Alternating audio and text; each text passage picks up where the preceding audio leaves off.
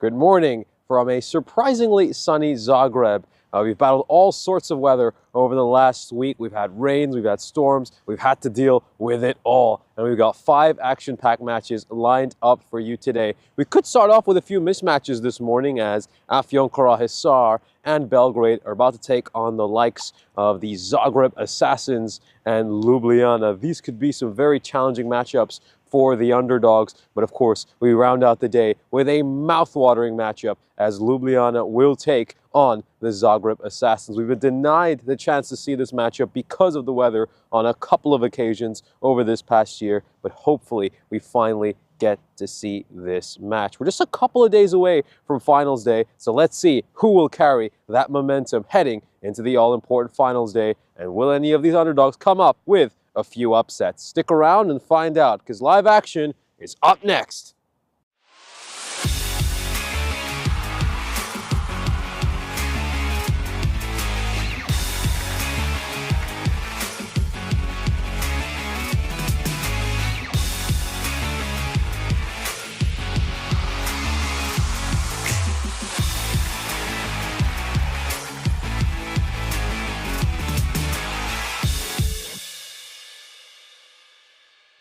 This European Cricket Network event is proudly brought to you by HCL Software and Paramatch.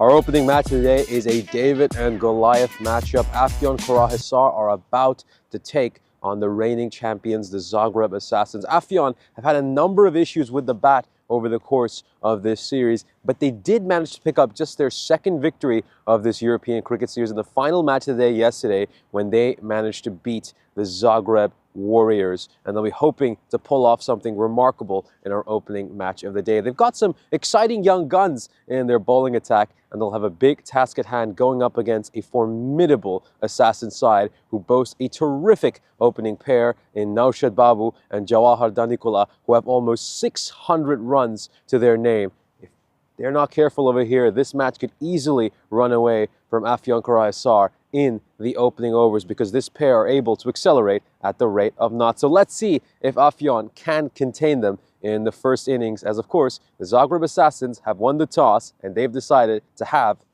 a bat. Let's head back to the commentary box where I'll take you over yesterday's games. Well, welcome to the Ice Cube, and we're set to just go over what happened during yesterday's games. It was an exciting day of cricket. Did get to see some very close matchups, a lot of scrappy games yesterday, in all honesty, as a lot of the sides at the bottom of the table went and battled each other hard over some close games. So, of course, it started off with Zagreb Sokol against Afyonkarahisar. This game was a little bit more of a mismatch, as Sokol putting up 110 runs on the board. Could have had a lot more at one stage, in all honesty, but they ended up with 110. Afyonkarahisar would muster just 79 runs in response. Sokol would take this one by 31 runs. Once again, Sagar Manzoor up there as the top scorer. Move on to our second match of the day, Belgrade against the Zagreb Warriors. And of course, the Warriors picked up their one and only victory of this European cricket season. A fairly comfortable win in the end. They restricted Belgrade to 83 and then chased it down very comfortably. Gotta say, Belgrade's bowling was fairly ordinary. They bowled a lot of extras, and they ended up, of course, conceding all the runs with a couple of overs to spare. We'll now move on to match 43 between the Zagreb Warriors and between Zagreb Sokol and Afyonkarahisar. Sokol managed to post 104 runs on the board. They bowled superbly in the second innings. Afyonkarahisar making just 59 runs. They would be defeated by 45 runs in the end. A convincing victory, a thumping victory for Zagreb Sokol, who took all 4 points in this match, the first bonus point victory of the day.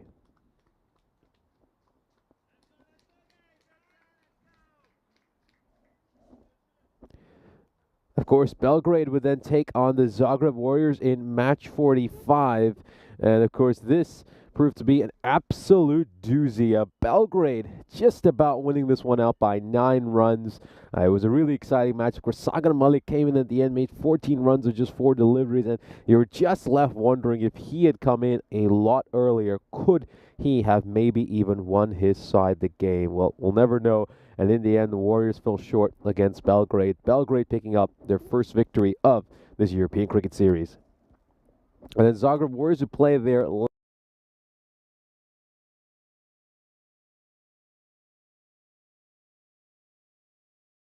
by 5.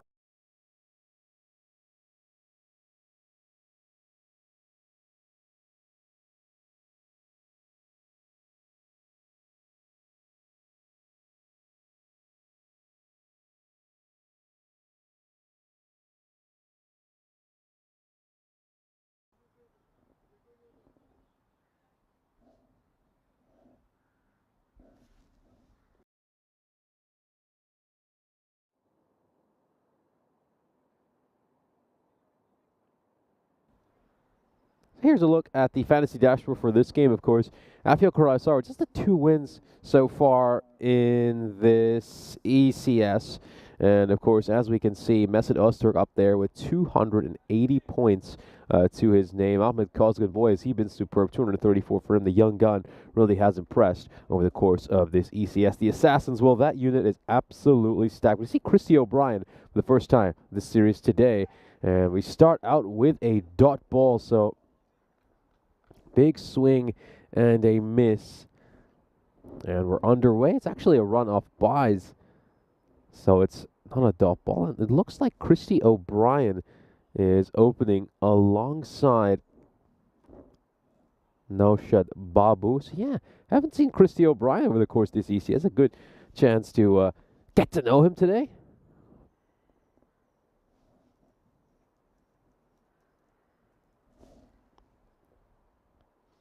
Starts off with a wide delivery over here, and oh well, it's been deemed legal. Let's just have another look at this.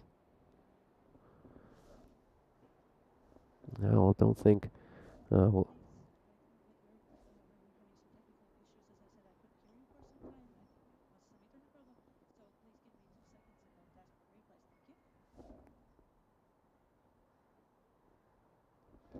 beautiful delivery over there. That is absolutely fantastic by Öztürk to start off, just drawing Christy O'Brien forward, and goes past the outside edge of his bat.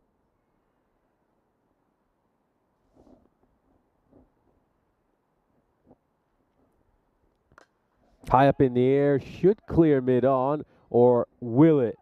Yep, it's going to land safely out in the deep. Sort of went around that mid-wicketish region in the end. And yeah, of course, O'Brien, a very solid player, has played for the Assassins in the past, was involved during last year's European cricket. So let's take another look at this chance right here. Went high up in the air, just landed safely between a couple fielders. That is going to be a wide. So yeah, of course, managed to make 368 runs during last year's ECS. He averaged 33.5, top score of 73 not out against the Warriors. And he did it all with a strike rate of 194. So talk about how stacked this team is. And then you add Christy O'Brien to that batting unit as well. Wow. That's all you really have to say. I mean, they're going to be such a formidable team to go up against. Now you got Jawahar Danikola, who's up there as one of the top 2 run getters in this ECS. Top 3, I should say. Of course, Manav Nayak leading the way. He's now going to be batting at number 3. So your top 3 is absolutely stacked if you're the Assassins. Yeah, it's going to be really tough to see all 3 of them failing on the same day. So we come to the end of the first over. The Assassins are 4 for no loss.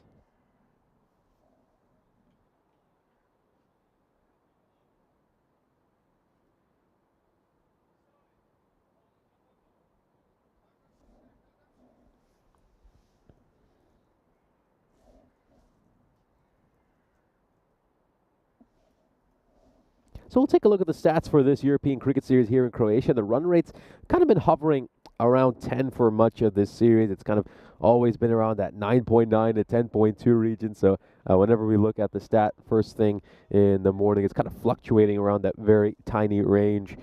Yeah, so far it really has been a very bowler-friendly series here in Croatia. The conditions have certainly played their part as well. It's been rather gray, murky, and overcast over much of this ECS, but things should improve for the batter as we finally see the sun out. Starts off with a wide down the leg side here, Mehmet Sinner.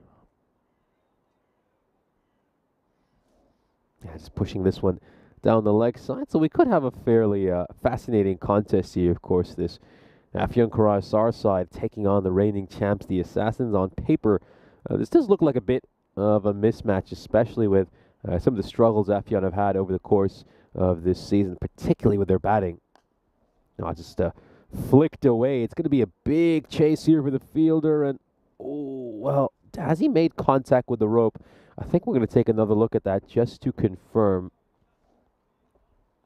Well, let's see.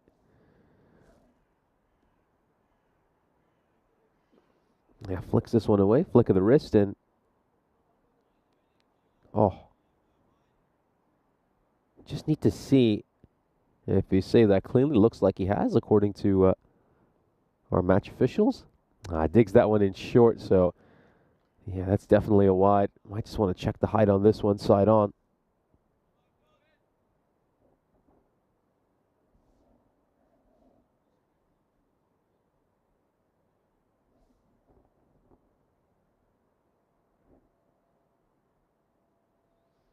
Yeah, just needs to keep his discipline here. Sinner, they pushed a couple wide. Oh, that stays really, really low. Stays extremely low, and that should be out. Oh, it's an unfortunate one for Naushad Babu. In all honesty, really is very unfortunate, but good ball by Mehmet Sinner. Just keeping it stump to stump, which is exactly what you ought to do, especially on this pitch here in Croatia, where one can just stay a bit low. You got to feel for Babu there. You really do. Not too much he could have done. Let's just have a look at this right here. Yeah, it just seems like it's... I think the question there just might be a little bit about the impact, but I didn't quite have the perfect angle to have a look at that. So yeah, it's going to be deemed LBW here. And Mehmet Sinner, he gets a little bit lucky. That ball stays a touch low. And he's able to pick up a wicket. So yeah, the underdogs, of course, starting off by grabbing an early one. They get rid of the dangerous Naushad Babu, and well, do they have a chance here to really pull off something special and rattle a few more? Plays this uppishly, just over mid-on. Does it have enough to go to the rope? Yes, it does. That's going to be 4 runs.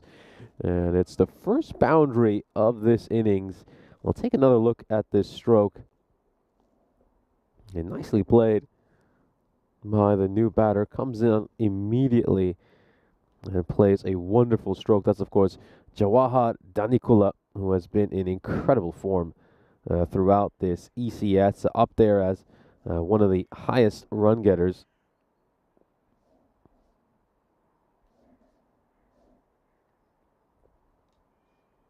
Tries to play at a wider delivery and gets that one wrong.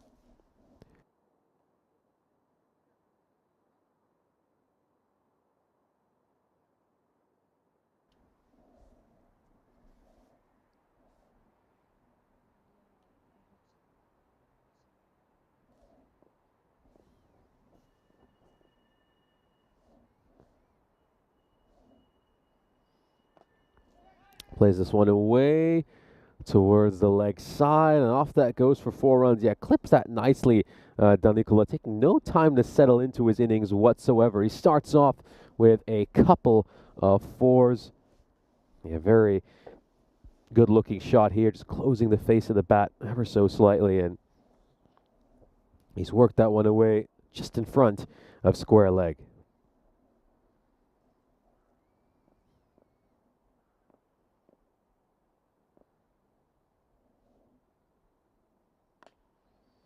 Looks to advance, doesn't quite middle it, coming off the bottom edge of the bat. Away it goes towards mid-wicket. That's going to be a single to end the second over. The Assassins are 19 for 1. It's also a chance to say good morning to a number of people joining us in the chat. Great to see lots of members of our old crew. Still got a ball to go, beg your pardon, in this over. We did have a wide in between, so yeah, still one delivery to come. That's going to be pulled away majestically. That's gone away for 4 runs. It's actually gone all the way for a 6 by the looks of it. And yeah, that's a Maximo Sinner just losing his line and length a little bit over the course of that over. Looks to bang one in short. Wasn't the wisest idea. And Danicola just rocked back and pulled that away for a 6. So the Assassins are off to a pretty good start here after what was a quiet first over.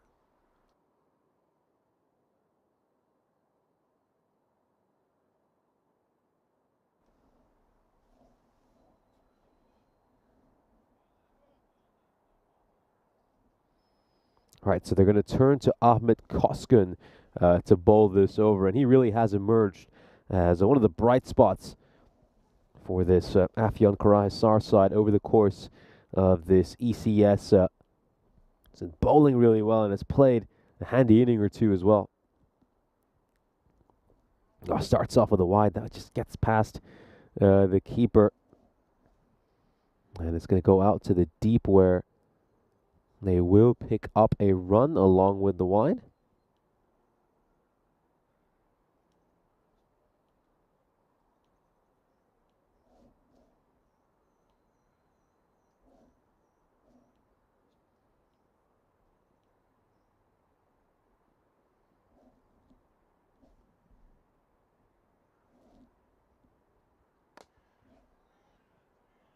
Just going to get past the fielder there at mid-on.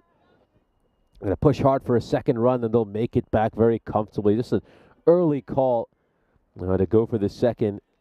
Good communication there between the two batters, and they ran well and hard between the wickets.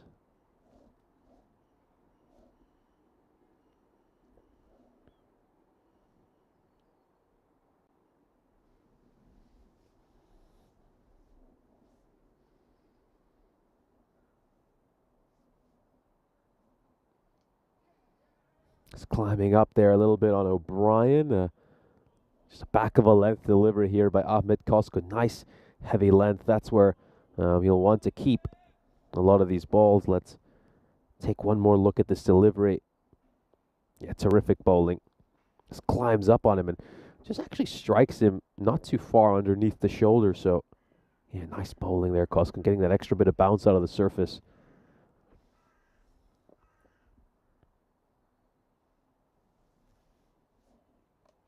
Oh, beautiful, wonderful stroke. Just gets outside the line of that ball and helps it away behind square leg. Question if this gone for a 6 or a 4. I think, yeah, the soft signal is 6, but they are going to have a look at whether this has cleared the rope, and it's going to be tough to spot where that little white ball lands. Yeah, looks to me like that was a 6, and it's been confirmed. So 6 runs.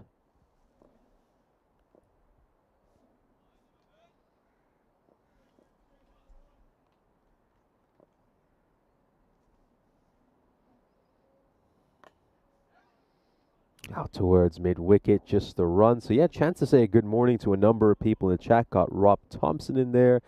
Ashu joining us, as well as Tanaka Hotsank from over in France. Christopher Ward, Johnny Hisham, and of course got positive Peter van der Steen as well. Jules Odebridge joining us too. Good morning to you as well. The skipper of Sir Oliver Split, Sam Houghton, and Jeffrey Mobbs. Yeah, very good morning to all of you. Great to see a lot of our regulars, as well as a few new faces.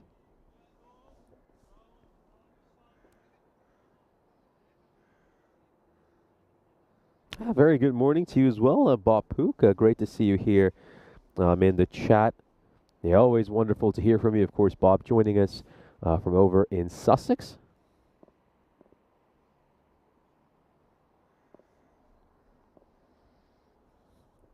Last ball of the power play. Oh, is there something there? Was there a bit of glove? Yes, there was. Oh, he gets the wicket here. Ahmed Koskun just cramps Danikula down the leg side, and it's caught a bit of glove along the way. Oh, what a wicket. And the two young guns combining there. A very exciting young keeper. And, of course, Koskun just might have just caught some bat by the looks of it. Yes, sir. That is a great wicket. Well held onto there as well by Hassan Yaner. Another one bites the dust in this power play for the Zagreb Assassins, who now found themselves 37 for 2. Oh, great moment there for Afyon Karahisar. That's what this team is all about. It's a developing team, a team who are really focusing on bringing their young players up to speed, up to this level. And it was great to see Ahmed Koskun and Hassan Yaner combining to get rid of the dangerous Jawahar Danikula. So they get 2 important wickets to start things off here. Afyon Karahisar.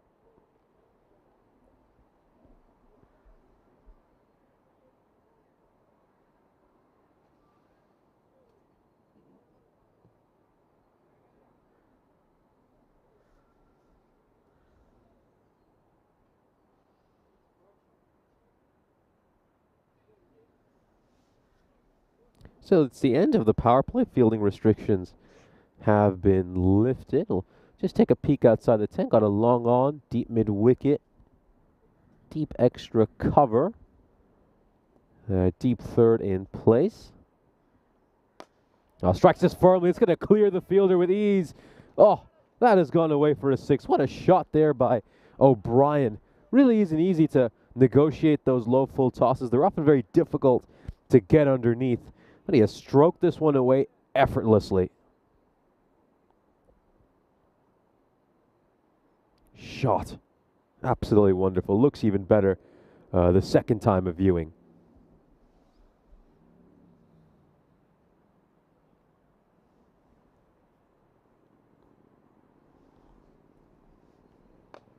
Now he's going to look to go big again. Doesn't quite have the timing on this one, coming off the bottom part of that bat, more off the toe end rather than the middle. And he just ends up hauling it out towards the fielder at long on. Yeah, if he just got that more off the middle of the bat, it might even have carried to the fielder at long on. So it's probably not going to be too annoying. Got Tevin Harith as well as Temba Bavuma. Well, I wonder if you're the Temba Bavuma. Pushed away towards mid-on. That will just be the 1 run. Yes, Tevin's got an interesting story here, talking about rain delays. His club game was delayed by a snake on the field, and they had to have a snake catcher come over and remove it. Do you live in Australia by any chance, Tevin, or even over in South Africa? Actually, there could be a number of cricket-playing nations that you might be in, where you might find the odd snake lurking around. Yeah, it could be over in South Asia as well. Oh, well, how has that not struck the stumps? I think it's just taken an extraordinary amount of bounce and somehow got over those stumps. Look where this pitch is. How does that end up missing the stumps? That is desperately unlucky for Besant Karkin.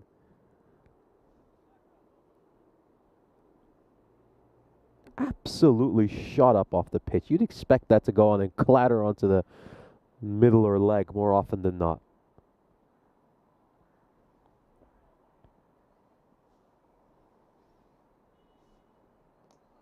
Always gets a bit of an inside edge there, and it's well fielded at fine leg. So yeah, of course, this Afyon Karahisar side have been struggling for much of this ECS. Their batting in particular has been rather fragile. However, there's plenty of excitement around this team. They did manage to pick up a victory in their last match yesterday against the Zagreb Warriors. Full toss. I think this could be a no ball. This could easily be a no ball for height. It's not been middled whatsoever by Das.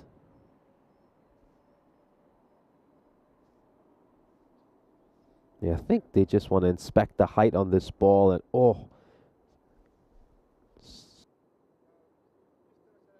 yeah, that could find the bowler in some trouble, but they deemed it illegal delivery in the end. I think they're just assuming that one might sneak underneath the waist. Looked to me like a no ball. In all honesty, would love to hear your opinion in the chat, as well as the Assassins find themselves 47 for 2. They're going along at a pretty decent rate here, just under 12 and over. We'll take a look at this Worm. Things looking pretty good for them at the moment, despite those 2 wickets. So, yeah, they are a juggernaut of a team, aren't they? The Zagreb Assassins. They're defending champs. They won last year's European Cricket Series in, well, a final that never got played between them and Ljubljana. Unfortunately, the rain came down and denied us a chance to view what would have been an absolutely mouth-watering matchup. That game ended up being abandoned without a ball bowled, and the Assassins were, of course, awarded the European Cricket Series Croatia trophy by virtue of having the best record during the group stages. So it just sneaks past the wicketkeeper. Does it have enough to go for a 4? It most certainly does. It's a poor delivery, really is, by Shakil Faruqi. He is someone who does have the tendency to go for a few runs every now and then. He just pushes one down the leg side. It gets past the keeper as well, and off it goes for a minimo.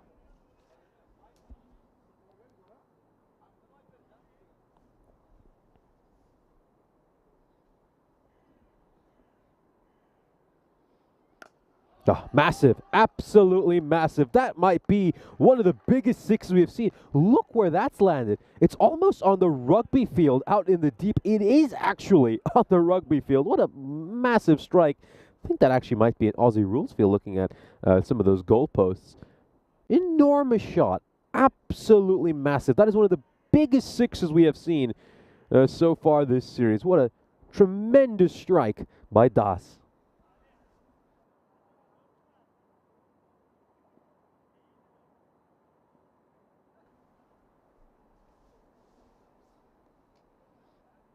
Better ball there, much better ball there by Faruqi. Just rushes that one in, manages to get that one through Das.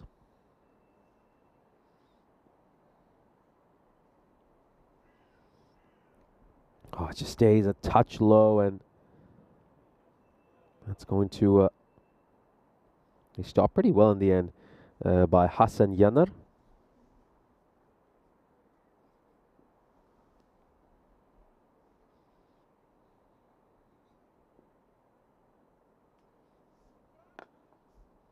Pushed away towards cover, and I'll pick up a run here. Are they going to push for a second? They opt not to. It's the right call in the end. Second run wasn't on. Probably need to run that first one a little bit harder to even have a chance to get a second. But in all honesty, I think with that kind of a shot, you probably have to settle for just a 1 run.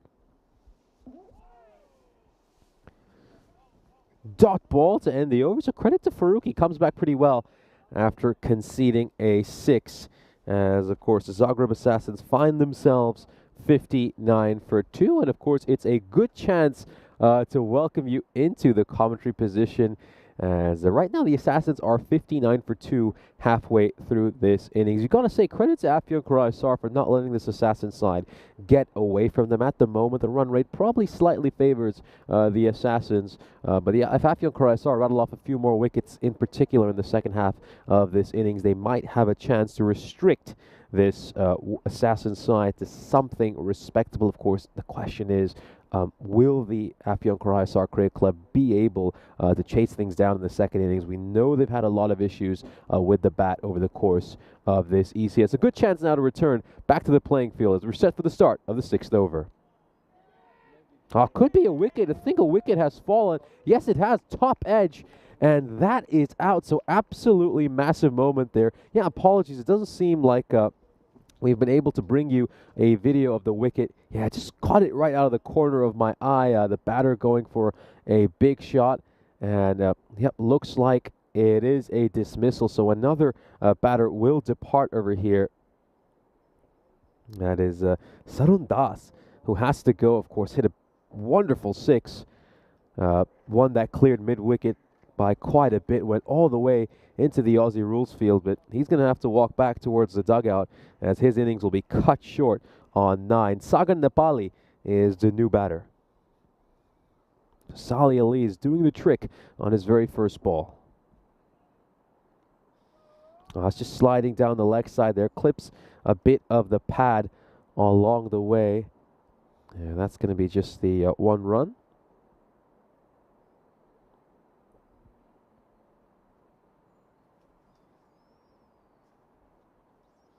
They've lost 3 wickets here, the Assassins, but they still have plenty of batting. Sagar Nepali, someone who can, of course, hit a few big shots, and they still got the main man, O'Brien, out there.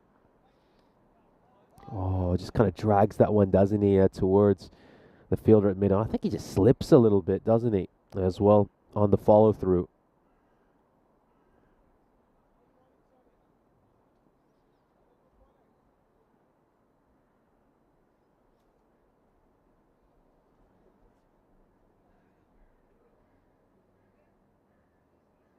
I think they're just having a quick word here. The 2 umpires are discussing something. Can't quite tell you what the conversation between them is. And yeah, certainly expected a lot of fireworks in this game, and the Assassins are going at a good rate here. But yeah, credit to Afyon Croatia, as I mentioned during the halfway stage of this innings. They've not let this run rate get away from them. They can really keep things tight these last 5 overs. They could still have a chance to go on and restrict this side to something under 110, maybe even under 100 if they're exceptional. I think the good thing for them is they still have overs from some of their key bowlers. Mesut Öztürk has an over, as does Ahmet Koskun, and the skipper Besser Kaskin has one as well. It'll be interesting to see if they do go back to Mohamed Sinar. We just see a drop and run here. This could be a run out. It is a run out. That's going to be gone. Oh, and well, very risky run taken there by the Zagreb Assassins. Nepali running to the danger end is going to depart. Let's take another look at this. Yeah, it's a drop and run. Plays this with soft hands. It's an underarm throw. Sagar Nepali, he's well short of the crease there, and I think we'll just have that confirmed for us on this replay. Yeah, O'Brien just looking to just drop and run. And yep, there we go. Not even in the frame. That's how short he was.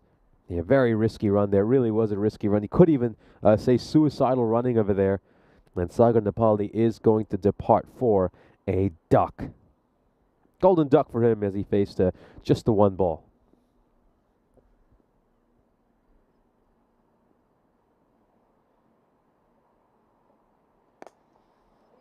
Push towards mid-off, and they will pick up a run. It's Nigel Vincent who has come into bat. He, of course, gets a single off the first ball he faces. We're heading into the 7th over, and the Assassins are 61 for 4. So Vincent will, of course, keep strike. Yeah, good observation there by Ashu. Ellis is someone who kind of mixes up between bowling spin and medium pace. We'll take a look at the scorecard here. So Christy O'Brien, normally a very aggressive batter. As I mentioned, he has a career strike rate of 195 on ECN. But so far, he's just been a little bit more cautious. I'm sure he'll, look back at that decision to go for the run in the previous over as one that he certainly would like to take back. And at the moment, he's going with a strike rate of 112, which I think just because of the wickets that have been falling all around him, he's opted for a more cautious approach.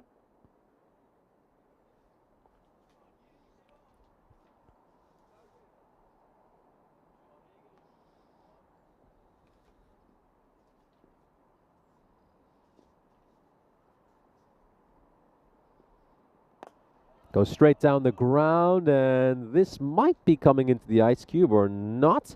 It just trickles over the rope for 4 runs. Good batting here by Vincent. Just picks out the gap really well. Doesn't got to get enough power on it to go all the way for a 6, but he clears the fielder at mid-off, and let's just see if they consider sending mid off back over here. And yeah, that's exactly what Afyon Croatia have done. They're bringing square leg into the ring in response. Oh, just pushes that one wide there, Mesut Öztürk. Very wayward delivery, rather chaotic delivery in all honesty. His run-up was a touch odd as well. Not the best delivery here by Öztürk, and they've done a fairly decent job until now. Salih Ali's just giving up a couple of runs in that previous over. Yeah, Mesut Öztürk can't afford to relieve the pressure now on the Zagreb Assassins.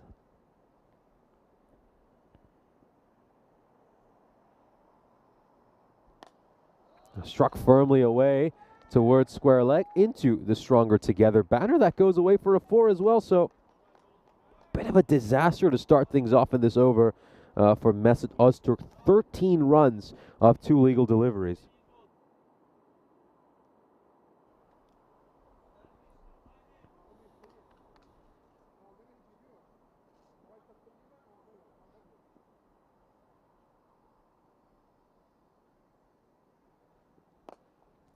Clipped away towards mid-wicket. Should be fielded quite comfortably. Oh, that slight misfield. The fact that he didn't really attack the ball and was just a little bit casual approaching it means they'll be able to come back for a second run. That's, of course, Habibullah Shah Muradi talking about over at mid-wicket. It's getting sloppy here. They're getting a little bit sloppy.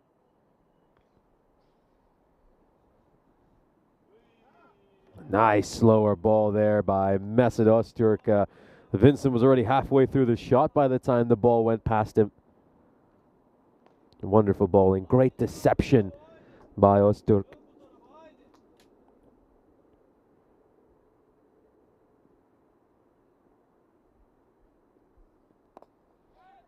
To play this out towards point. It's fielded well. He gets a hand to it there. It's going to be O'Brien to face the last ball of the 7th over. 16 runs coming off this over so far. Been a rather expensive one. Second most expensive over this inning so far, and we still have a ball to come. Is it going to be the most expensive? Oh, it's going to get a wicket on the last ball, and that is nasty. That is nasty for O'Brien. Oh, the demons in this pitch getting exposed once again. That ball practically rolled towards him as if he was facing a bowling ball in a bowling alley. Let's just take a look at this. Oh, barely gets up. Forget about below knee height. It's barely above ankle height. That's how low that ball stays. There's nothing O'Brien could have done about that. He's extremely unlucky. Really is. Well, it's just one of those. It really is just one of those which you just have to chalk down to misfortune if you're a batter. It's a disappointing way to get out for O'Brien, especially considering he looked pretty comfortable for most of this innings. It has been a fairly chanceless innings by him. And for it to come to an end the way it did over there, that's going to hurt. That really is going to hurt. You got a comment here saying that O'Brien was playing a test match. I don't agree. I think he, his side lost a lot of wickets, and yeah, maybe you can be critical of his strike rate, but I think he was just trying to, play the role of an anchor, especially when he saw the likes of Naushad Babu and Danikola depart. Oh, it's another wicket there, and my goodness, the ball's barely rising up these last couple of deliveries, and you got to feel for some of these Assassins batters. Really do. We'll take another look at this ball right here. Salih Ali's coming into bowl. He managed to get his second wicket. I mean, credit to him. He's bowling the right line and length, and I always say this, bowl stump to stump on this surface. No one is going to stay low. You're going to get wickets, and Afyon Croatia have done that, and they've also got that rub of the green, and they've been able to get a few wickets courtesy of deliveries that have just stayed a touch low. So the Assassins lose another. More than half their team now has been sent back to the dugout. 77 for 6. And they've got a chance here to really restrict this Assassin side to something very low. Can they even keep them to under 100? That really would be spectacular from the Turkish side's perspective. Well, Kunal, the question asking who will win, I'll give you the same cheesy answer I give to anyone who ever asks the question. We'll all win. Cricket will win today.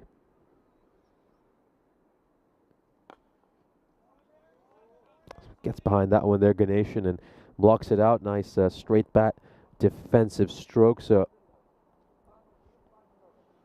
Afyon Karahisar looking for their 8th win of this summer overall. A couple of wins in this series. They had 5 over in Bulgaria. Wonderful ball. Nice hard length there by Ellis, climbing up on Ganeshan quite a bit. Yeah, over in Bulgaria, they managed to pick up 5 victories, getting 21 points over the course of that ECS. 5 wins, 9 losses. 2 of those wins coming against Plevin and a couple against the Blacksmiths. 2 sides who, of course, had plenty of issues over the course of that series. Wide down the leg side. They'll scamper across for a run here, so Ganeshan will at least get to go to the non-strikers end.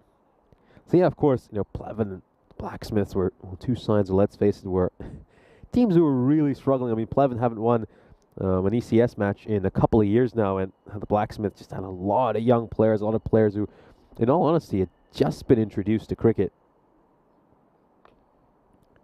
So Afyon Karahisar were able to beat those sides quite comfortably, and when they had to go up against teams that were just a little bit better than them, they couldn't quite get it done. They had only 1 victory against Pac Falcon and Cricket Club of Viren, and no other wins outside of the 3, the 2 against Plevin, 2 against Blacksmith, and the 1 against Pac Falcon of Viren. Not too far from the leg stump at all. Ellis could have almost had another wicket. He knows how close he was to getting one, but now this has been a spectacular spell by him so far. Just take a look at those figures. They really pop up out of the screen.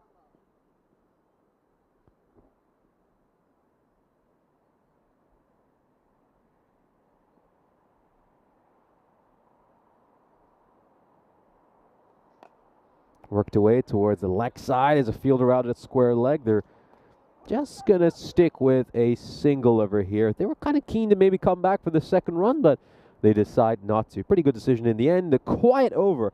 Only 5 runs coming off, and what a special spell by Ellis. Figures of 2 for 5 are what he's going to end up with. So superb bowling by Ellis. He's just dragged his side back into the game. I did mention this during the halfway stage of the innings. If they can really keep things tight over the next few overs, they might have a chance to just pull off something very spectacular here against the Zagreb Assassins. So they have them where they want, you'd say, Afyon Karahisar. The run rate is 10.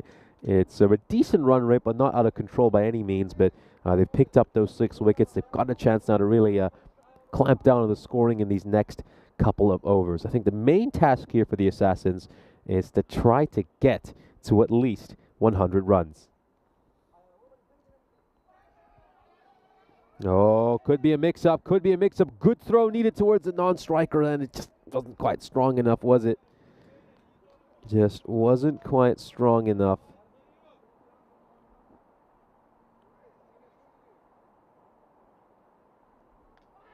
Gets the wicket here. Faruqi grabs one as well. Ganeshan will depart.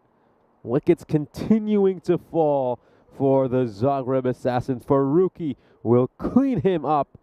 We'll take another look at this ball again. Brilliant delivery. And, credit to Afyon Karahisar for just bowling stump to stump here. Crashing onto the top of the middle stump. Pitching just outside off. Wonderful. Not the best shot, you'd have to say. He's looking to play across the line. My goodness, could we be in here for an upset for the ages? The lowest score that this Zagreb Assassins side have posted over 10 overs is, well, it's north of 100. Just looking at this, they've just been amazing throughout this ECS. Whenever they've had a chance to bat 10 overs, they're averaging about 118 runs for this ECS. If you just average out their scores over 10 overs, since we've, of course, had a lot of range-shortened matches.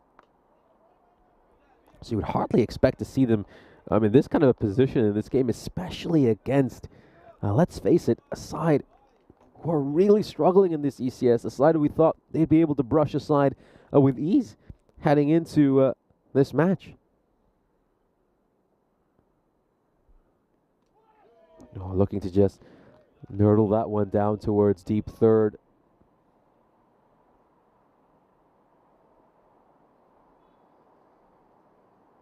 Yes, I got Terry Richmond asking if I'm flying solo today. I will be solo for the morning at least, I believe. I think Charlie might be joining us for the afternoon. He's going to work this one away towards square leg. They're going to maybe consider coming back for a second, opt not to in the end. Oh, well. Oh, dear. Well, Afio Croatia can't afford to leak runs, and look at that slip right at the end. Oh, my goodness. It's all happening here. It's all happening here. Oh, it's cricket-tainment, some cricket comedy. Let's take a look at this. Oh, that one just stays a little bit low. Should do a little bit better, though, you'd think, the keeper. And they pinch a second run right there. And then, of course, we missed a bit at the end where he slips and falls over. Oh, boy.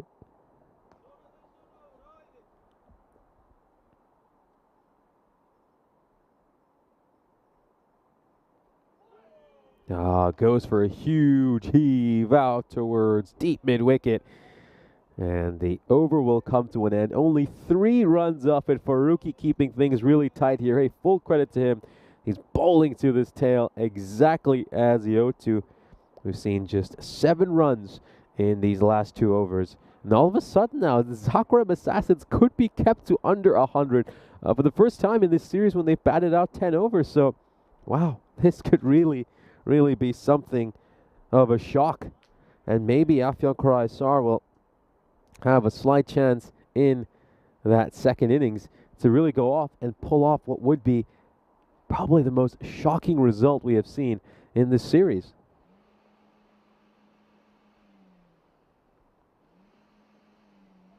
Well, explain that batting stance there by Krishna.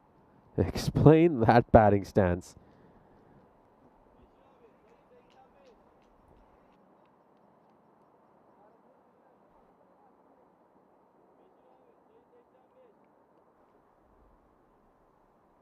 Yeah, just take a look at this. I mean, how open a stance is that?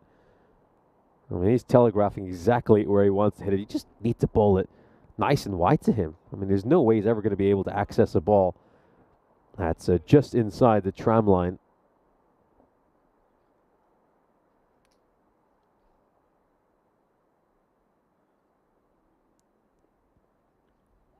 Goes for a big swing and a miss there, Syriac, and it's good bowling here by Afyon Karaisar, keeping things very simple against this Assassin's Tail.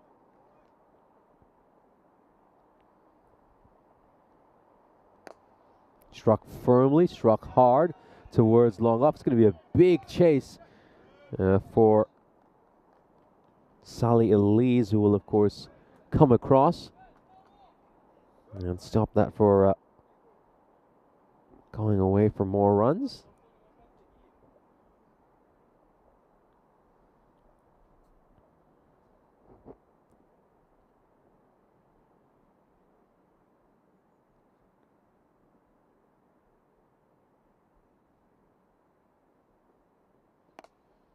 Struck firmly out towards mid-wicket. It's fielded quite well in the end. Well handled by Shamuradi. And yeah, credit to all the boundary riders for this Afyo Karaisar side. Of course, a lot of pressure on them in these death overs. And well, they're keeping mistakes to a minimum. Yeah, there he is again, Krishna. He's got to bowl wide to him. He's got to bowl wide to him. Gives him a little bit of length here. And Krishna will only get that away for a run, maybe even a second. A good throw is needed here. The throw probably wasn't the strongest. Otherwise, it might have been a chance for a run out. It really looked like Krishna was going to struggle to get back for a second at one point. So 6 runs off this over so far. And, well, we still have a ball to come. Wonder what the confusion is about. Yeah, still 1 ball left in this over. Yeah, there we go. That's been confirmed. So Yeah, we're not at the innings just yet. The Assassins have another ball left. Got to go wide if you're Karkin. You've got to go wide. And, well, have a look at this. Got a silly mid wicket in place. Just push towards cover, and is he going to have a shot at the stumps? Yeah, it's better not to. The batter will take a tumble. They'll get a run out here at the striker's end, and well, Krishna dived to try to make sure that he'd make it safely for a single, and well, he was never going to be able to come back for a second run. Just wouldn't have been able to get up. Let's just take a look at this right here. Yeah, it's pushed away towards the offside. Krishna thinks he might get run out, so he puts the dive in. Meanwhile, his partner is looking for the second run. He's saying, wait a second, I'm still on the floor. There's no way I can get up and come back for the second run. So incredible end to this innings. And the Assassins will end up on only 91 runs. So yeah, an incredible bowling performance by Afyon Karahisar. In particular, in the second innings, they have restricted the Assassins to their lowest score so far this series when they've batted 10 overs, not including any of the range-shortened matches, of course. So yeah, elite work by Afyon Karahisar. They really nailed things in that second innings. And now's the time to just go back and have a look at the highlights of this innings.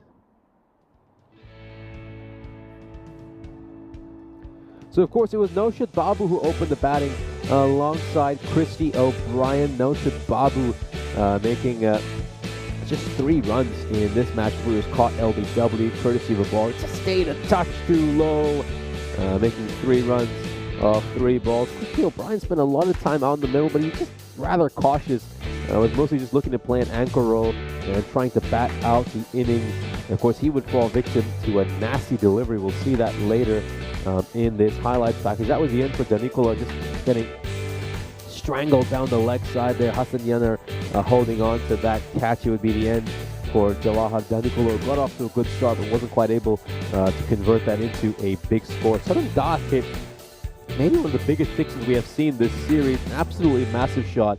But then he'd get dismissed for 9 of 8. This was a dismissal of Saga Nepali, run out, a bit of miscommunication between him and O'Brien. O'Brien probably just getting a little bit too greedy there, going for the run, and then he would fall victim to a nasty delivery. That one just stayed extremely low. Not much O'Brien could have done about that. A number of batters for this side, including Nigel Vincent, fell prey to balls that stayed extremely low. This is the wicket that Shakil Faruqi managed to pick up to get rid of Kamlesh Ganeshan. He departed having scored just the 1 run, 6 deliveries. And hey, credit to Stalin Syriac and Amal Krishna at the end for fighting hard for every run, scrapping hard to get a single on that last over. 7 runs coming off in the end, only 14 runs off the last 3 overs. Full credit to Afyon Karahisar at the end for bowling superbly to the tail. They restrict the Assassins to just 91 runs. So we'll take a look at the scorecard here for the Zagreb Assassins.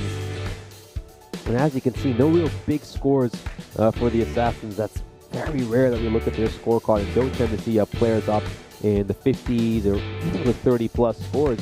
O'Brien with a top score of 19 of 18, strike rate of just 105, going a shade above a run of ball. And he'll probably feel like he could have done a little bit better, certainly with his strike rate, but he wanted to play that anchor role while wickets were tumbling around. Danikola got off to a great start, but just got strangled on one down the leg side. Caught a little bit of bat as it went through to Hassan Yanar. Nigel Vincent made 12 of 7, but outside of that, as you can see, not too many scores of note. Brilliant bowling performance for Afyon Karahisar. Of course, the man you do have to congratulate the most is Sali Ellis, who started this turnaround for his side. He bowled that 6th over where he gave up just 2 runs, picked up a wicket. There was a run out in that over as well. And then Afyon Karahisar was able to go on and rattle off wickets on every single over after that.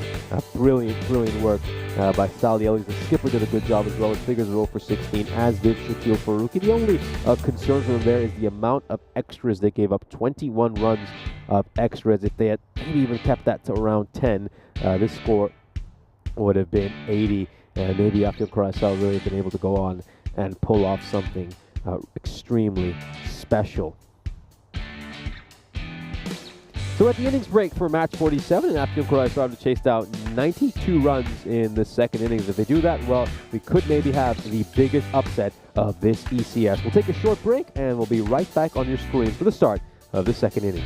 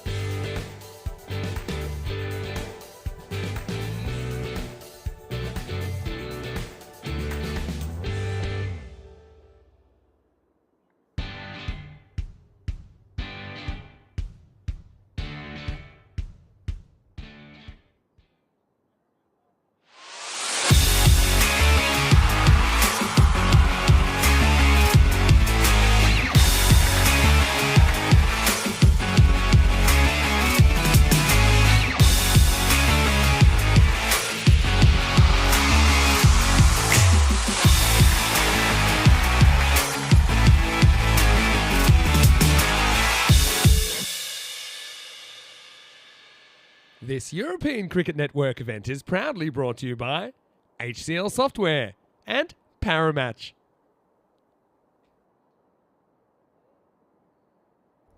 Welcome back to Zagreb, and we're set for the start of the second innings. Afyon Karahisar restrict the reigning champions, the Zagreb Assassins, to just 91 runs in the first inning, and they've got a chance to pull off something absolutely miraculous in this second innings. They've been struggling for much of this ECS with the bat in hand. Their highest score is 79. We do have to be honest about that, but 91, it's certainly doable. Can they pull off their best batting performance of this series, get these 91 runs, and cause shockwaves throughout this European cricket series? We'll have a look at the bonus point equation here, of course. If they're able to achieve this target of 7 overs or less, they will take all 4 points of this match. That is highly unlikely, though. However, the Assassins, you'd say that there is still a bigger chance of them taking all 4 points in this game because, well, you look at some of the scores Afyon Karahisar they've had 4 scores, I should say, 4 scores under 60 in 10 overs over the course of this series. So, hey, they could still go on and do something really special here, but it's going to be a challenge. We're just sliding down the leg side, a big appeal there. Of course, the bowler running in is the captain himself, Jawahar Danikola, who is a superb all-round performer. Now, we've talked a lot about how good his batting is over the course of this ECS, but his bowling is arguably equally brilliant. You know, he's up there as one of the highest wicket takers in this series. He's also bowled with an economy rate of 5.2 over the course of this ECS. Good throw fired in towards a non-striker's end.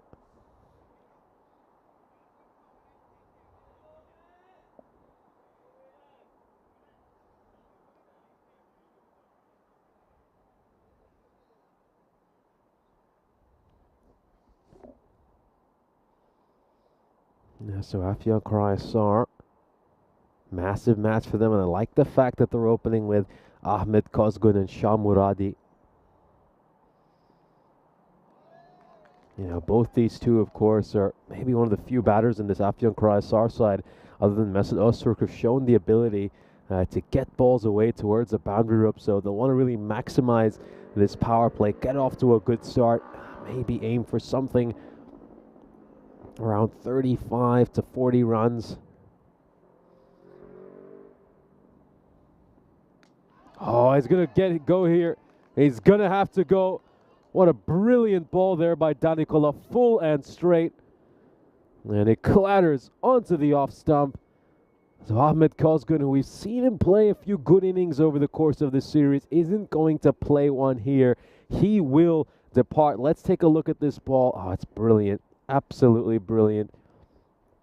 Getting it to just angle in, and it straightens, really does. Just moves away a touch. And it clatters onto the off stump. So Afyon Karahisar are now 3 for 1, and they lose a very important batter in Ahmed Kozgun. The new player coming in is Hassan Yanur, the wicket keeper, and he has certainly excelled in the wicket keeping department. And he has had the odd issues with his batting over the course of this series. Saw him take an acrobatic catch yesterday, one that certainly did the rounds of social media, but with his batting, not really too many scores to talk about. Beautiful bowling here by Danikola, getting such a lovely movement, and in the end, Yanur is probably just happy to leave that one alone. Yeah, Jawahar Danikola, who's of course bowling, is a man who has been incredibly consistent in the European cricket series.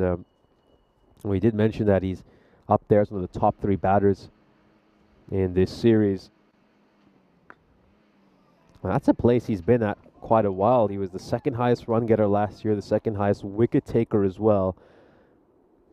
And he's just a player who dominates in every facet of the game here in Croatia. And it's been a terrific first over by him. He concedes just a couple of runs, but of course Afyon Karahisar getting the first run off leg by, so they find themselves 3 for 1 at the end of the first over. And of course, here's a quick reminder that it's been 82 matches since we last had a golden ball on ECS. Of course, that was back in Austria when the Graz Cricket Academy were able to pull off quite a spectacular win.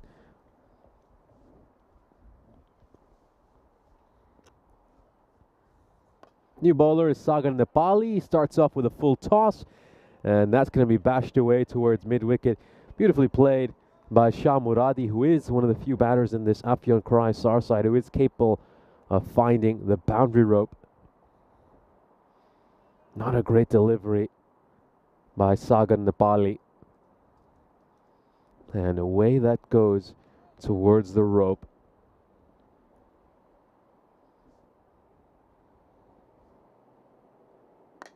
Going straight down the ground here. It's not quite been middled, and it's going to be fielded. And that'll be just the one run. Yes, a Sagar Nepali. He's bowled about 7 overs over the course of this ECS.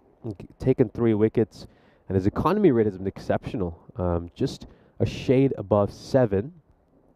It's a good bowler, though. Just focus on line and length. Although there, it gets a bit wayward. That one is the ball that doesn't quite come out right, and in the end, Nigel Vincent feels that quite well at short third.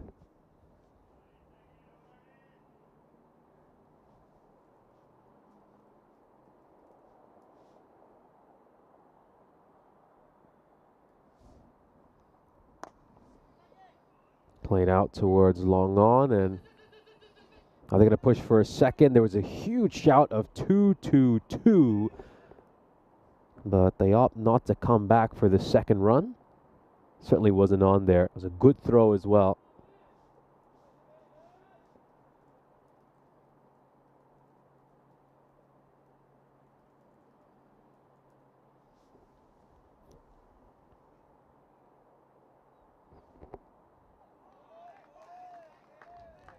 Swing and a miss, dot ball there. Yeah, I love the way Nepali bowls overall. I think he's just the sort of bowler that finds so much success in this format. We've often seen the best bowlers in T10 cricket are ones who've just got short run-ups, get through their over quickly, don't bowl with too much pace, and just focus on accuracy. He's certainly one of them. Not quite timed there by Janner, not quite middled. And he will get off the mark here. He'll grab a single.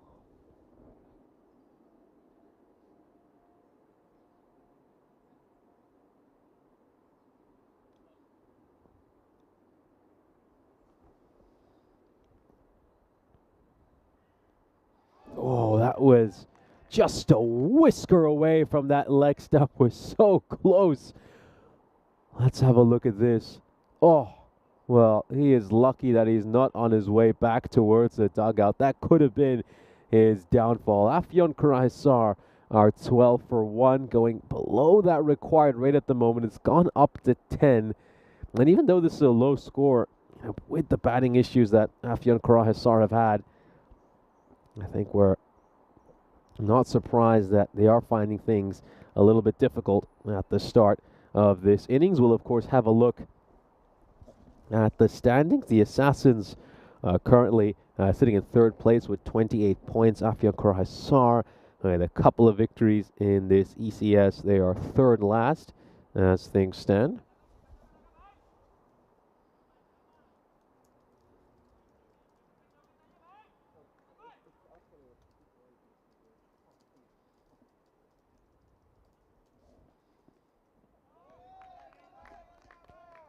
Starts off with a dot ball here. Jawahar Danikola continuing by the looks of it. Had a great first over.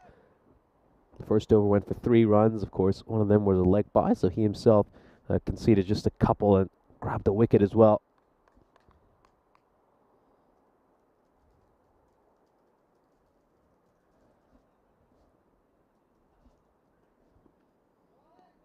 Down the leg leg side. That's a wide.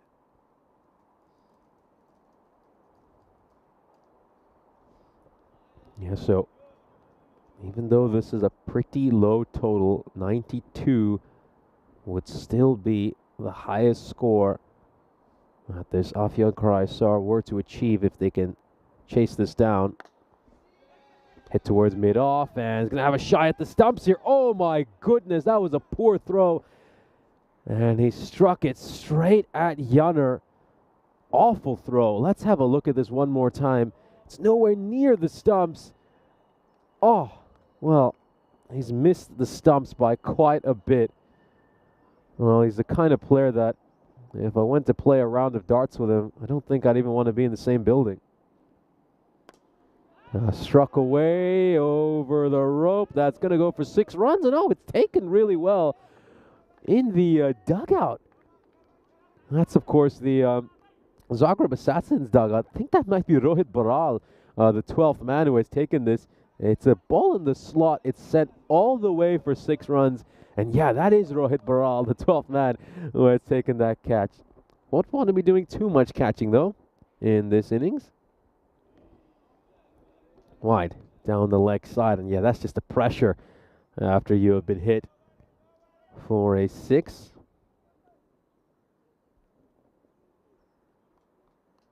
Yeah, stunning display for the Afyon Karahisar side bowlers in the first innings, especially against Zagreb's power-packed lineup.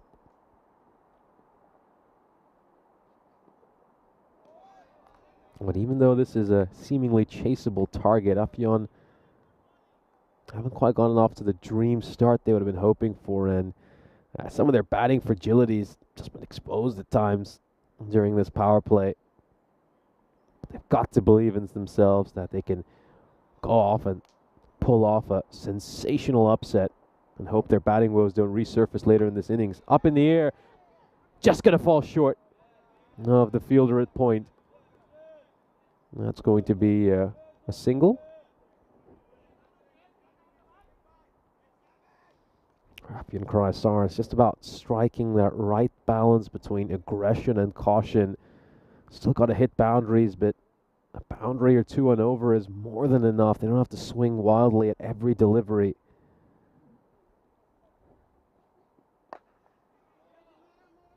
They'll, of course, need to keep the scoreboard ticking as well, as there's another fairly wayward throw by Danicula. End of the power play. It's a good power play for the Zagreb Assassins. They keep Afyon Karahisar to just 22 runs, and they also pick up a wicket.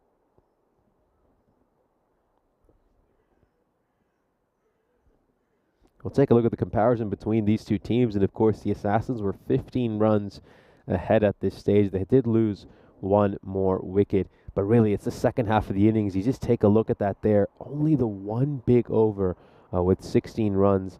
But outside of that, you see overs of 2, 4, 3, and 7. And of course, Salih Ali's was so crucial to what occurred in the second innings for Afyon Karahisar.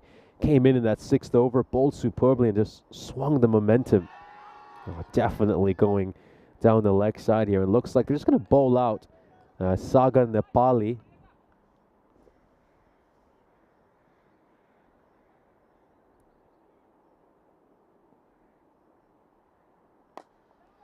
Hit towards mid-off. I think there's only 1 run on here. And they were just momentarily keen for a second, but they'll grab a second. They will grab a second because of overthrows, but this could be costly. This could be costly. And we're going to have to look at this here. Oh, they decide to steal a second run because of overthrows.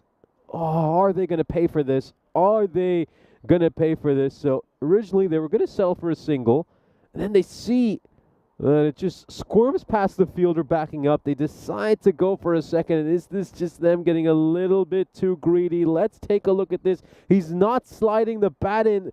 Oh, that is going to be close. That is going to be close. We're going to need to take several looks at this. And let's just rock this forward of frame. His bat is grounded here. Let's get this forward of frame, and oh, well, it looks like he might be safe here and has just about managed to slide that bat in. So that was close. That was close, but Now Afyon Croatia are going to have to take a few risks, so they do pinch a second run. Oh, it's been signaled a wide here. Yeah, I didn't have a chance to, of course, see that on the screen, so I won't be able to tell you what my view on it is. I think we'll just have a look at the replay of that ball. Yeah, it looked like it was wide. There's a stumping appeal over here, and well, this has been sent to the third umpire, and the wicketkeeper seems pretty convinced here that he might have got his man. It's Christy O'Brien, where the sharp bit of glove work.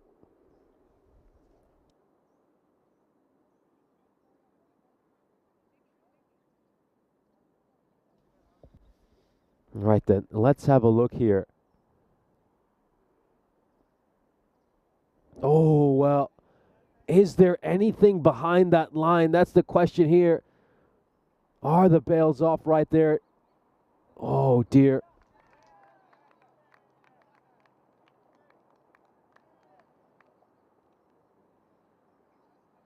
Just need to get this forward a frame. And there we go. Yep, I don't see anything behind that line, and I think he's going to be given his marching orders, and by the looks of it, he has. And that's going to be the end. Absolutely massive, massive wicket here, of course. We know just how important he is, Habibullah Shah Muradi, to this Afyon Croatia side. He struck a couple of boundaries in this innings, but he's going to have to depart courtesy of some very sharp glove work by Christy O'Brien. Sagar Nepali will pick up the wicket. Coming off the outside edge of the bat and fires that throw into the non-striker's end, and I think he's made it back here quite safely. That shouldn't be a problem. Yeah, just take a look at the difference between these two teams now. The gap between them is starting to widen. Zagreb Assassins were 45 for 2 at this stage, a 19-run difference. Lowish full toss. Isn't quite able to middle that one there. Yanar brings Mesut Öztürk back on strike, and of course Öztürk is amongst the highest run getters for this Afyon Croatia side so far. This ECS has 61 runs to his name over 6 innings. Struck 7 boundaries. This ECS. Oh, is this going to go all the way? Is that 6 number 5? Oh, yes it is. Gets that away right out of the middle of the bat. Big effort out long on. That was, of course, Jawahar Danikola, the skipper himself, who just watched that soar over his head. He tried his best, but there was never going to be any way that he was going to be able to pull that one back in. 6 to end the over, and it ends up going for 11 runs, so they get the runs they need off that over in the end. Afyon Croatia, but they lose that all-important wicket of Habibullah Shah Muradi, and it's just a case now of whether they'll be able to recover from his loss. You feel that a lot of their hopes now rest on Mesut Öztürk's shoulders. One of the most important players for this Afyon Croatia side. Oh, looking to just sweep that one away, and I think they want to have a look at this too. The appeal isn't as convincing from the assassin, so you'd just be tempted to think that he might be safe over. Going to sweep that away, and does he just get that shoe back in time? Let's take a look at this here. Goes for the sweep shot. His foot's outside the crease. I think, yep, he's brought it back in time there. He's brought it back in time, so he should be safe. And yeah, that's why the keeper didn't seem all that convinced, despite whipping the bails off pretty rapidly. Oh, Yanner's having a pretty difficult time here, and obviously exciting young player, but he's on 3 of 10, and well, I hate to say this, but they might even have to consider retirements here. He's going to push this one away for a single, and it's good running between the wickets. I mean, if you're Yanner, you have to go at least a run of ball here so that Ozturk can accelerate from the other end. But if he's just chewing up dot ball after dot ball, he's really not doing his side much good. He has to wait a little bit on that one, Ozturk, and is it enough to get it away for a boundary? Not quite. But they're going to run hard between the wickets here and grab 2 runs. Very good morning to Ivan B joining us in the chat, as well as Luca Papa Stubbs. Ivan, of course, saying he was woken up by railway workers for the 3rd night in a row. So that's why he's ended up oversleeping. Out towards mid-on, and that's just going to be a single. Yeah, great point made here by Luca Papa Stubbs, saying that if Ozturk is still out there, then Afyon Korhaisar will have a chance. Certainly will. As long as he's out there, I think he just needs an able partner who at least goes at a run of ball. A full toss. Does it have enough to clear the rope? Oh, yes, it does. Janner gets that away for a 6. Massive, massive hit. They really needed that. They really did. And oh, we are set up so well for the second half of this innings. It was a juicy full toss there by Amal Krishna, looking to toss one up. It was served on a silver platter and sent away for 6 runs. So that will do a world of good for Hassan Janner's confidence. It's, of course, now time to take a look at the upcoming events here on ECN. And, of course, so we're here in Croatia until the end of this week. On Friday, we will wrap up this European cricket series. On Saturday, we've got some ECI men's action. And then on Sunday, we've got some women's cricket as well, as Czechia will be touring this beautiful country. Let's just return to live action. We've just had a ball sent out towards cow corner, and they will grab some runs over here. Nice running once again by Ozturk and Janner. Gee, you got to give so much credit to this Afyon Korhaisar side for how they run between the wickets. As you can see, just hauled out towards that mid-wicket boundary. And once again, we return to live action, and there was a chance, a really sharp chance. Oh, wow, so much happening right now. So much happening. It's absolute chaos out in the middle.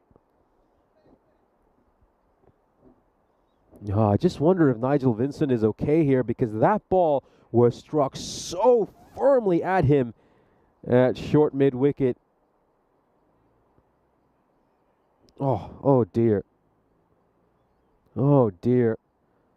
I think he's done a little bit of damage here, and I don't think he'll be able to continue. They're going to bring some magic spray on, but this looks ugly. This really does look ugly. You don't like to see this. Nigel Vincent is, such a lovable character, an important figure here in Croatian cricket, and to see him go off like that is not nice to see. And you'd expect that Rohit Baral, the 12th man, might be replacing him here, and you can just see him puts the bib on. And I believe Rohit Baral will probably be making his way out to the middle. The 12th man, and just sprinting on right now, and he's going to be going out towards, I believe, somewhere around that 3rd man region. There we go. Just stopping at short 3rd. So there he is. Rohit Baral brought on.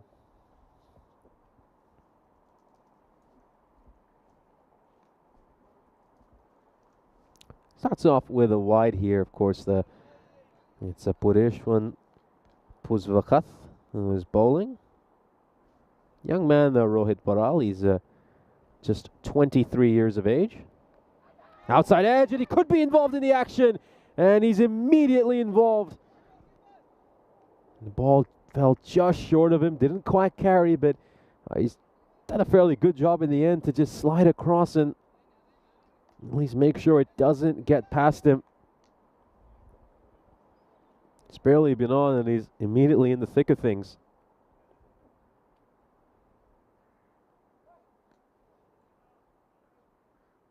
It's a wide.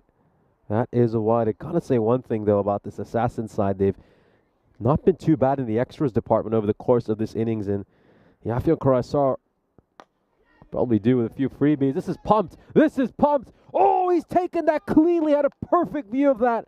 What a terrific catch. Absolutely brilliant take out at long off. Sarun Das holds on to that one. And this is a massive moment in this game. Ozturk, someone who we know is capable of playing a big innings for this Afyon Karahisar side, will have to depart. He didn't quite middle this one. He was trying to dig this delivery out. It came off the toe end of the bat. The sound off the bat wasn't quite the sweetest. And it's taken really, really well out in the deep. Great awareness of where the boundary rope is as well by Sarun Das. He holds on to that one. And the Assassins grab an absolutely crucial wicket here, and things have turned for the worse for Afyon Karahisar.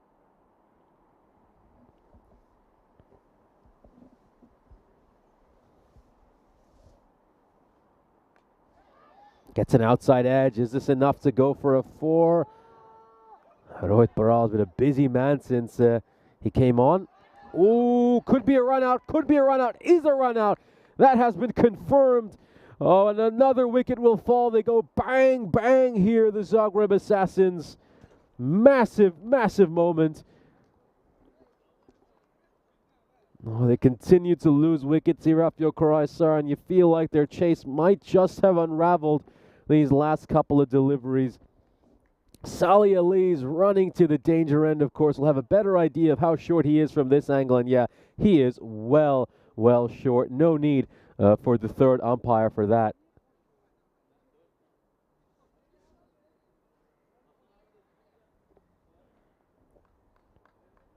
Humongous wicket. Ellis departs, having scored just the 1 run. He was trying to come back for the second, of course. Salih Ali's, he was the man who put this side in a position to even have a chance at winning this game with his beautiful bowling in the first innings. And he's going to have to depart, having scored just the 1 run. So the captain, Besser Karkin, comes on, and he's going to have to play. A captain's not going to have to get his side over the finishing line. Top ball to end the over. Only 7 runs coming off this over, but the bigger calamity from Afyon Karahisar's point of view is that they lose Mesut Ozturk and Salih Ali's in this over. They find themselves 50 for 4 at the end of 6.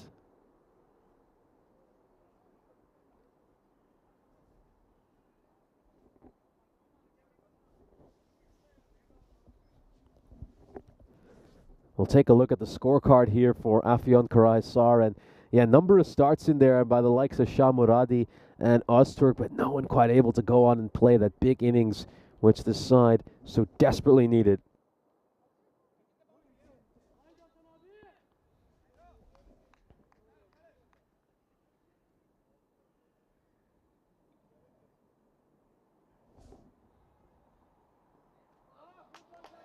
To back away and trying to work that away towards the offside. Of course, got Sam Houghton in the chat. He's still hoping that this Afyon Karahisar side can pull off a major victory.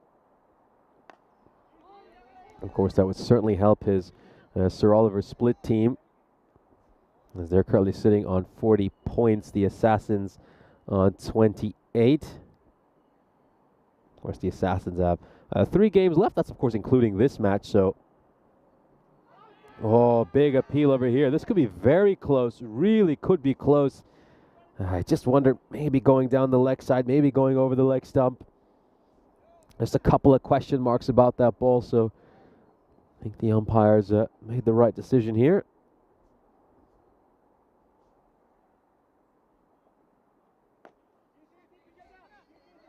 Out towards cover. Just the 1 run. Yeah, of course, Zagreb Assassins need a bonus point victory in all 3 of their remaining matches to catch up on Sir Oliver Split.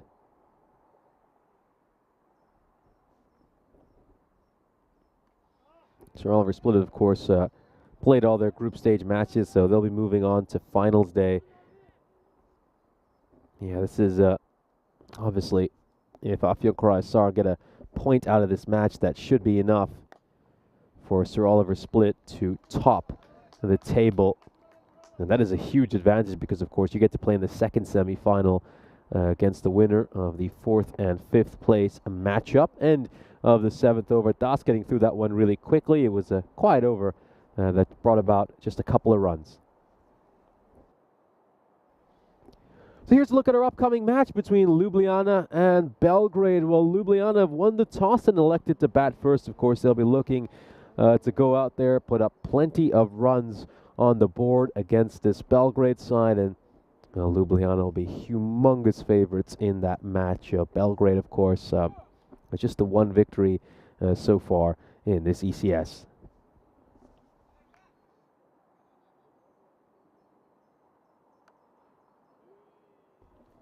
Outside the leg stump, not quite the best line. There he is, Nilkesh Patel with a nice bit of fielding. Of course, he is match refereeing today.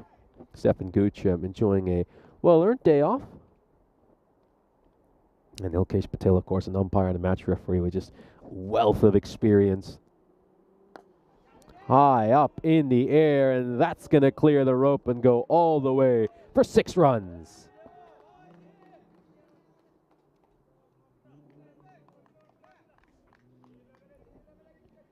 Just looking to toss one up. He gets underneath it, well the batter, and sends it over the rope for a 6.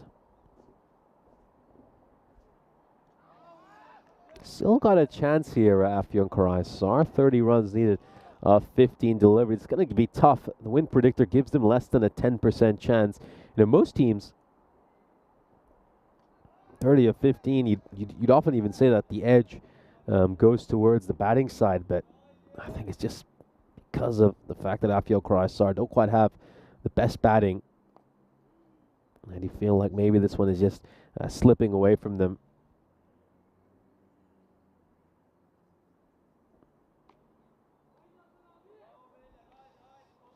So one more run, and they'll get at least a point out of this game, and you can certainly imagine that some celebrations will start for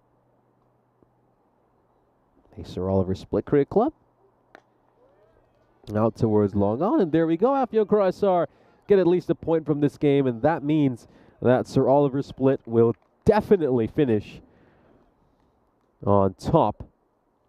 And what a series it's been for Sir Oliver Split, of course, a side who have historically struggled in this tournament. They picked up just the one win back in 2021. During last year's ECS, had just 3 victories, and they've really turned things around.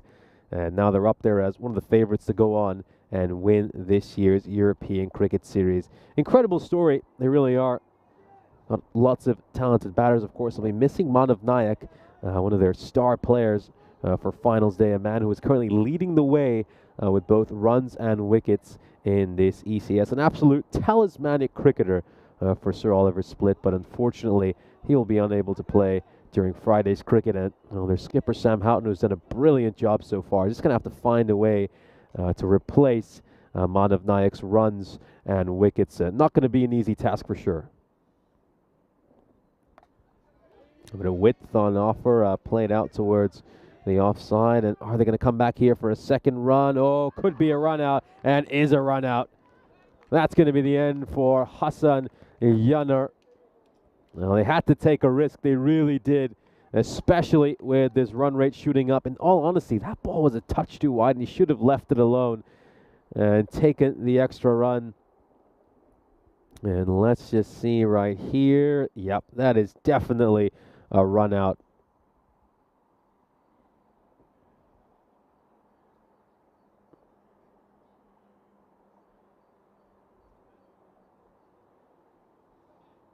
There we go. So, new batter is going to make his way out to the middle as Shakil Faruqi. Haven't seen too much of him with the bat in hand over the course of this ECS, and during his brief appearances, he has struggled a fair bit, in all honesty.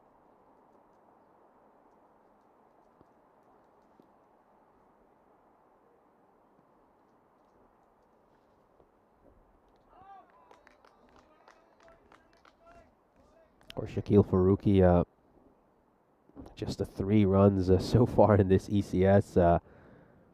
Hasn't really been his tournament so far with the bat in hand. And he's going to depart here.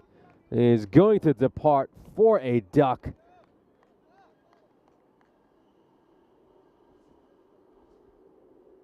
That's going to be the end for him, looking to use his feet and work that one away towards the leg side, and he's going to depart. That one just clattering onto his stumps.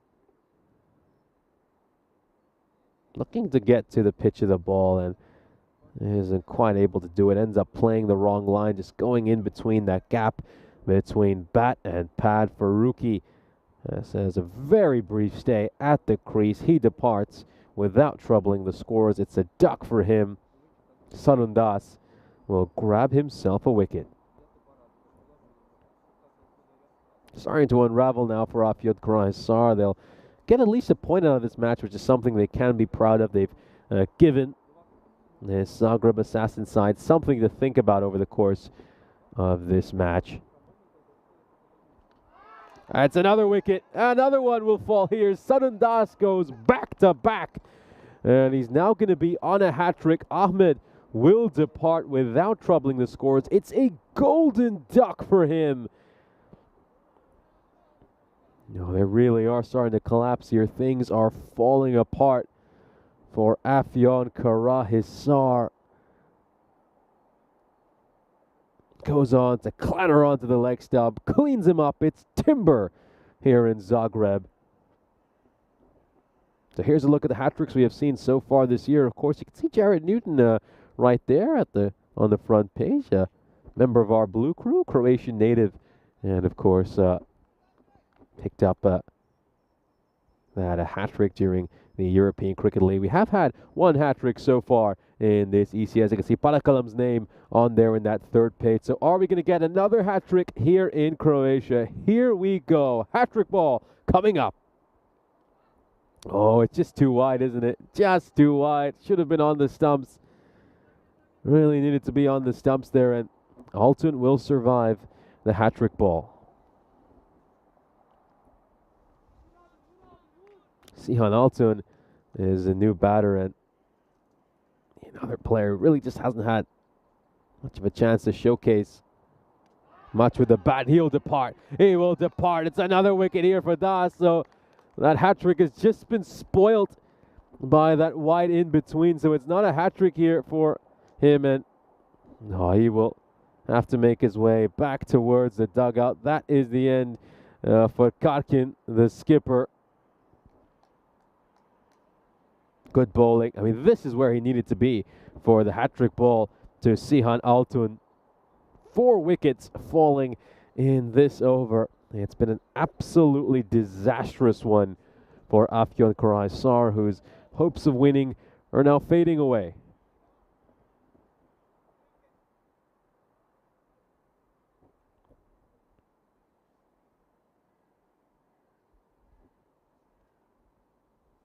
One ball to come in this 9th over, and only 3 runs so far in this over, and 4 wickets have fallen as well. Afyon Karahisar are in danger of potentially being bowled out. 7 balls left.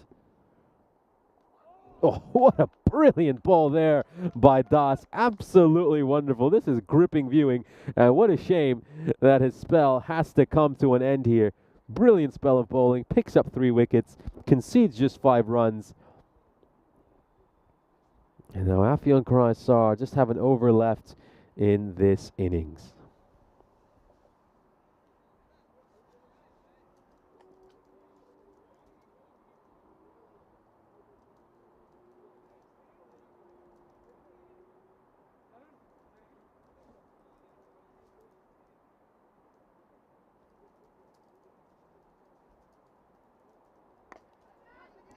Up in the air, but it's going to land safely. Oh, slight misfield was just allow Afyon Karahisar to come back for a second run, and great running between the wickets here.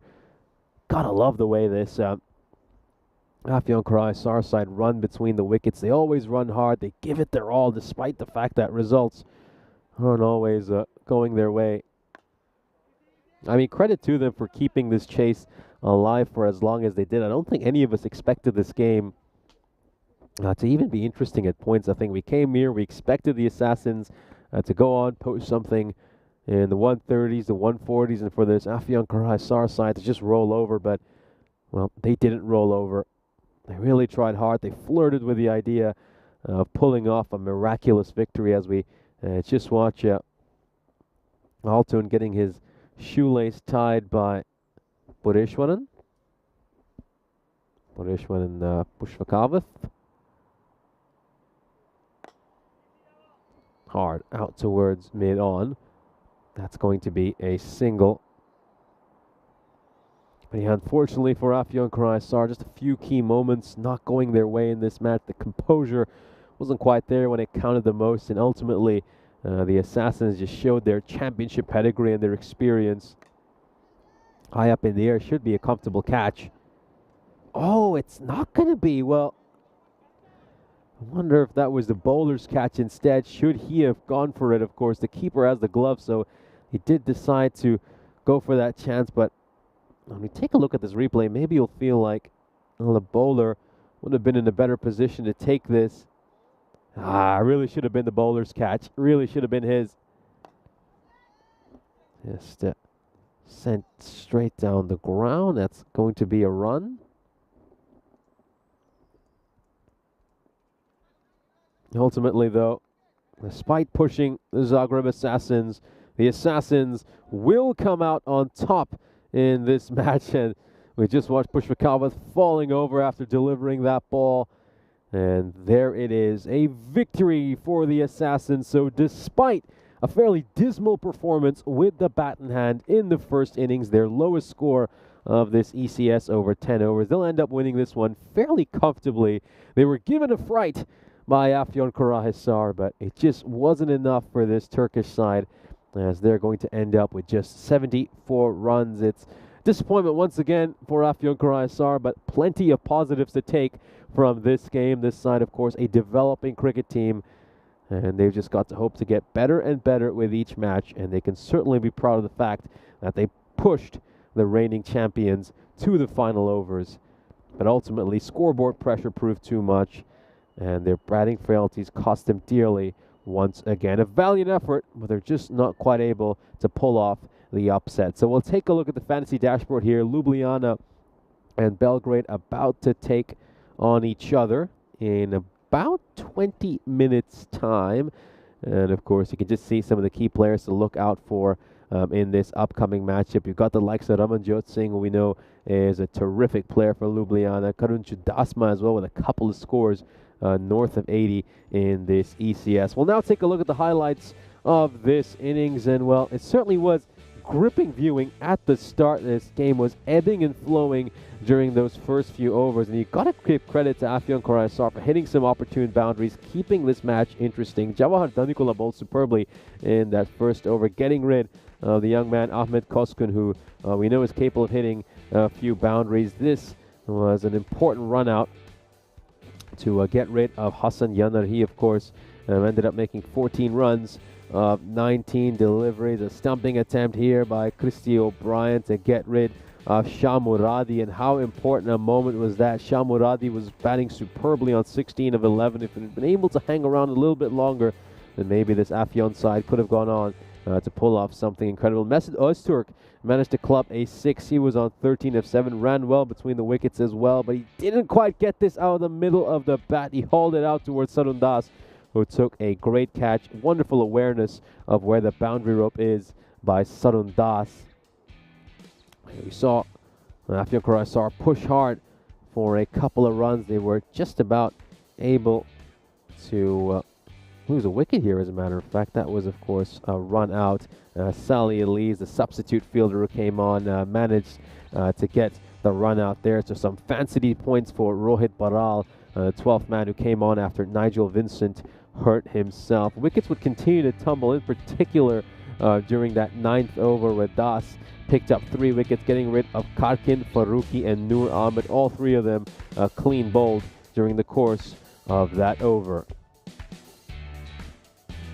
These are some of those wickets that he picked up in that 9th over. He was, of course, on a hat-trick and managed to get what, of course, Kroom describes as a fake hat-trick. 3 ball wickets in 3 legal balls, but, of course, he had that wide in between, which just spoiled his chances of getting a hat-trick in this match.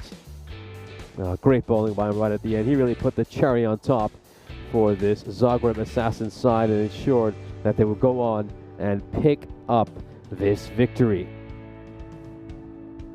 So all in all, the Zagreb Assassins will be quite pleased with how they bowled, although they'll have a few things to address about their batting performance in that first innings. But let's have a look at the scorecard here for Afyon Karahisar. So the top scorer is Habibullah Shamuradi with 16 runs of 11 deliveries. There's 3 other scores there in the double digits, but somebody needed to convert that start into a decent score. Even a score north of 30 you feel would have been enough for Afyon Karahisar to go on and pull off what would have been a remarkable upset.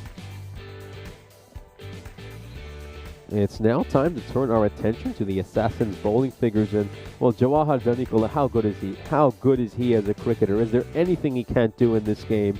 A superb bowling performance by him. Figures of 1 for 12 for him. Sarun Das, though, he is the pick of the bowlers, ends up with figures of 3 for 5. A superb second over by him in particular really sealed things for this Assassins side. A credit to Pureshwan and Pushpakavath as well, coming in the second half of the innings, bowling some pressure overs and keeping things very tight. He ends up with figures of 1 for 14. So the Assassins take this one. The reigning champions pick up a victory against Afyon Karahisar. They win this by 17 runs. We're going to take a short break and we'll be right back on your screens in about 15 minutes time for the start of match 48.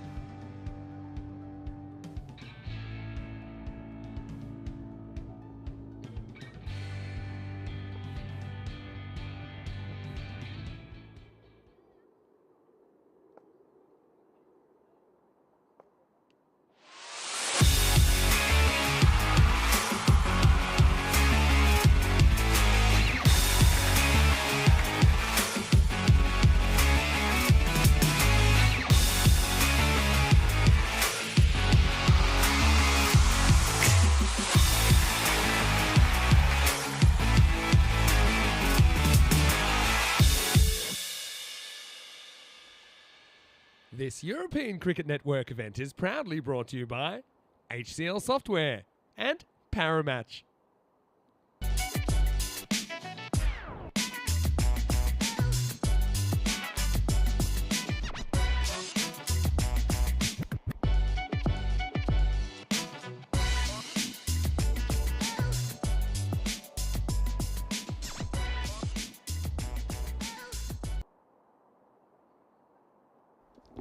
We're set for the start of match 48. Ljubljana about to take on Belgrade. Let's head over to the coin toss.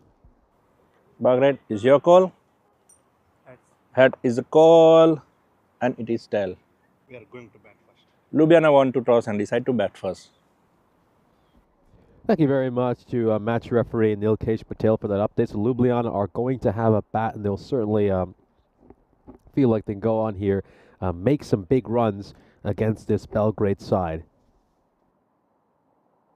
Of course, the plan for them will be to get all 4 points out of this game. Belgrade have just the one victory over the course of this ECS, and that win came against a much weakened Zagreb Warriors side, who, of course, we know managed to pick up just the one victory over the course of this ECS. So a big challenge up ahead for the Serbian side, and we'll take a look at the fantasy dashboard for our upcoming game. So Ljubljana currently with 4 victories, just the one loss for them. A bit of a shock defeat earlier in this European cricket series. Meanwhile, Belgrade, well, they've lost every game bar one against the Zagreb Warriors yesterday. Of course, Belgrade haven't even managed to get that lucky with the rain either. Haven't had a few matches abandoned to give them some extra points, such as the likes of Afyon Croatia have benefited from. And the win predictor, well, it looks pretty grim, doesn't it? Ljubljana, 95% favorites heading into this game.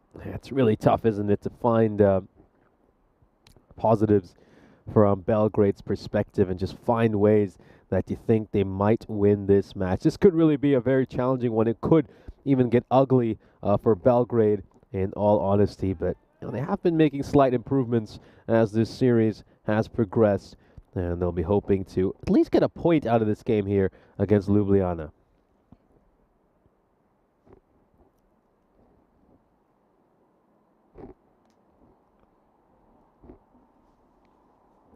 So the players are making their way out onto the field. Our umpires for this match are Veliko Popovic, who's going to be the standing umpire for the first over, and Jasmine Naeem, who is over at square leg. Dhananjay Singh is our third umpire, and of course, they're led by Nilkesh Patel, who you had a chance to see during our coin toss video.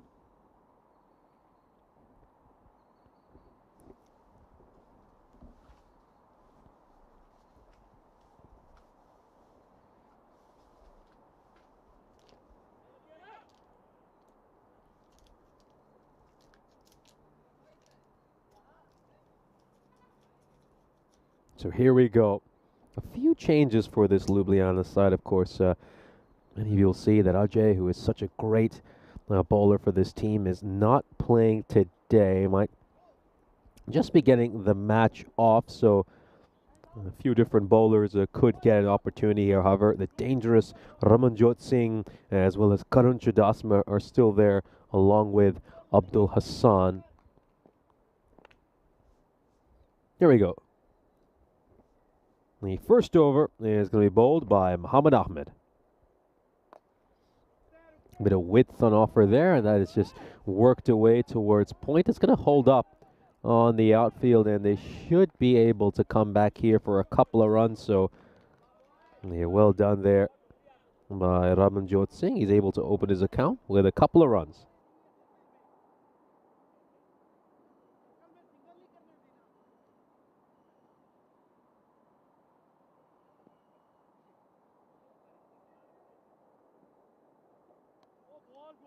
Climbing up on the batter quite a bit there. Good delivery by Ahmed.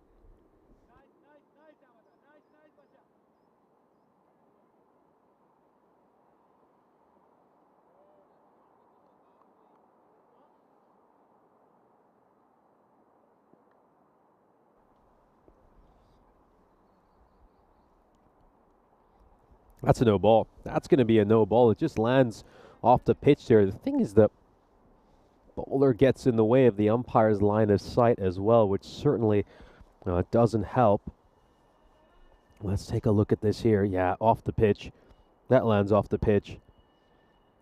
That will be given a no ball, so just getting it wrong over there, Muhammad Ahmed, and a free hit coming up here for a man who doesn't really need the license to attack. Oh, well, what's that? Of course, I think the bowler's just forgotten that this is a free hit. What is happening here?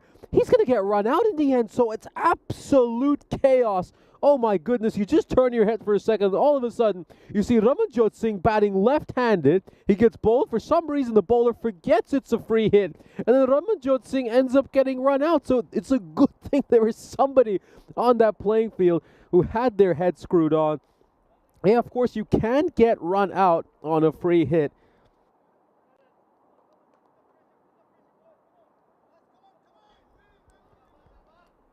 Oh my goodness, well, absolute calamity on that delivery. Ramanjot Singh going for the switch hit on the free hit. He ends up getting bowled.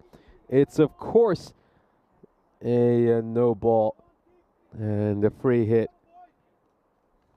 And, well, that really is absolutely incredible. Let's just take a look at this again. Goes for the switch hit. Gets cleaned up. The bowler forgets that it was a free hit, so you can't get bowled out. My word, what an eventful start.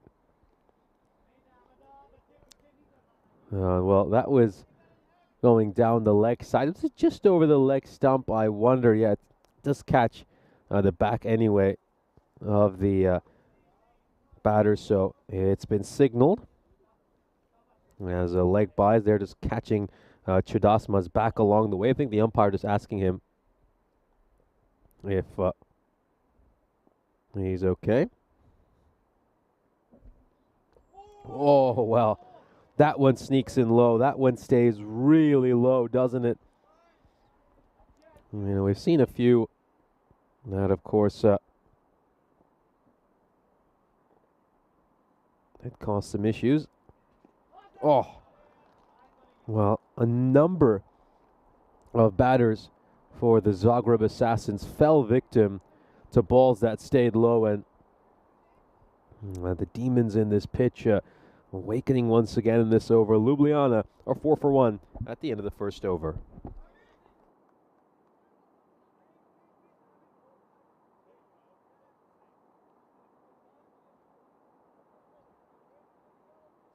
So we'll have a look at the groups for the ECC. We can, of course, see that this year's ECCW features the likes of Spain, Austria, Germany, Jersey, and Czechia in the Challenger Division. I had a chance to see Spain and Austria a couple of weekends ago when they did battle over in Austria. Spain winning that series 4-1. Czechia will be in action this weekend, as of course they'll be touring this beautiful country. They've got an exciting slate of matches lined up on Sunday, and then over in the Premier Division, we'll just look at some of the quality there. We've got teams coming from Ireland, Scotland, England, the Netherlands, and Italy. On the leg side, that's going to be a wide. Basharat starts off with a slightly loose delivery.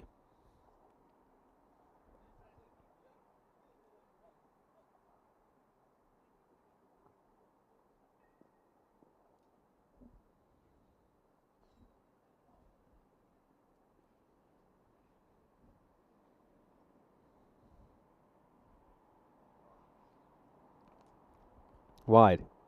Down the leg side.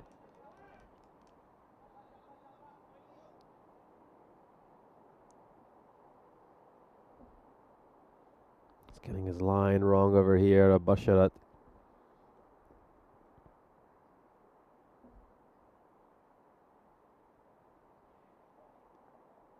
Well, another one down the leg side here. Basharat with 3 wides in a row.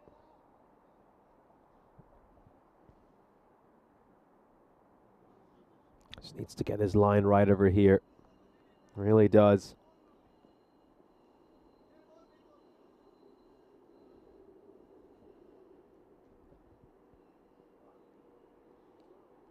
Sneaking in a little bit too low. Not much Chudasma could have done about that.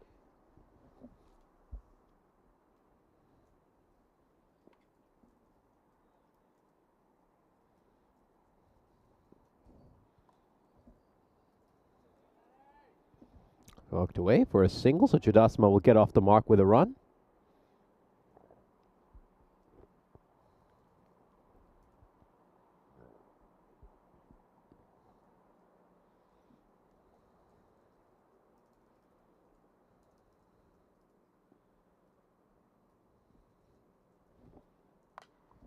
This goes away towards point. That's going to be 4 runs. Just offering a little bit of width there, and Abdul Hassan ends up cutting that one nicely.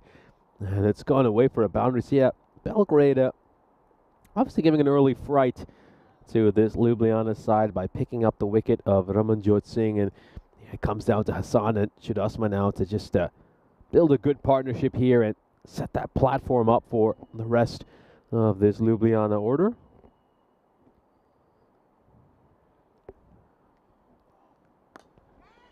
Up in the air, it's going to clear mid-off, and it's just going to be stopped out at the boundary. Nice bit of fielding there by Simranjit Singh.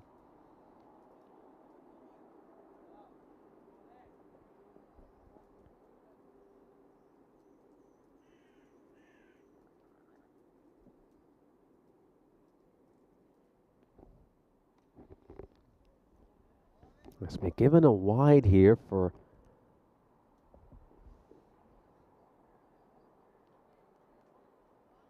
Yeah, Basharat now, it's his 4th wide he has bowled so far this over, just struggling mightily in that department.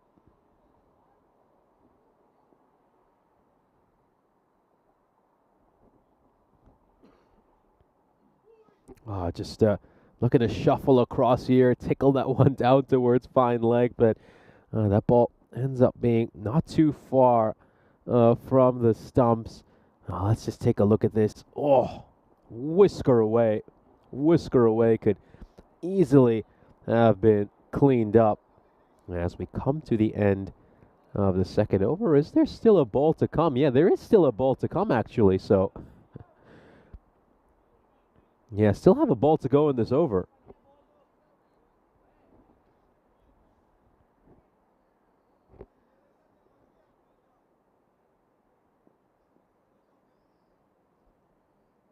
Here we go. Final ball of the over. And it's going to be another wide, so that's the 5th wide we have seen this over by Arslan Basharat, and he's really struggling in this department.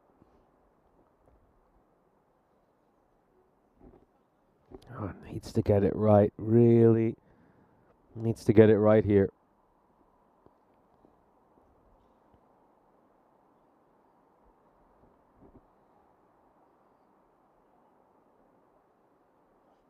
Oh, boy. That is an absolute shocker of a delivery. Oh, we couldn't have got that one more badly wrong. Just spraying that one well wide of the pitch itself.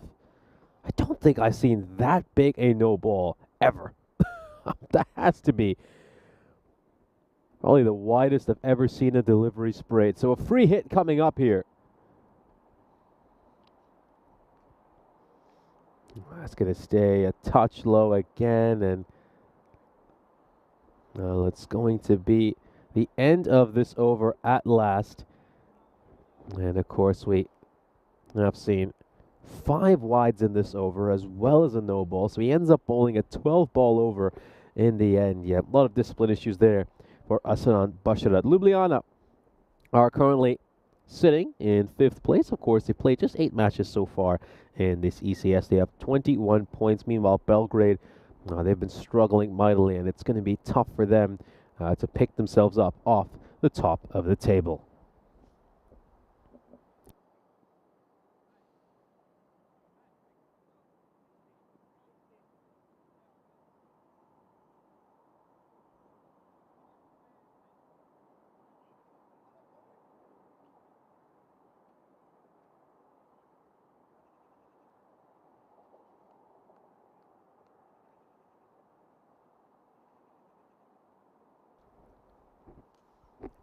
Starts off with a wide here, Dayaratna.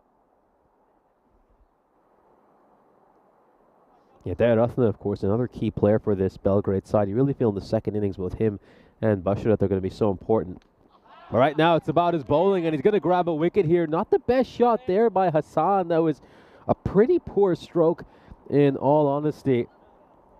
Credit to Dayarathna. Kept things simple. Top of the off stump. That's exactly where you want to be bowling.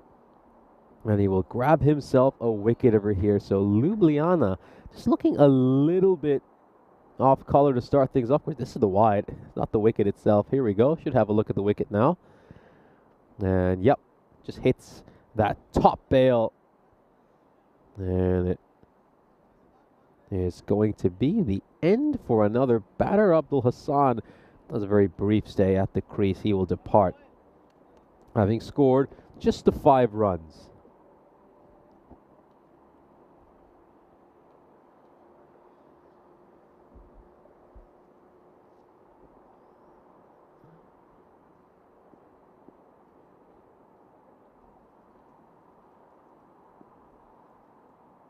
New batter is Khalid. And he's just going to watch that one go past him. So it's a dot ball. Hassan Khalid, of course. Haven't seen too much of him over the course of this ECS.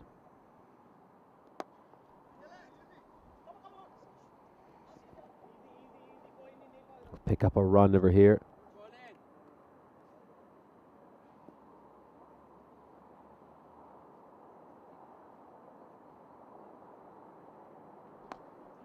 Played away towards square leg, and they will pick up a single.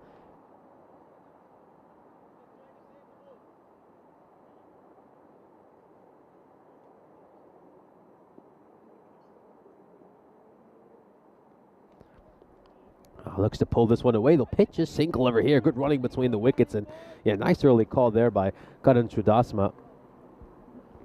Yeah, Chudasma, though, he's really been incredible so far this series. A couple of scores north of 80 for him in this ECS. He's been up there as one of their best batters. Hard to pick one, though, for Ljubljana, especially when they got Romanjot Singh in there as well. This is struck firmly into the gap, and it's some foot fielding that's been attempted in the deep by Mohammad Ahmed. Still going to go away for a boundary, so yeah, nicely played there by Karan Chudasma. That ball was just over pitched a touch. He met it on the half volley, and he's able to help it away for a 4. So Ljubljana are 24 for 2 at the end of 3 overs.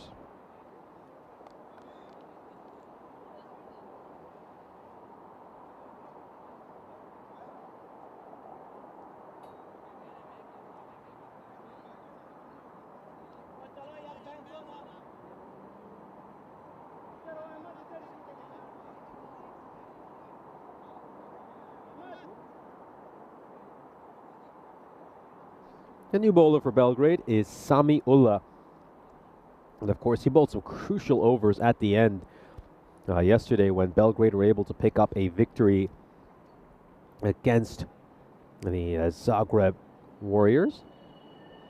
Of course, he put down plenty of catches as well. And in the end, some of the catches he put down actually ended up helping his side because the batters he kept dropping had a pretty low strike rate. And then we saw Romanjot Singh come in that final over, and he managed to make 14 runs of 4 deliveries. And, well, it's funny how that worked out. All those catches Sami Ullah put down ended up helping his side. But his bowling effort was pretty good in that last match. That was going down the leg side. Could have left that one alone, Khalid, and it would have been a wide, but he's going to send it into the scorer's tent. And not the best delivery there. You can just see that the third umpire is over there as well, Dhananjaya Singh, over with the scorers. Yeah, it's going down the leg side, and there's a poor delivery, in all honesty, by Sami Ullah, and that's going to be helped away for 4 runs. Yeah, Wayne Charlie is taking the morning off. He should be here for the afternoon games.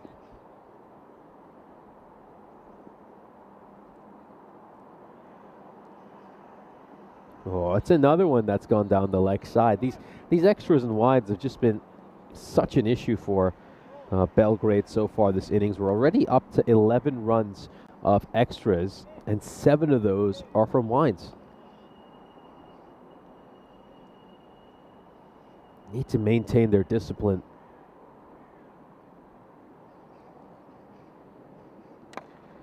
High up in the air, and it's just going to clear the fielder at mid-on and land safely. It's going to be a single.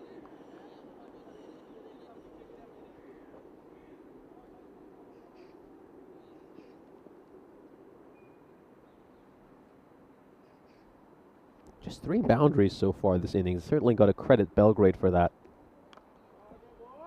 Oh, right on cue, we see the 4th boundary hooked away. Samiullah looking to bang one in short, and well, with his kind of pace, you're not really going to bother Karun Chudasma if you're looking to bowl it short. Needs to look to keep it stump to stump here. We've seen that work quite well for a number of sides, including Afyon Karahisar this morning. I have to say, Afyon Karahisar set the template for how weaker sides should look to bowl in this series, which is keep it simple, nice and straight, on the stumps. Don't worry about your pace too much. And the odd one will stay low, and he'll be able to pick up wickets. And that's how Afyon Karahisar ran through that assassin side. Wide. And it's also going to be an extra run off buys. Just not the best there, is it, by the wicket keeper, Mohammad Siddiqui.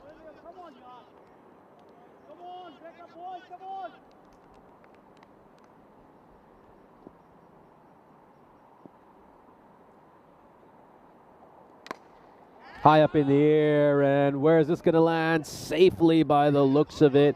They want to come back here for a second run. Khalid was just a little bit hesitant to push for the second, but oh, they could even pick up a third here. They could pick up a third. And well, this is just a calamity for Belgrade in the field.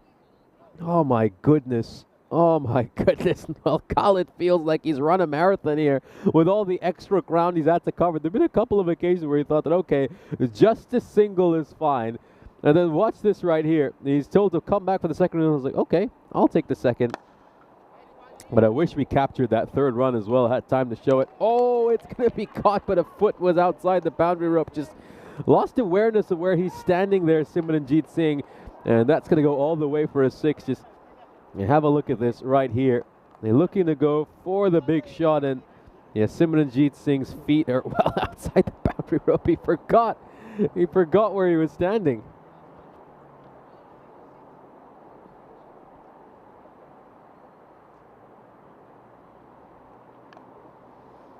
Hooked away. It's going to be a big chase in the deep, and the fielder's unable to get to it. Oh my goodness, hope I can just get a look at the back of his jersey. I think that might be Muhammad Ahmed, who has let that one just get away past him. And off that goes for a boundary. Big over there, absolutely massive over, 27 runs coming off it, and that could be a huge momentum swinger. Just feels like Ljubljana now are back on track, and they should be able to now go on and post that big total they were hoping to. Interesting that Arsalan Basharat is going to get a second over here. He went for 12 runs, but he ended up bowling a 12-run over because he bowled 5 wides and, of course, bowled one of the most shocking no balls we've ever seen, a ball that landed a good 5 meters off the pitch.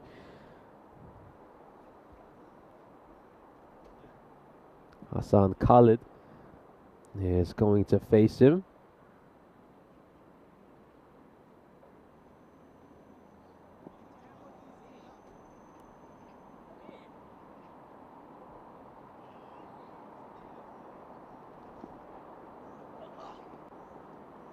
Starts off with a wide again. This is really starting to become a concern here for Arslan Basharat. His body alignment is just all wrong. I mean, it's almost like he's just aiming it wide the way he's bowling it.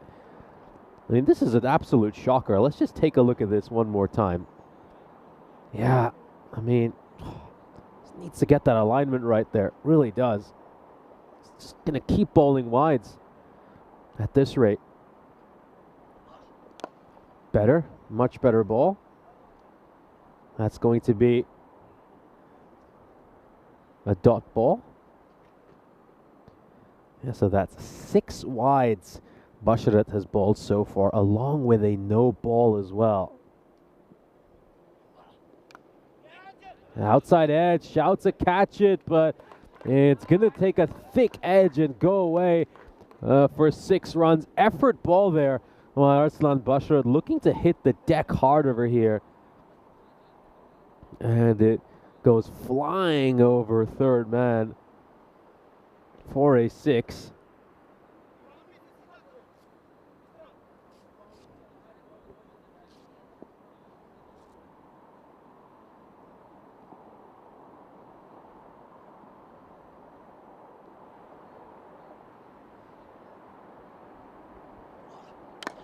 Full toss, and it's going to clear the inner ring and fielded well in the deep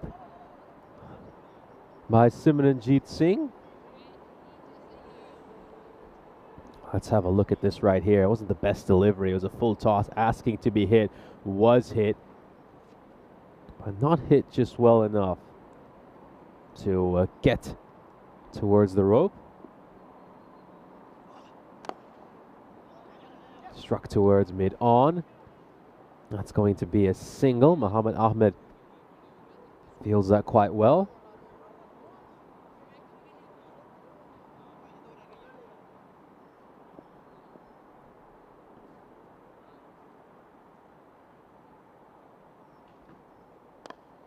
Staying a touch low, push towards point, and they will pick up a single.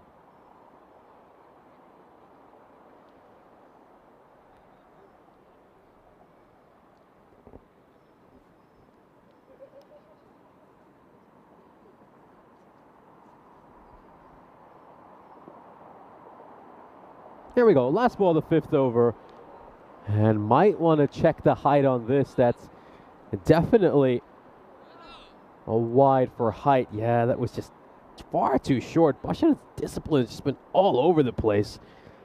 So far this innings, he's just not quite been able to get it right. Let's have a look at this. Oh dear, that is well overhead height.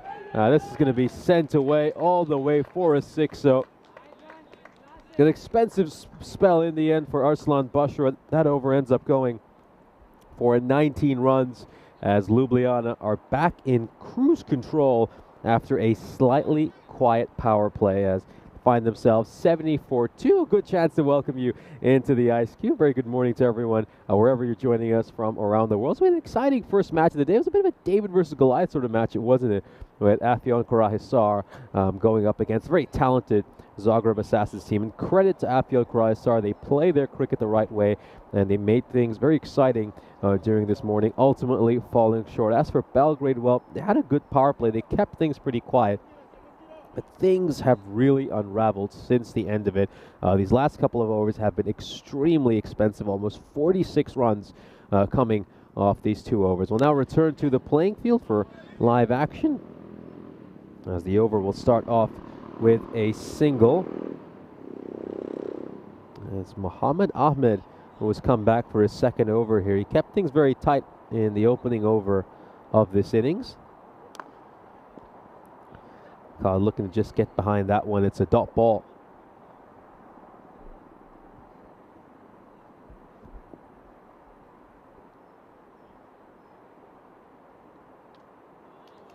That's a wide.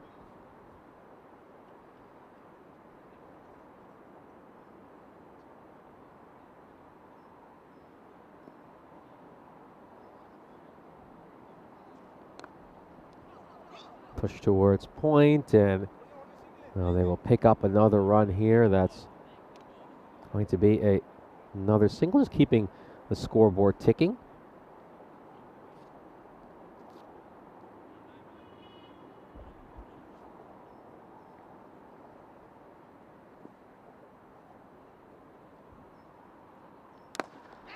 Looks to go big and looks to go hard, and Khalid will get that one away for 6 runs. An incredible shot, just given a little bit of width to work with here. He had the room to free his arms, and he's able to get it away for 6 runs.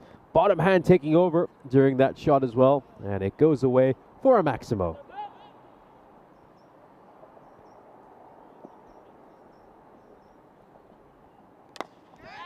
Looks to go big, and is it going to carry? Oh, he had a chance there. He certainly did.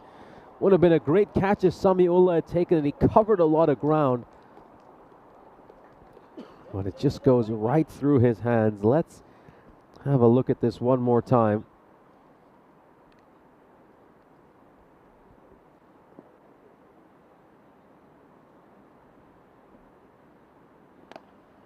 Struck out towards square leg, and oh, misfield in the deep.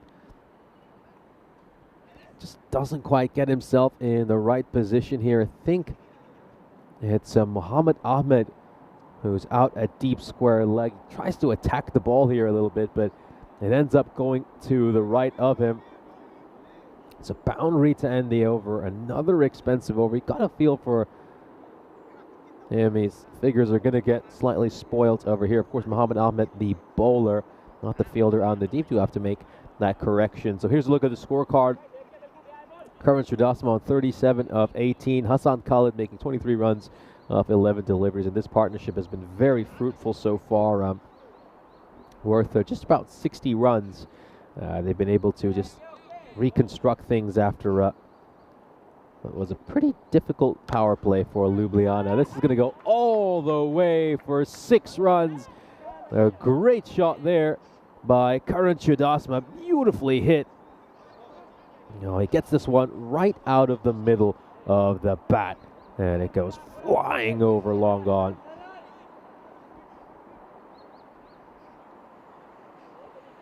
Moved on to the 40s now, Karan Sridhasma. Chance to make his 3rd half century of this ECS. Sent this one out towards square leg, and that is going to be a single. So yeah, that is of course Akilan Subayan, who's out in the deep. Was just trying to take a look at his shirt, and it's one of those ones that looks a bit like a 7, doesn't it? So at times it felt like he was wearing 7.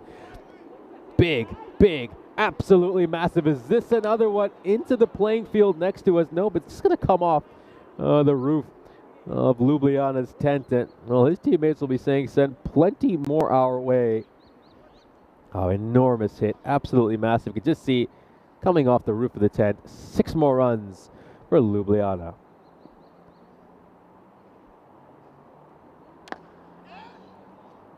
Gonna land safely.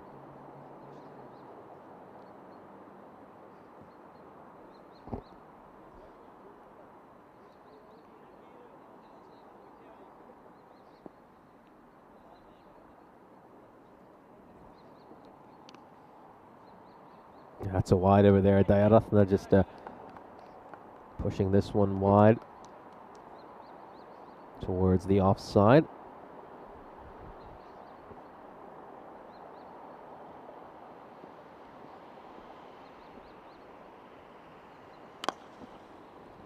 Looks to go towards the boundary again and finds the gap really well here. Beautiful looking shot by Sridhasma.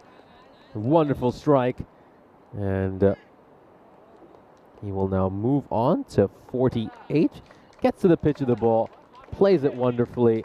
Gorgeous looking shot. And he's now just a couple of runs away from a 50.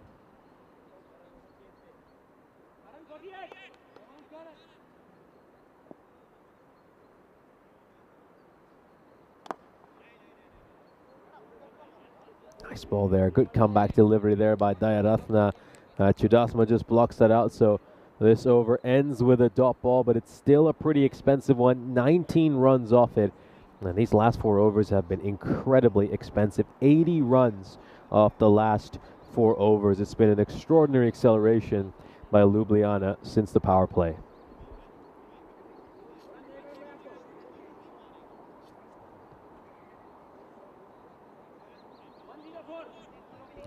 So, of course, we'll take a look at the events we've had over the course of this year on the European Cricket Network. And, well, this year's European cricket season has provided us plenty of thrill and excitement as we had a chance to take fans across a grand tour of the beautiful continent of Europe. Of course, do get in with your opinions in the chat. Any event in particular you most enjoyed. We still have a couple of European cricket series after the ECC. So, looking forward to Barcelona And of course, Malta as well.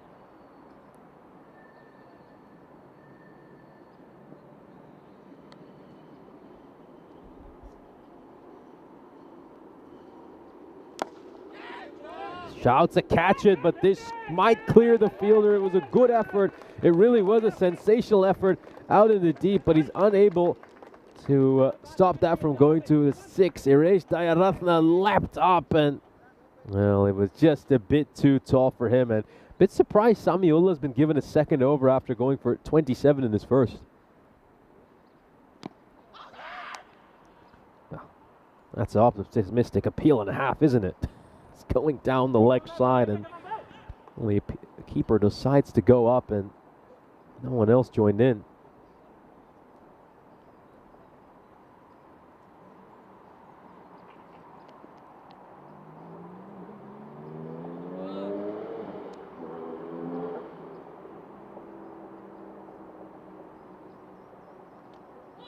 A big appeal. This could be very close.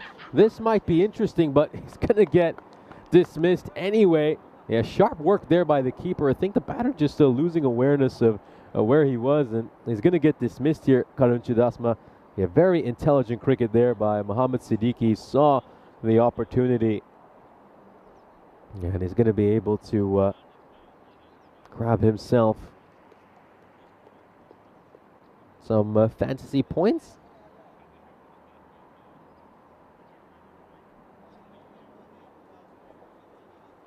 Karun Chudasma will depart.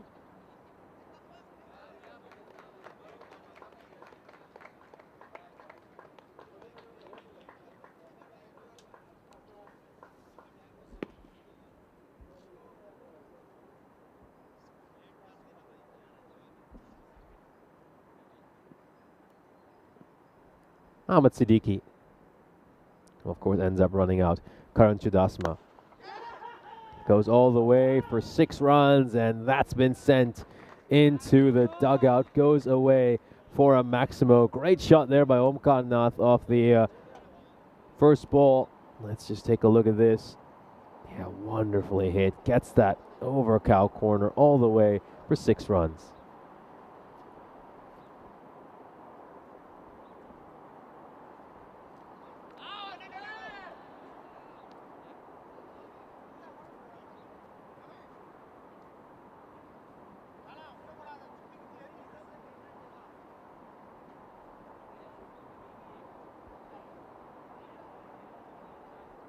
End of the 8th over, Ljubljana are 117 for 3. Got a couple of overs to go in this innings. That Samiulla over ends up going for 13 runs.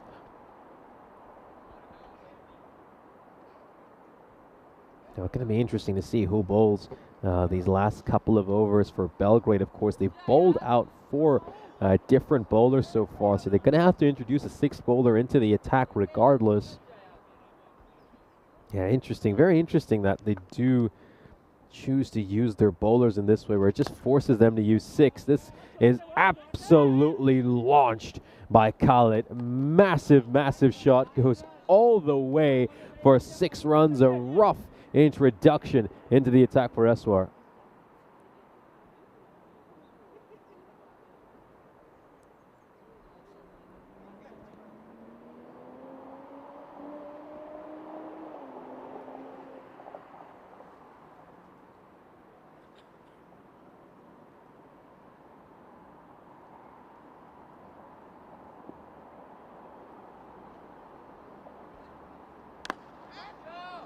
Yeah, it's going to get sent out towards the leg side once again, and that is going to be a single. Yeah, so Ljubljana, of course, they are one of the unluckiest sides, you've had to say, in the European cricket series. There's a wicket. There's a wicket. Nice slower ball by Eswar. Omkar Nath's stay at the crease is a very brief one. He hits the 6, and then he gets out a couple of deliveries later. So nice bit of bowling there by Eswar. Good deception does him with the lack of pace. And Belgrade will pick up another wicket over here. It's still a huge total. Absolutely massive total for Ljubljana at the moment. They're on 124. You really don't think Belgrade have much of a chance of getting anywhere close to this. So as things stand, Ljubljana already look in firm contention to pick up all 4 points in this match.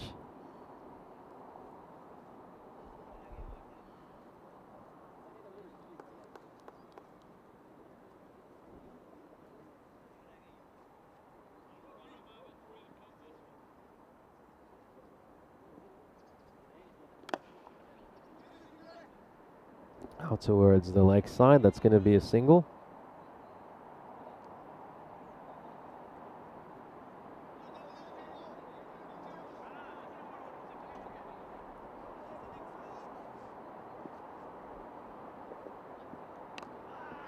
And once again, an off-pace delivery that's gone high up in the air, just looping above the fielder, and I think that's going to be just the 1 run. So we will got a ball to come in this over. Eswar has bowled a pretty decent over so far. Only 9 runs coming off it, and well, this over will come to an end. Borkovan Eswar ends up with a dot ball, so fairly decent over. Ljubljana are 126 for 4, and we've got 1 over left. So interesting the way they use their bowlers in this matchup. Belgrade, they bowled out 4 bowlers to start things off, which forces them to have to use a 6th bowler, and it seems like they'll go with Simranjit Singh to bowl this final over. Yeah, Simranjit, we do know a lot about him as, of course, a batter. He's a very powerful striker of the ball.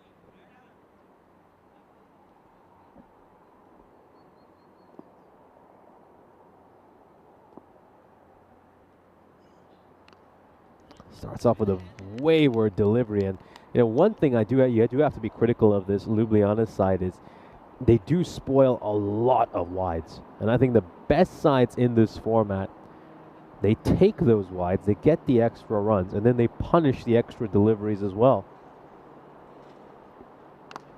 That's just a little trick that Ljubljana are missing at the moment. Oh, this is going to be a very tough chance for Akilan Subayan in the deep, and he just watches it go over his head.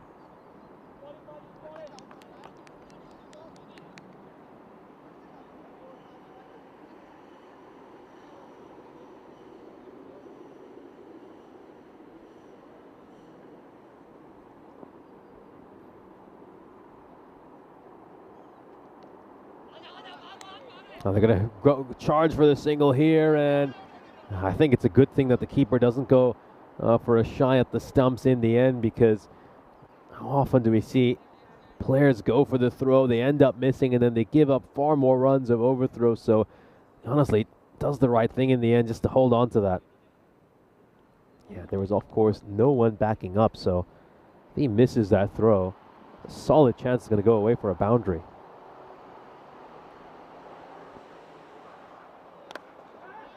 High up in the air, and that's going to go all the way over the rope for 6 more runs. A nice strike there by Sharma. Simranjit just going for that Yorker, but he's missed it by a few inches, and it ends up turning into a half volley that's been punished. Let's just take a look at that. Just looking to angle it into the right-hander, and it's been helped on behind square leg for 6 runs.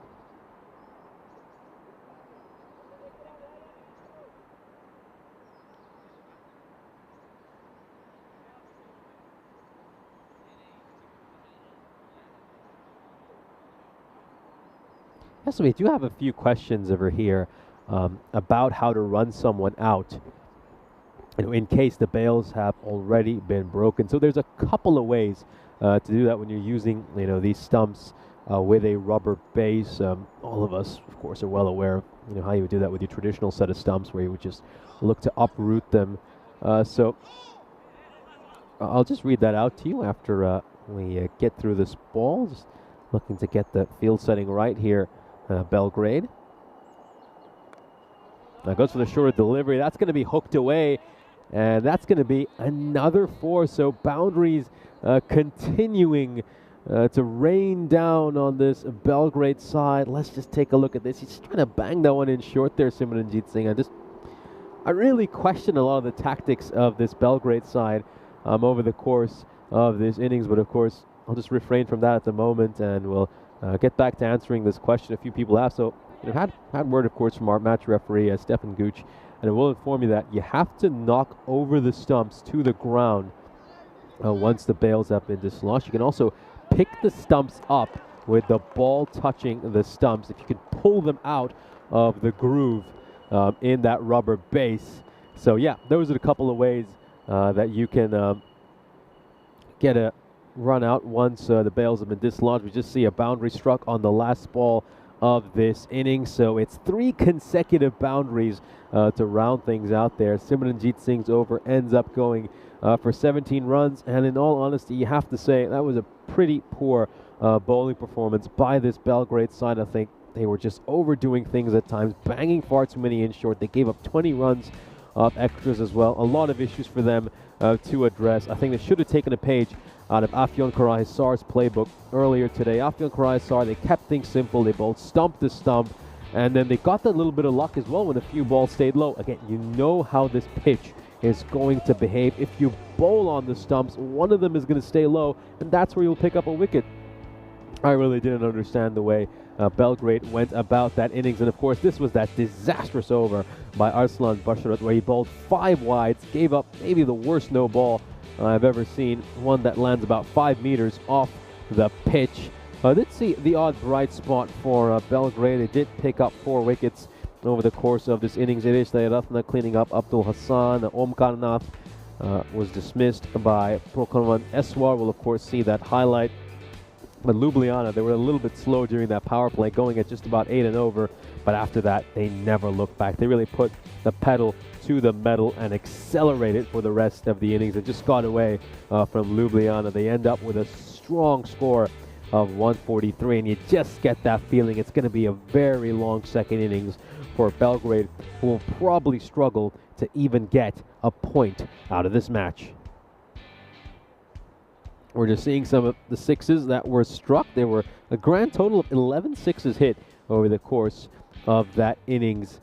We also had a good 8 fours struck as well. Karun Chudasma striking the most boundaries, making 54 runs of 25 deliveries. A brilliant innings for him. Karun Chudasma scoring his 3rd 50 of this ECS, and he's just marching up that top run scorers tally. So we'll have a look at the scorecard here for Ljubljana, and of course there's a couple of major scores of note. Chudasma and Khalid, of course, had a huge partnership worth 95 runs, 94 actually to be exact, and that partnership really helped anchor this Ljubljana side and just get them through what was a rather tough period for them during the power play.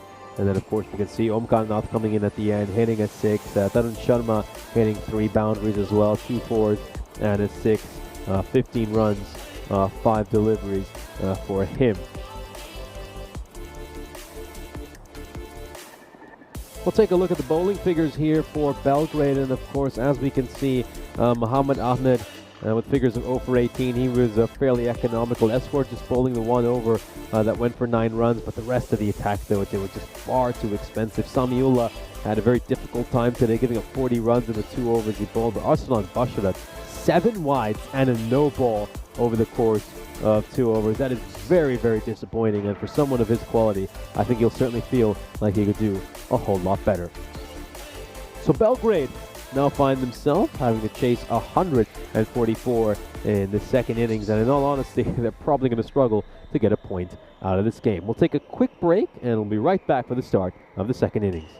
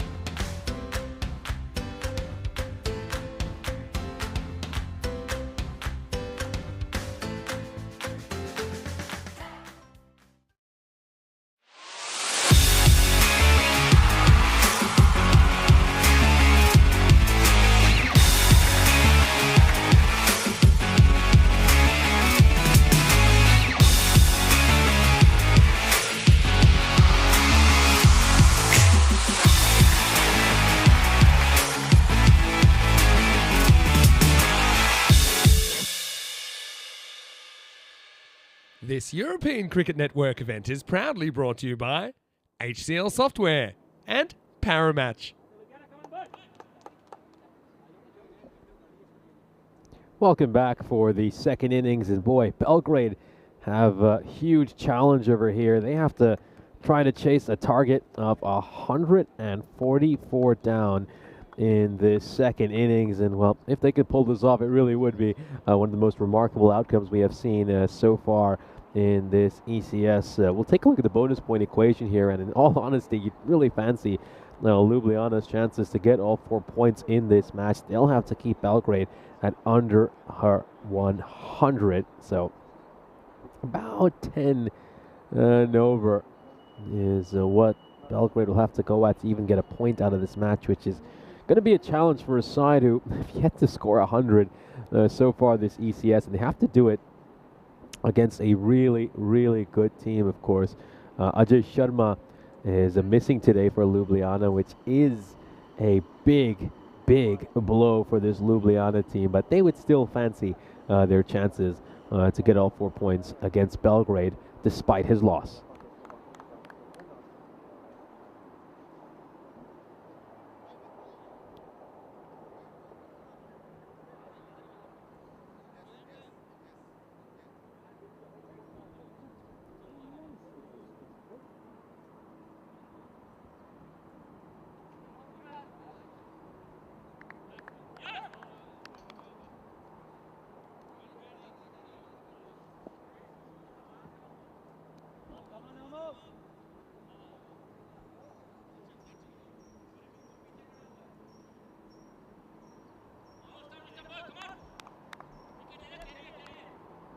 Here we go.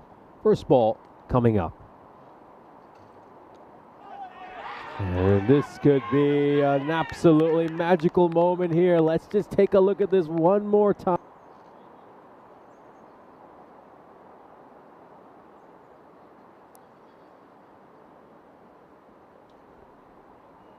Oh, well, that is an absolute worldie, isn't it? And has that been signaled a no ball? Well, I wonder what that's a no ball for. Is it just because there's an extra fielder outside the ring? Let's just take a look at this right here.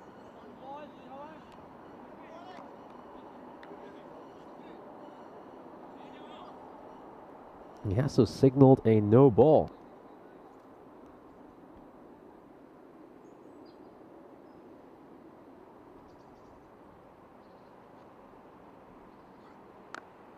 Looks to go big over here, and that's going to be run down towards third for a boundary. So Ahmed gets that away for a 4.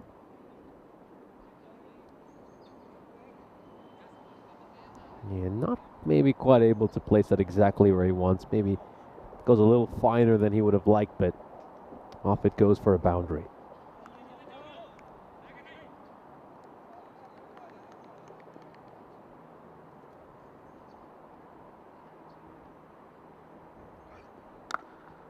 Gets behind that ball. And he's going to block this one out.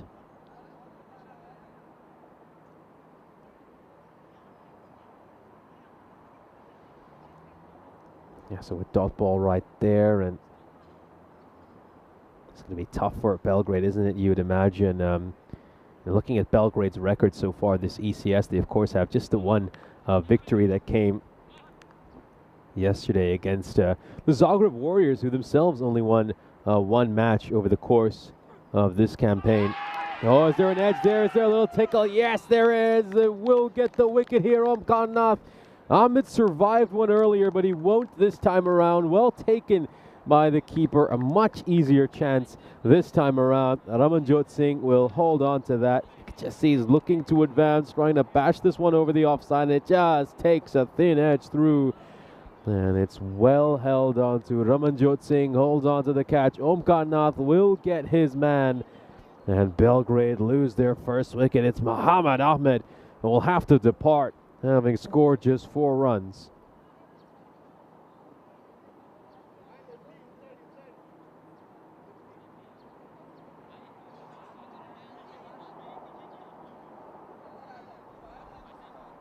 There we go. Basharat is coming in here. The left-handed batter, a very stylish player, someone who's capable of making a few runs. Has played some fine knocks over the course of this series. He tends to get off to some good starts, but he's not always been able to convert those starts into big innings, and he's going to have to play a really, really big one here. You'd imagine something at least in the 70s or 80s for his side to have a chance.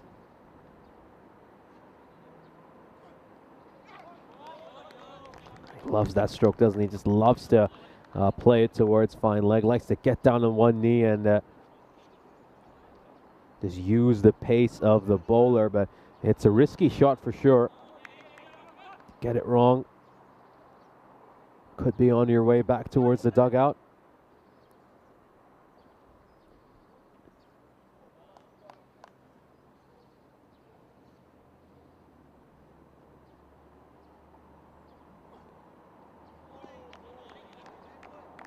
Take some pace off that ball there, Omkar Nath, mixing things up quite well.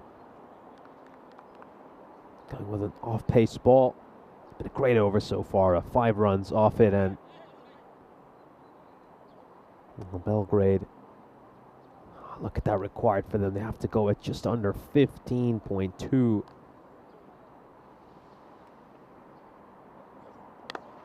Bashir will get a hold of this, but is there enough on it? Oh, chance put down. Chance put down by the looks of it. Oh, well, Basharat can't afford to give a player of his quality more lives. And got to say, Omkar Nath a little bit unlucky this over to not have picked up more than 1 wicket. And oh, dear. Oh, dear. I think that was Jost Hobic who was in that position, the ball going through him. So 83 matches since we last had a golden ball on the European Cricket Network, and of course that golden ball was all the way back when we were in Austria, Graz Cricket Academy, winning a golden ball thriller.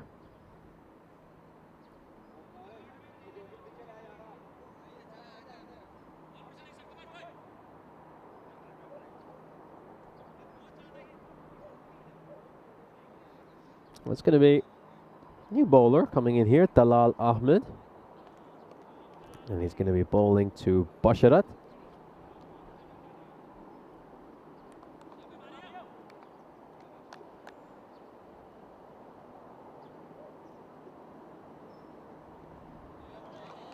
Swing and a miss to start things off. So we haven't seen Talal Ahmed bowl so far in this ECS. So getting a good first impression of him here. It's also his first ever match on the European Cricket Network.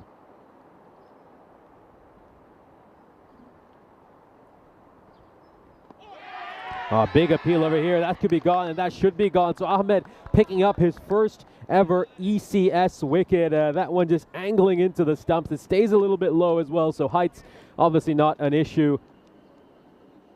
And another one will bite the dust here. Basharat.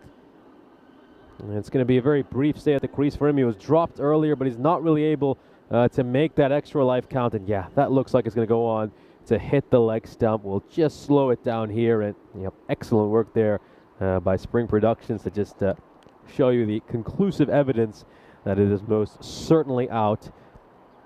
And Basharat's time comes to an end. Belgrade find themselves 6 for 2.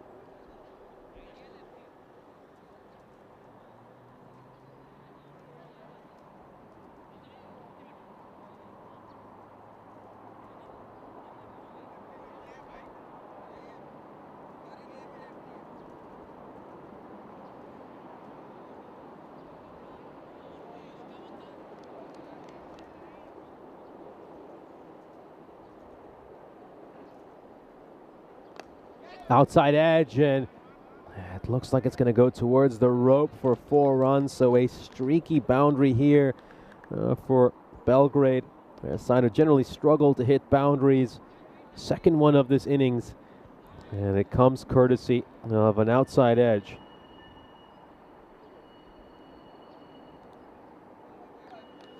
Yeah, Belgrade really on the back foot in this innings. Face a monumental task here of trying to chase down 144, and it's been a dismal start to their innings. Really has been, losing a couple of early wickets. Blocked out there by Dayaratna, and well, Dayaratna can really go off here. He should be able to maybe get them to 100 and help them get 1 point out of this match.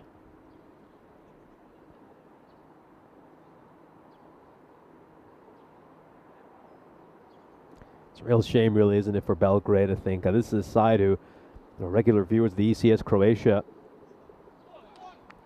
would know as a very accomplished team. Over the years, Belgrade have always had very talented squads that they have brought over to this country. Of course, in the first ever edition of the ECS, they finished on top in the group stages. They won 7 out of 8 games, and then missed out on making it to the finals because they had an absolute stinker of a finals day. In all honesty, they just choked on finals day. They lost in the first qualifier to Zagreb Sokol, and then were beaten again by Ljubljana by 5 runs. A couple of close defeats for them because the game against Zagreb Sokol was also ultimately decided by 14 runs. So it was heartbreak for them on finals day after such a good campaign in the group stages. Keep in mind, of course, the Ljubljana side that did beat them in that second qualifier, coming off a group stage where they won just 3 out of 8 games.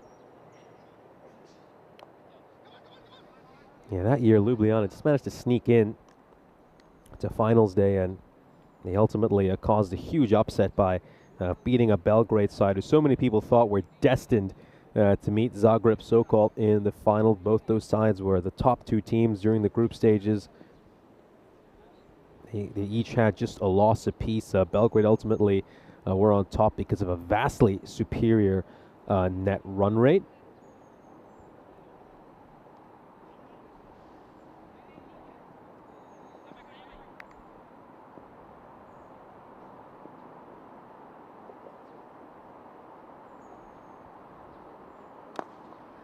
Hit out towards mid-wicket. That's going to be a single. Of course, Belgrade came back the next year and once again finished on top in the group stages. And this time around, they made no mistake on finals day, winning convincingly in qualifier 1 against Zagreb Sokol. And then they got that rematch against Ljubljana during the final.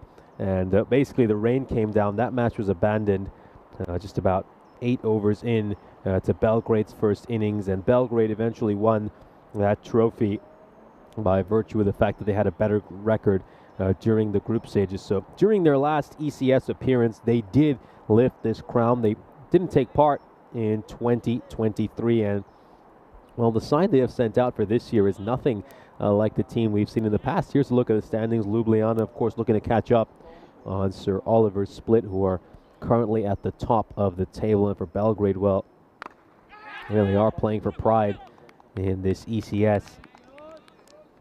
Now, we were, of course, used to Belgrade, of course, bringing plenty of big-name players in the past. Mike Jones, of course, who really took the tournament by storm a couple of years ago, was the top run getter, the second highest wicket taker as well. They'd bring the likes of Alexander Zia, Wintley Burton, and, of course, Michael Dorgan as well. But not a single member of this current Belgrade team was a part of that squad, which enjoyed so much success a couple of years ago here in Croatia.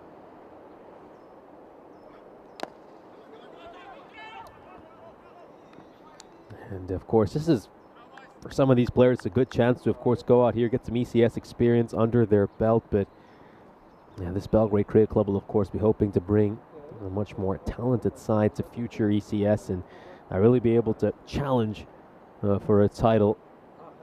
They, of course, once had in their pocket. Ball coming back in a fair bit, just clubs him around that elbow there. Omkar Nath getting plenty of in-swing, getting that ball to move a ton.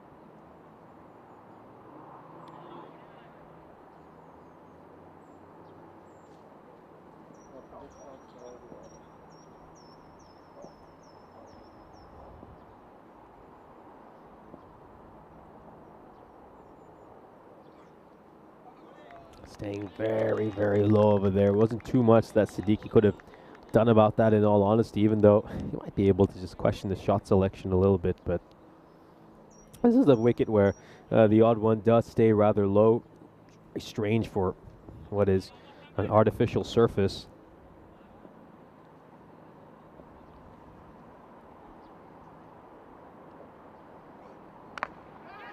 Looks to pull this one away. It's going to land safely. And that is going to be a single. So it looks like it's going to be a fairly quiet power play here for Belgrade. They're going at just about a run a ball.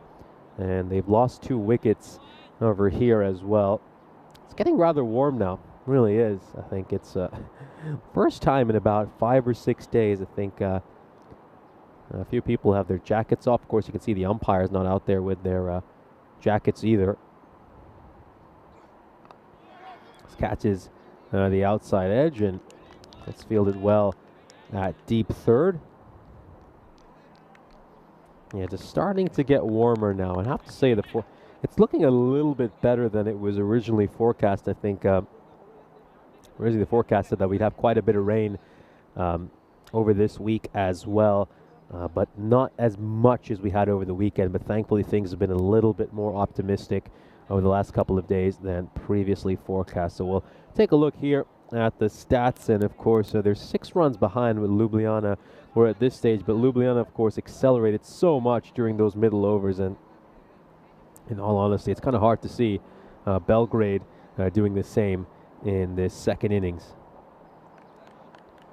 Omraj is going to come on to bowl here for Ljubljana, and of course he'll also be a part of the Slovenian side.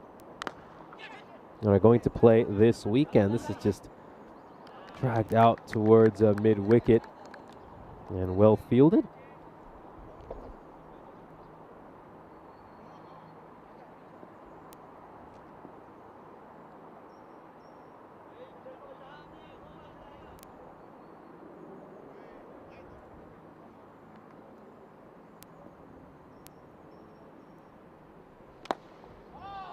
Looks to go big over here, and has he got enough of a hold of that to clear the rope? Oh, he most certainly has. 6 runs there for Siddiqui. Welcome boundary for the Serbian side, and let's see if they can string together a few more here. It's slot bowling, big wind-up, and he unleashes a huge shot over the rope for 6 runs.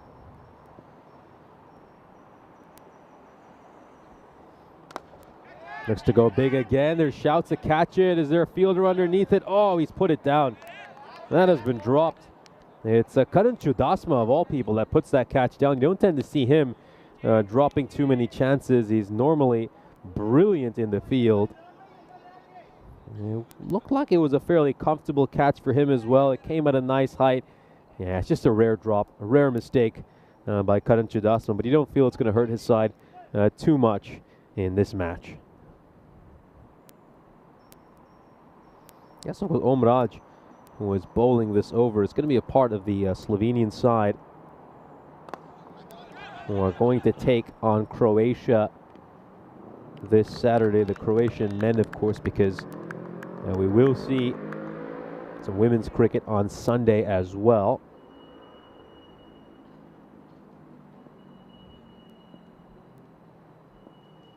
Yeah, a few players in this Ljubljana side who are going to be part of that Slovenia squad. Huge shot, absolutely massive. Crash, bang, wallop.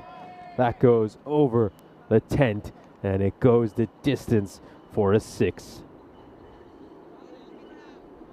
It really was quite a hit, wasn't it? Absolutely enormous. It's a bit of slot bowling over here. And a terrific hit as well. Just gets a chance to free his arm, clears that front leg, and goes all the way for a 6. Slower delivery there by Omraj, and it's just going to be nudged away by Siddiqui for a single. So we come to the end of the 4th. Belgrade are 34 for 2.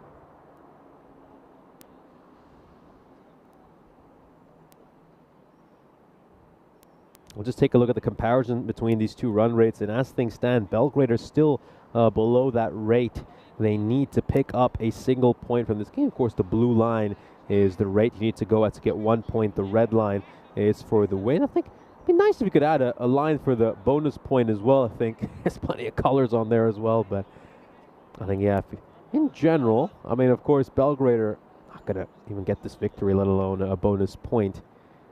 It'd be very good if we could have that as well. They're just another line for bonus points as well, because you do get a number of sides who target that bonus point in the second innings. Struck hard into the gap. Oh dear. Well, what's Karan Chudasma doing? I think, you know, we saw him put down a catch earlier, and is he attempting some foot fielding here? That's very ordinary, really is. I think you expect better from a player of his quality. Oh, he's just completely misjudged that ball in the end. Completely misjudged it.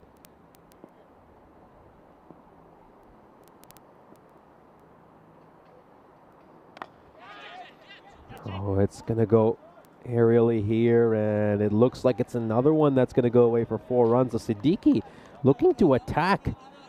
And it's been a nice little innings by him so far. Good little cameo.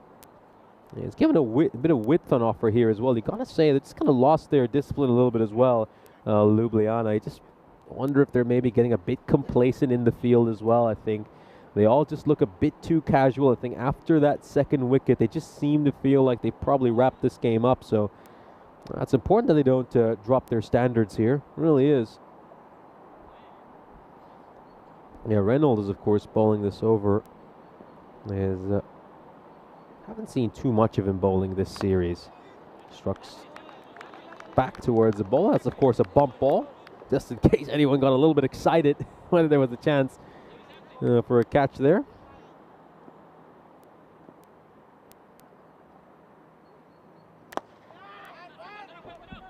Struck out towards mid-wicket, just the 1 run.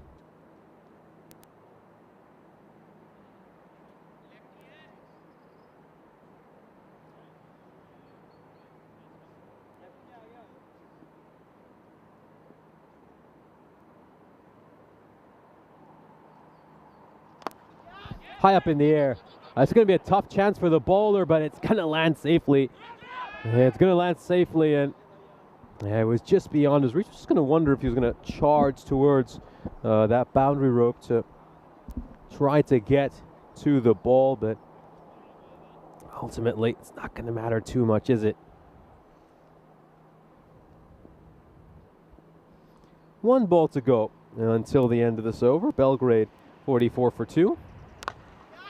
That ball was quite wide. Probably could have left it alone and would have picked up a run courtesy of an extra, but instead he ends up spoiling that wide, and it's going to be a single. So 11 runs coming off this over here by Kuriskin-Nello, and with Belgrade find themselves 45 for 2. It's a good chance to welcome you into the commentary position. So we got some bright skies for the first time in quite a while here in Croatia. It's good to see the sun again. Good to see some blue skies after, of course, quite a few murky and overcast days here in Croatia. Of course, we had Cyclone Boris over the weekend, and big shout out to everyone who was a part of the ground staff as well as our blue crew for getting on as many matches as we could over the weekend. Things looked fairly grim at times, but it's a good thing we did get as much cricket as we ultimately did, because at certain points we didn't even feel like we could get as many matches as we might have. We'll, of course, return to live action. That was a full toss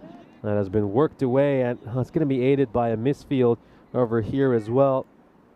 That's gone away for a boundary. The fielder in the deep who's made a meal of this is, of course, Krishna Kumar.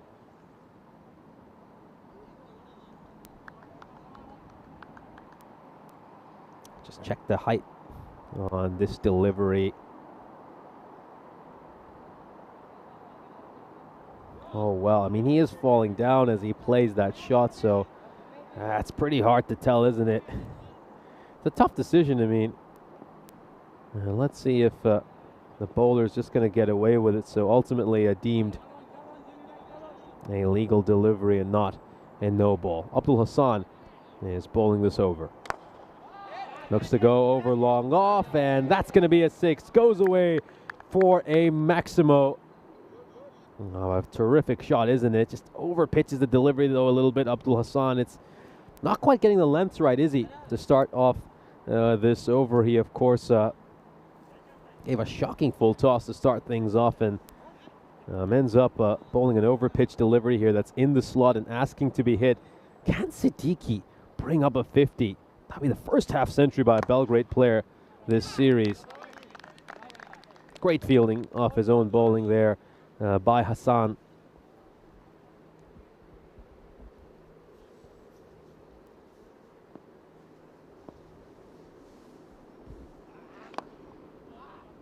This is struck out towards mid-wicket. Just the one run.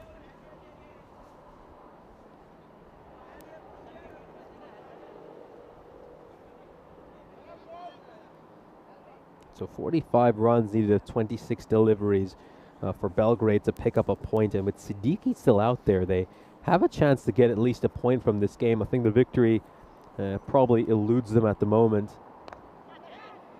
Oh, gets past the fielder at point. It's going to be another 4. And I mean, it was going to be tough. He was obviously trying to dive to stop that going away for a boundary. But as a general point, just getting a little bit sloppy in the field, aren't they, Ljubljana?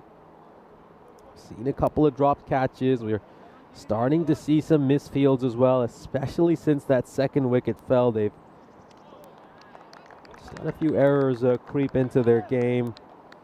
End of the 6th over, Belgrade are 60 for 2.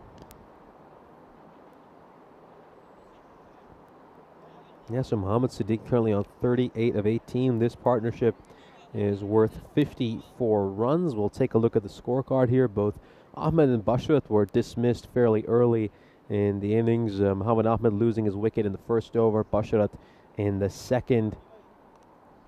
Belgrade do look like they have a chance to maybe go on and get a point from this match. But you really feel it all comes down to Siddiqui.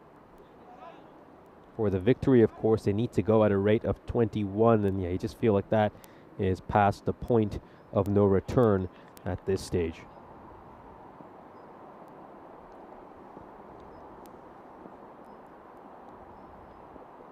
Krishna Kumar bowling. A big appeal here, big appeal. The umpire can clearly see the stumps. That's just missing the leg stump. Let's have a look at this.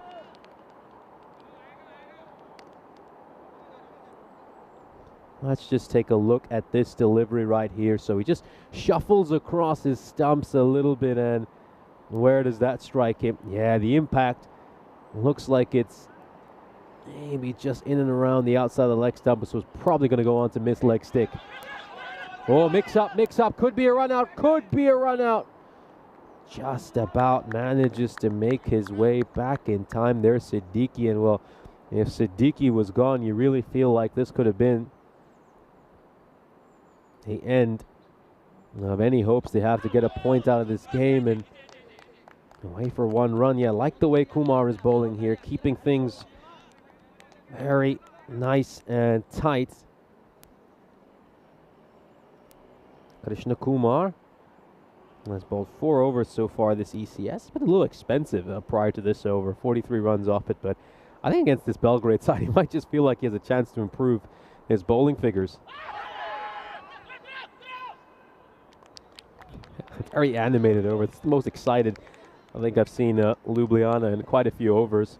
The energy seems to be up, so you do have to credit Krishna Kumar for that, just to get everyone back on their toes after it just looked like they were a little bit flat for the last 3 or 4 overs. Up in the air, should be a catch. Oh no, it's just going to go beyond the bowler. I think I just took a peek outside the tent and it looked like it might land or carry to the bowler. Yeah, when you just have a look at it again, it's always going to be tough for him to backpedal and make it in time, so wasn't really a chance. Up in the air, and well, this is quite an optimistic appeal. A catch it. There's no one all the way back at fine legs. Who's going to catch that? The tree? Goes away for a boundary. I think just bangs that one in a little too short, and he's going to get punished for this. Takes one hop over the rope, goes for 4 runs. End of the 7th over, 7 runs coming off it. As of course, we'll have a look here at the fantasy dashboard for our upcoming match. Afyon Croatia are about to take on this Ljubljana side. Afyon Croatia won the toss in that game and decided to have a bat first. And Afyon Croatia against Ljubljana, you really feel like they're going to have to put a lot of runs on the board, considering how strong this Ljubljana side are, averaging well over 100 runs over 10 overs so far in this ECS. I'll just bring up the exact figure for you as soon as it's available to me. Yeah, 143. That really is absolutely astounding. That figure just pops right off the screen, doesn't it? And, well, that's, of course, the exact same as the score they managed to make in this match against Belgrade. They pretty much went bang on with their average for this series. Huge, absolutely huge. Siddiqui sends that one away for 6 runs.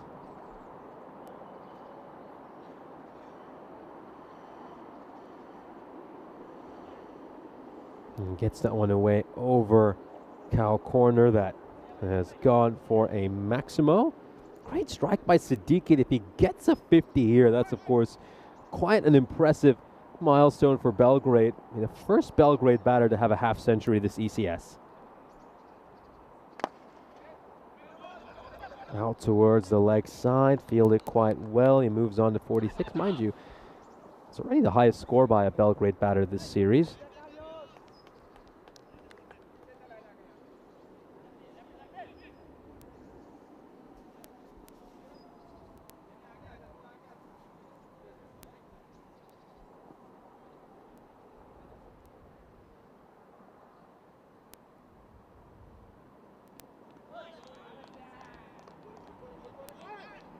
Has that just clipped some pad along the way? Because it's not been given a wide, so I just wonder if that's clipped the pad. I think we'll have to return to live action here. And that's another dot ball, so a couple of dot balls here for Abdul Hassan.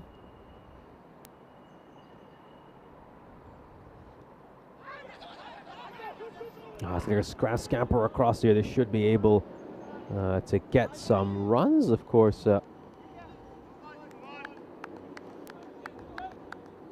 take another look at this one more time. Yeah, Belgrade currently 75 for 2. Got a ball to come in this over. 8 runs off it so far. I can just see just coming off his thigh, and picks up some runs of leg buys.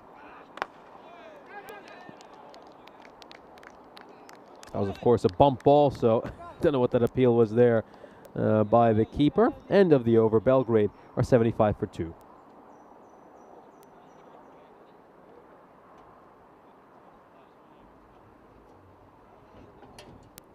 Just take a look here at this run rate for Belgrade. So they still have a chance to get 1 point out of this match. Siddiqui is pretty much keeping them in the hunt for a single point. And I think there's a personal milestone he'll be eyeing over here as well. Chance to be the first Belgrade batter to pick up a 50 in this ECS.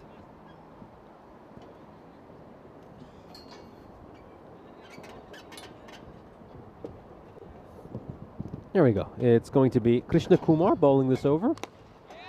High up in the air. There's a fielder coming underneath it. There's a couple of fielders coming underneath it, but it's going to fall short of one of them. That was, of course, Hassan Khalid, who covered quite a bit of ground to get there. Yeah, Krishna Kumar bowled superbly in his first over. Kept things very quiet. Gave both these batters a pretty tough time.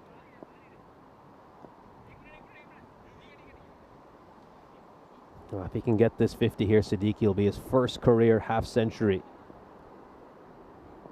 on ECN. Looks to go big. Does he have enough on this? Does he have enough on this? He does, and Siddiqui brings up his first ever ECS T10 50.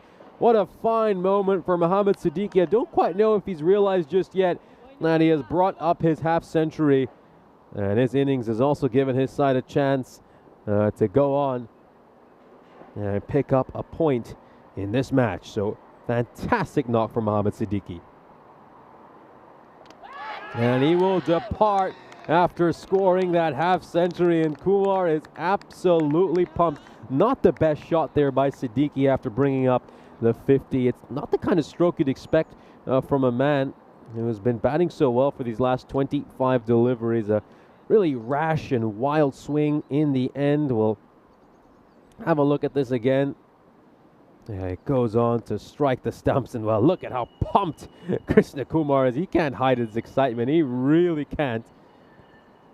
Well, that wicket means a lot to him. It really does. And as I mentioned, he's been a bit expensive over the course of this ECS, so it was a big match for him. He's just looking to improve some of his figures against this Belgrade side, and that's exactly what he's done. He's bowled superbly today, and he picks up the wicket of Mohammad Siddiqui, which just gives his side now a chance to get all 4 points from this match. So, of course, Belgrade mostly just playing for pride. If they grab a point here, it's for them personally, it won't make too much of a difference in this ECS, but yeah, Ljubljana, they're, of course, trying to hunt down Sir Oliver Split at the top of the table. Edged, and oh, that's another wicket. Krishna Kumar knew immediately there was a little nick on that. It's a wonderful delivery, isn't it? Just pitching outside the off stump. He dangles his bat around that 4th stump line there, Simranjit Singh. It catches the outside edge. No real foot movement. He just kind of goes fishing, doesn't he? Pushing at the ball with hard hands. It's taken well by Ramanjot Singh. It's another wicket for Krishna Kumar, who's now on a hat-trick. Golden duck here for Simranjit Singh.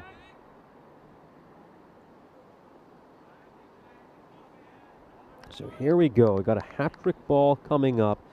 A new batter making his way out to the middle in Porkovan Eswar, who's had his issues with the bat in hand. Of course, you've seen one hat-trick earlier this series. That was Abhilash Parakalam taking it for Zagreb so-called against this very Ljubljana side.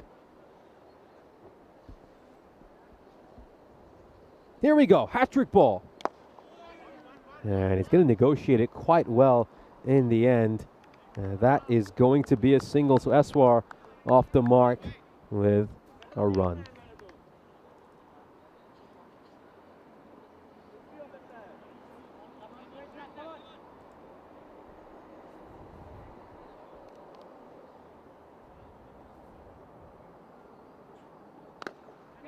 Hit towards point, and I'll just grab a single over here. So another tight over for Kumar, and you have to say Kumar really has bowled superbly, hasn't he? It's been a brilliant spell by him in the death. We'll end up with figures of 2 for 15 over the 2 overs he bowled. Stellar work, gives up 9 runs in this penultimate over. We'll take a look at the bowling figures here, and I wonder who they're going to give this final over to. Are they going to turn to Talal Ahmed? Could go back to Kurusinkle Reynolds as well. I think Omraj was just a touch expensive, but do they rely on him just because of his experience, of course? He's going to be playing for Slovenia this weekend as well.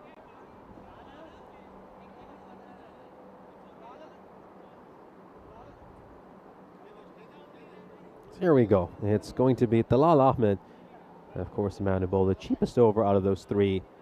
Who's going to come on to bowl the final over. Needs to defend 17 runs here to ensure that Belgrade do not get a point.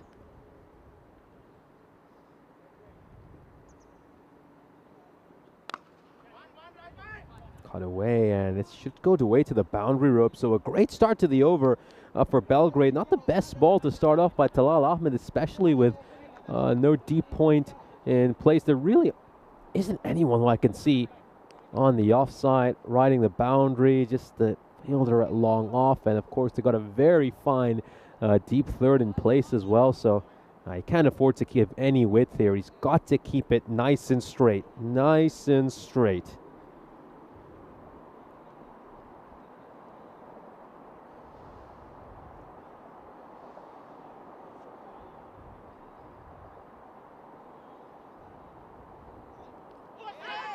Oh, I think it just...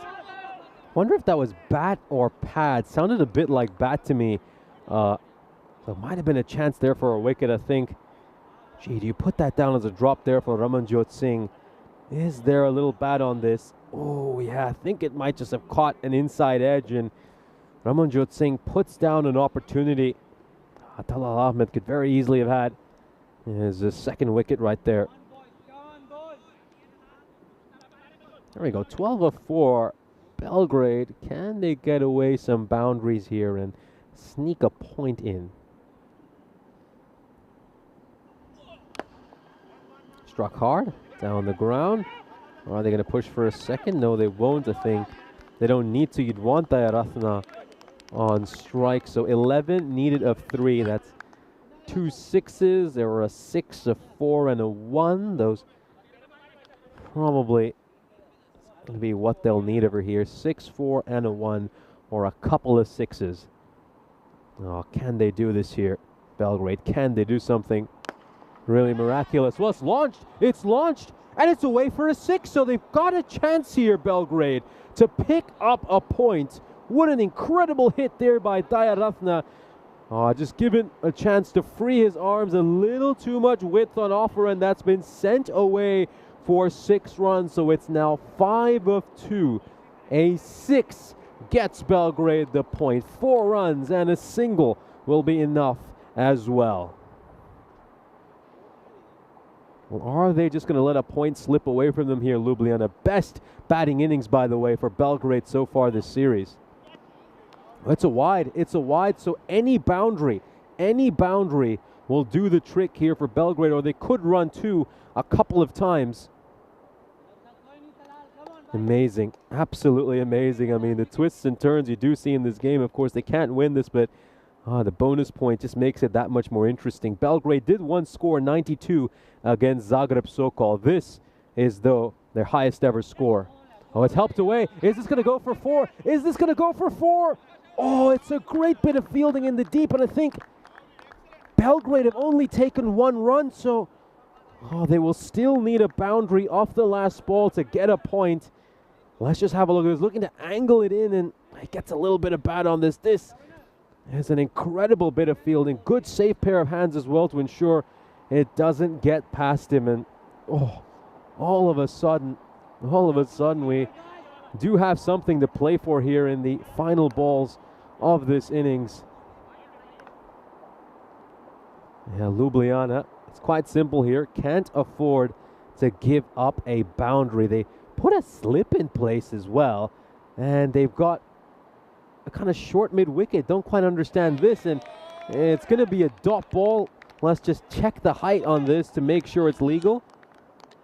But I think that's just fine. I think that is just fine. So, yeah, you can see over there, no problem whatsoever. Ljubljana, well, it got nervy for them in the end, didn't it? It really got nervy, but they will pick up all 4 points in this match. Belgrade coming pretty close to grabbing at least a single point in this game, but credit to Belgrade. They managed to put up their highest score of this ECS. They get very close to bringing up 100 for the first time as well.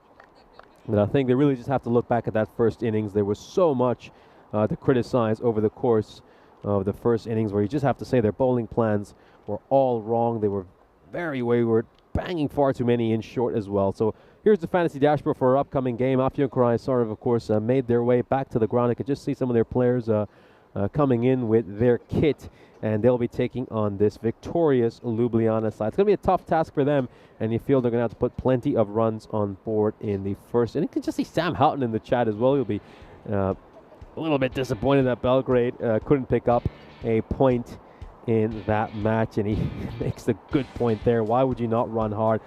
Yeah, I get it. They should have really run hard over there, and they'll look to at least try to get 2 out of that. It was, after all, just the second last ball of the innings. Let's take a look back at some of the key moments from this match. And of course, things started terribly for Belgrade. It was a nightmare start, in all honesty. Mohamed Ahmed grabbing just 4 runs, and Arslan Bashra departed having scored 1 of 5. They were 14 for 2 at the end of the second over, 18 for 2 at the end of the power play. And at that point, it looked like it was probably a done deal, and that Ljubljana would take all 4 points from this match. And Mohamed Siddiqui batted superbly, making the first half century of his career and the first half century by any Belgrade batter over the course of this ECS, when he made 52 of 26. fine knock by him, struck 8 boundaries over the course of the innings, 3 4s, 5 6s.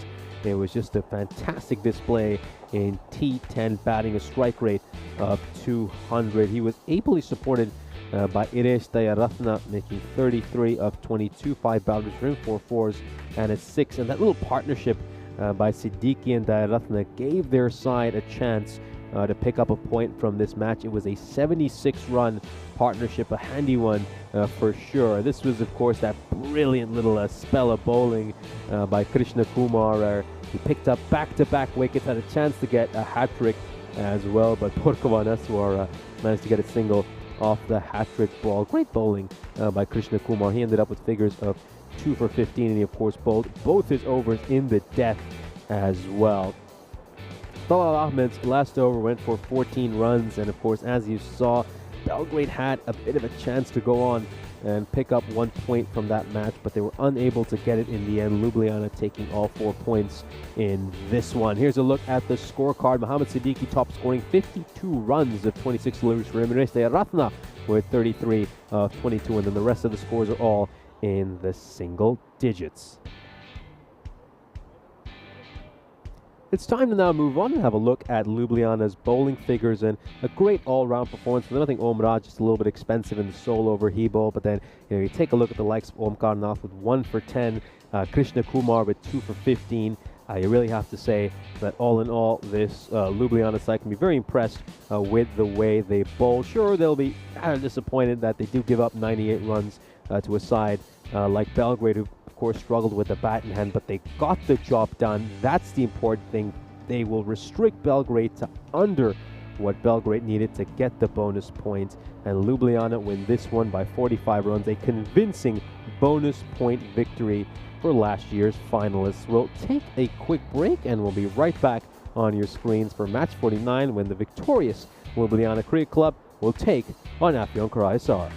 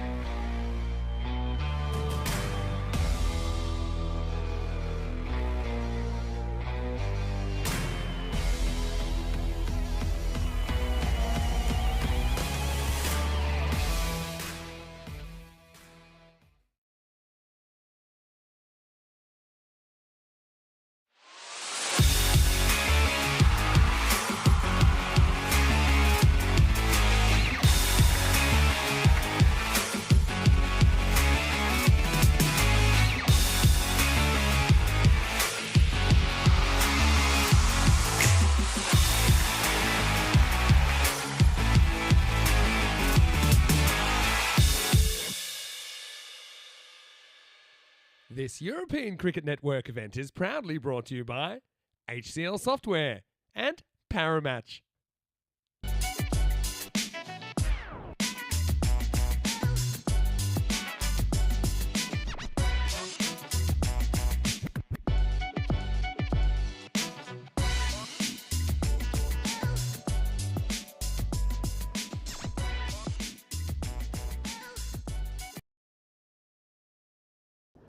We're set for the start of match 49. Afyon Croatia are about to take on Ljubljana. Let's head out to the middle, where you'll be joined by match referee Nilkesh Patel. Ljubljana, is your call. Heads. Head is a call. It is tail. I'm going to bat first. Sorry? Batting first. He did have to batting first. Thank you very much for that update. So, of course, Afyon Croatia got a big task at hand here. You'll feel they'll have to put a really big total on the board against this Ljubljana side. Something well above par. It'll probably have to be Afyon Croatia's best batting performance of this ECS if they want to make things difficult for Ljubljana, who are, of course, coming off scoring 143 runs against Belgrade in the last match. So a tough task here for Afyon Croatia. They're coming in as massive underdogs. But if anyone could pull off a remarkable upset, you'd expect it to be this spirited Afyon Croatia side. So we'll take a look at the fantasy dashboard for our upcoming game and some key players to look out for. Of course, the likes of Salih Ellis, who is coming off a brilliant performance this morning when he had figures of 2 for 4 in the 2 overs he bowled. Mesut Öztürk is a key player for this Afyon Croatia side. They rely on him for runs and wickets. And then Ahmed Koskun, what a fine young player. Boy, has he had an incredible ECS. His bowling has been impressive, and he's been able to chip in with a few great innings as well. But the win predictor, well, it isn't lying. They've got just a 5% chance, according to that win predictor. And you have to say, the win predictor is being pretty fair over here. Ljubljana do look like they are set to pick up 4 points in this match as well. It could be pretty lopsided.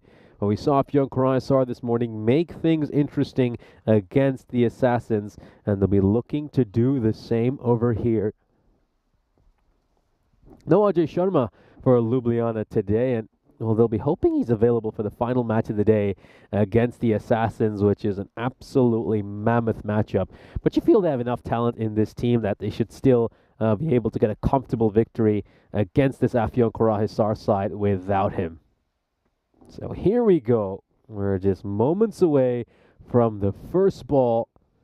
And this over is going to be bowled by Thundukuru Omar Khan, who's, of course, coming off a decent performance against Belgrade Cricket Club. Kept things very tight. And we're just waiting for the clock to tick to half past, and we'll then be able to get this match underway. Here we go. It's 12:30 here in Croatia, and we can bowl the first ball. Big swing and a miss, and that one goes through to the keeper, getting some nice bounce and carry there on the first ball. Yeah, Ljubljana, they're now the only side that can catch Sir Oliver Split at the top of the table. The Assassins no longer can, because they need to get 3 bonus point victories in a row to round out their ECS to cover that ground. Ooh, terrible delivery. Absolutely terrible. This could be a no ball. Well, might want to check the height on this ball. And yeah, it's been given a no ball. Let's just take a look at this right here. And yeah, that is well above the waist. Pretty easy call in the end. It's a no doubter. Definitely a no ball. Free hit coming up. Oh, it's a nice ball in the free. You don't tend to see your bowlers banging in short like that. Sharp bounce, gets the tail back in to the right-handed Shah Muradi as well, who batted superbly this morning against the Zagreb Assassins. Kept his side in that game. Of course, well, I've been covering the first couple of games, so I got some company now for these upcoming matches. Charlie Hunt is back in the commentary box. Afternoon, everybody, and yeah, good to be here. And I'm going to come in, and we're going to get this one slapped away from Shamadadi. He's going to get 4. It's agonisingly close for the fielder, but that certainly will be helpful towards the run total. First boundary of the game. Yeah, morning, everybody. Good afternoon, good evening. Wherever you're tuning in from. Good to see Habibullah at the top of the order. Yeah, Habibullah He's looking good, isn't he? He struck a number of boundaries this morning and just kept his side in that game against the Assassins. It gave them some hope of winning that match, but when he fell, courtesy of a brilliant stumping, it just felt like the game began to drift away from Afyon. Yeah, it just seems that realistically that you know, him and Messi are the only ones that have got the ability to kind of go big in the power play, so hence why he's at the top of the order. The skipper Onkanat, though. Good comeback. Yeah, interesting. No Ramanjot Singh behind the stumps. Well, they're asking the question of a run out here, and Shamadadi, I think he's gone. He thinks he's gone too. He's not even waiting for the signal. Well, he's well outside of his crease here, and he doesn't look like he makes an effort to get back here. I think he's gone as well. I mean, immediately, just based on the reaction, I'm not sure there's anything behind that crease, but we'll find out when we look at this angle. Ooh, well. He's gone. He is gone. There is nothing behind that crease. His heel is up over there. What an unfortunate way to get dismissed. Habibullah will depart, having scored just 4 runs. That's a disappointing way to go. Really is. It's just not really having your head switched on. And it's going to be the end of Shamadadi. You're right. He goes for just the 4. It's 4 and out. And it's a good start for Ljubljana and good work for Krishna Kumar. We were talking about the fact that Ramanjot Singh is behind the stumps. It is Krishna Kumar who's the man with the gloves on, and he's in the money straight away. Going to be 5 for 1 for Afyon Karahisar. Gets stumped over here. Great work by the wicketkeeper. Afyon Karahisar lose an early wicket, and very important one as well. They're going to send Salih Aliz in at number 3, getting a promotion up the order. He spent a lot of time at the crease this morning, faced about 18 deliveries, but wasn't quite able to go at the strike rate. His side needed him to score just the 12 runs. Yeah, he's going to come in here now then at 3, score 5 for 1. A good positive start this for Ljubljana. And of course, got to remember, they still are in the search for the top spot, aren't they? Of course, going into tomorrow, the last day of group matches. Of course, the top 5, we pretty much know who the top 5 are. It's just, of course, the manner in which they're going to sit and finish. Yeah, it's going to be very interesting to see how the top 5 end up playing out over the course of the next day and a bit. Last ball of the over. It's going to be a swing and a miss. And that's going to be the end of the first over. It's a good one for Ljubljana. Afyon Karahisar lose their big man in Habibullah, and the score is 5 for 1 after 1. Here's a quick chance that to remind you that it's 5 days to go until the start of the European Cricket Championship, the marquee event on ECN. Yeah, 5 days, not long to go at all. Turkey will take on the Estonia side, and of course, a lot of these Turkey will be, a lot of these Afyon Karahisar players will be watching with a keen eye going into that one. And it's going to be very exciting to see, of course, the first game, Khartoum back in the spotlight as it should be. And I know that there's some new infrastructure out there as well. There's a new, on the top of Cooper Hill, there's a new restaurant, aircon, the whole shebang. So you're going to be spoilt for choice. This is Ahmad who's going to come in, and Dogan's going to hit this away and get a single to start. You always chuckle whenever you watch Dogan run, don't you? Yeah, he's a little bit like I've always said, he's a warrior going into battle, isn't he? He's charging at his enemy. Just watch him here. After he hits this, the way he runs, he's off and he's away. Yeah, just ready to slash at someone with his sword. I mean, he never actually slides his bat in either, which is rather funny. And I think that's something which, on a serious note, he's probably going to have to work on. Slip in play, by the way. And it's a shy at the stumps, but it's going to be a wide delivery here. Have another look. This one, Ellis swinging and missing, but it was well out of his reach, though. Yeah, it's for height. It's really got up out of nowhere, isn't it? You see, he's already standing out of his crease, to be fair, but you can see that's definitely going to be over his head. Morning to everyone, or good afternoon, depending on where you're tuning in from. To Shahak, to Paul, to Dave, to John. This one is another wide. Just gets the line wrong there, doesn't he? Pushing that one down the leg side. So, of course, did you have a good morning? Get a nice chance to rest a little bit, get a good lie-in? Yeah, nice lie-in. Had a nice breakfast. Went to the gym. And then, yeah, I thought, well, I'll come on down. Why not? Yeah, it's supposed to have the day off, but, well, do you know what? The sun's out, so why not? It'd be rude not to. Change of angle, round the wickets, and this one is going to get slapped away through extra cover, but will be stopped eventually. Good work by Hassan Ali. Good to see him back in the side for Ljubljana as well. He's crucial in that top 4. He can really get going. No, certainly. I mean, it was a great idea to come down. I mean, this could be one of the best days of cricket we've had in quite a while in terms of the weather. Weather hasn't really played ball for much of this series due to Cyclone Boris, but yeah, the sun's out, blue skies for the first time since last Wednesday. I know. Wednesday or Tuesday? Oh, no, it was Wednesday. Yeah, you're right. I keep getting it all mixed up because, of course, we both missed day 1, and it kind of the whole week just kind of felt put off after that. Good comeback. Got that one right. It's going to angle this one across here, Ahmed. A little bit expensive in the last match, but I think he'll back his chances against this Afyon Karahisar side to put in some good bowling figures. Off the splice. It's going to fall safely, though. He's going to ankle on through for a single. Dogan again charging through. Gets one. Good delivery, though. Better areas. Well, let's just take a look at this again. Doesn't quite time that one all that sweetly, and it's going to be just the one run. Going to continue around the wicket here to Ellis as well. Yeah, I wouldn't mind seeing him go full and straight, realistically. Hit the timbers. Tries to, but it's hits firmly down the ground. Bit of a chase on.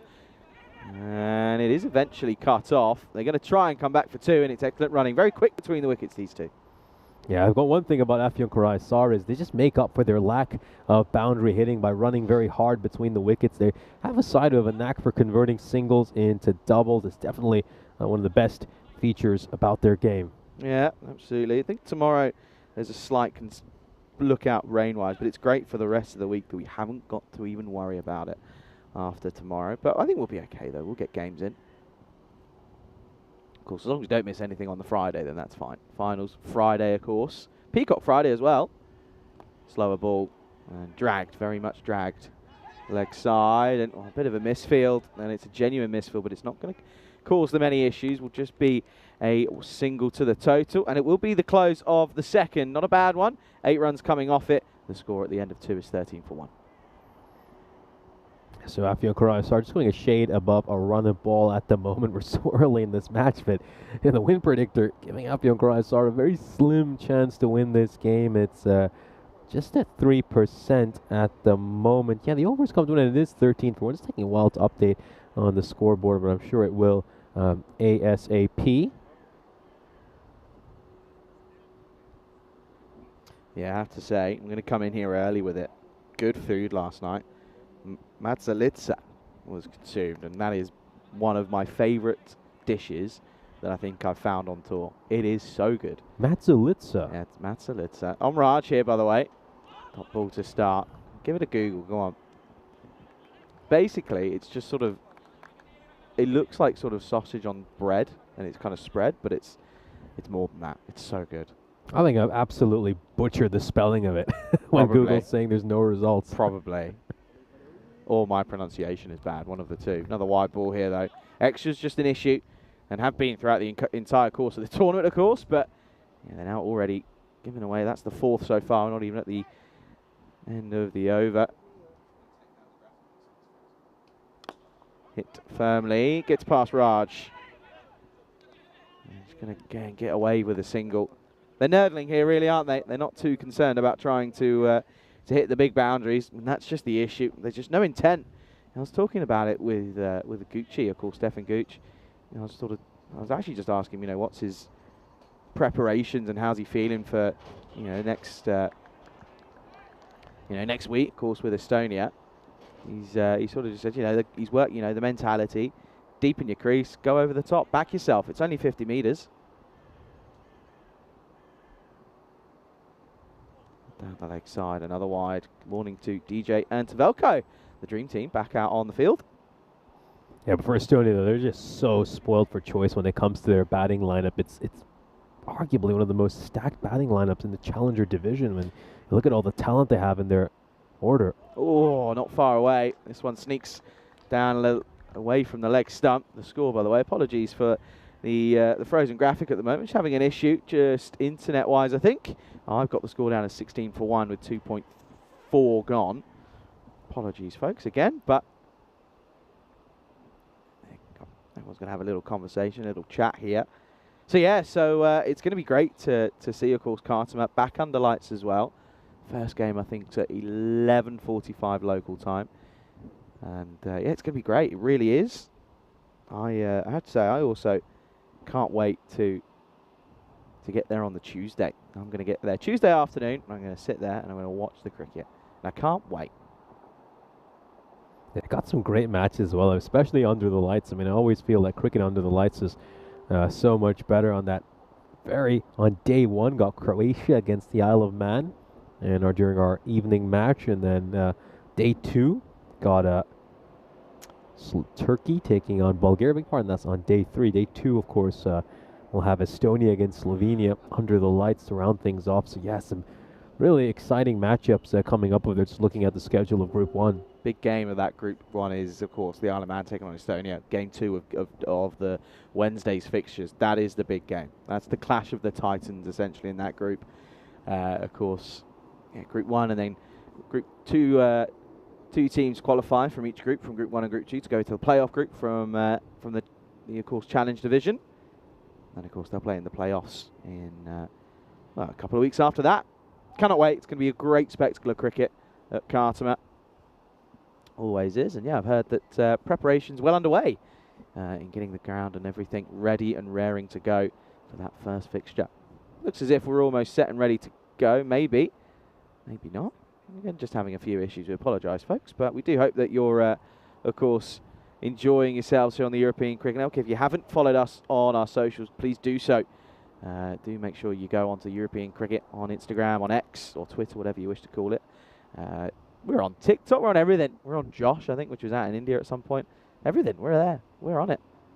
Of course, if you're watching on YouTube, like the broadcast, let us know you're enjoying what you're seeing. Do subscribe to us. We've surpassed 418,000 subscribers. Not far away from the 420, of course. Yeah, I believe we're just sorting out a few issues here with the score. The graphics should be updated for you very shortly as well. That's why the game just has been paused. Yeah, I think there's just a few technical issues as well. Just having a look at some of the internal communication. So yeah, as soon as those issues are resolved, we should be able to get play underway. Although, yeah, as things stand, this looked like it could be an extended break.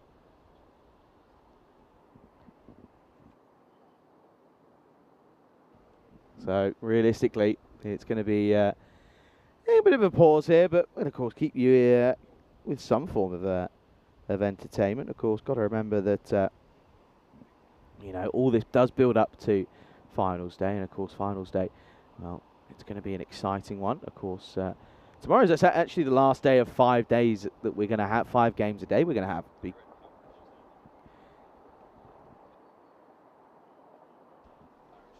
And yeah, in reality, it's of course, yeah, today's the last actual day, as I said, of 5 games a day for the rest of our time here.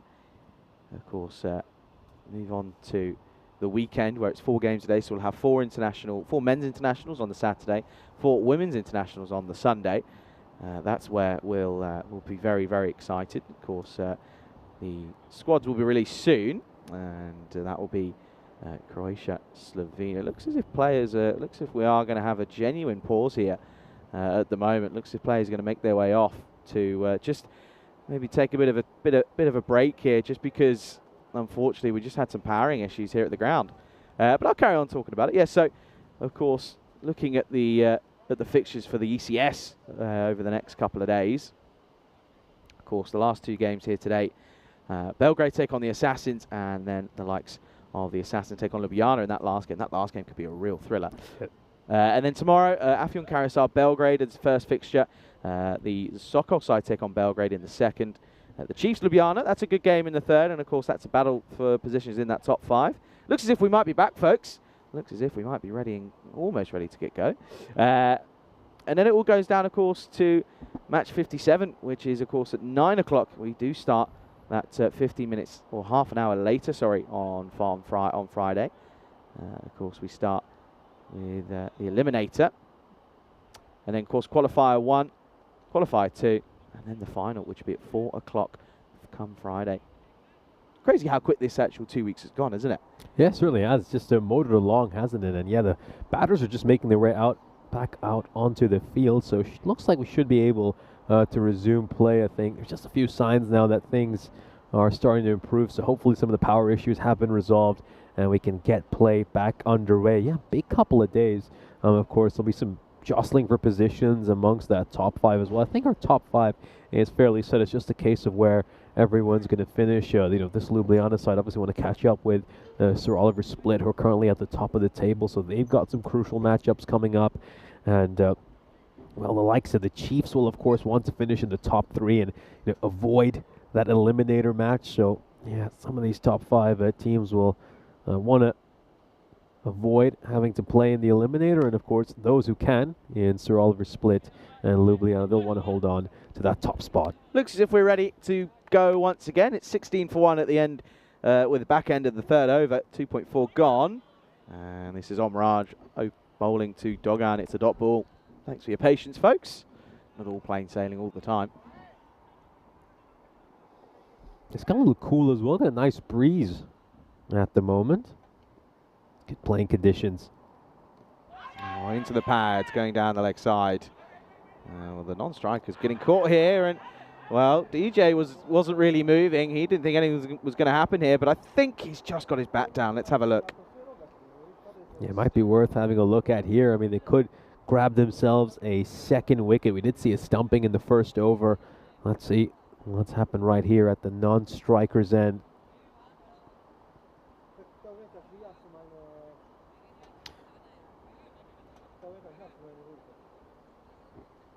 Well, at the moment, it's going to be not out. Unfortunately, we just have no, just still coming back from some of those issues. But yeah, nevertheless, I'm pretty sure that he got his bat down just in time. So that's going to be 16 for 1 at the end of the power play. And they're going to turn to Abdul Hassan, who's going to come on for this 4th by the looks of things.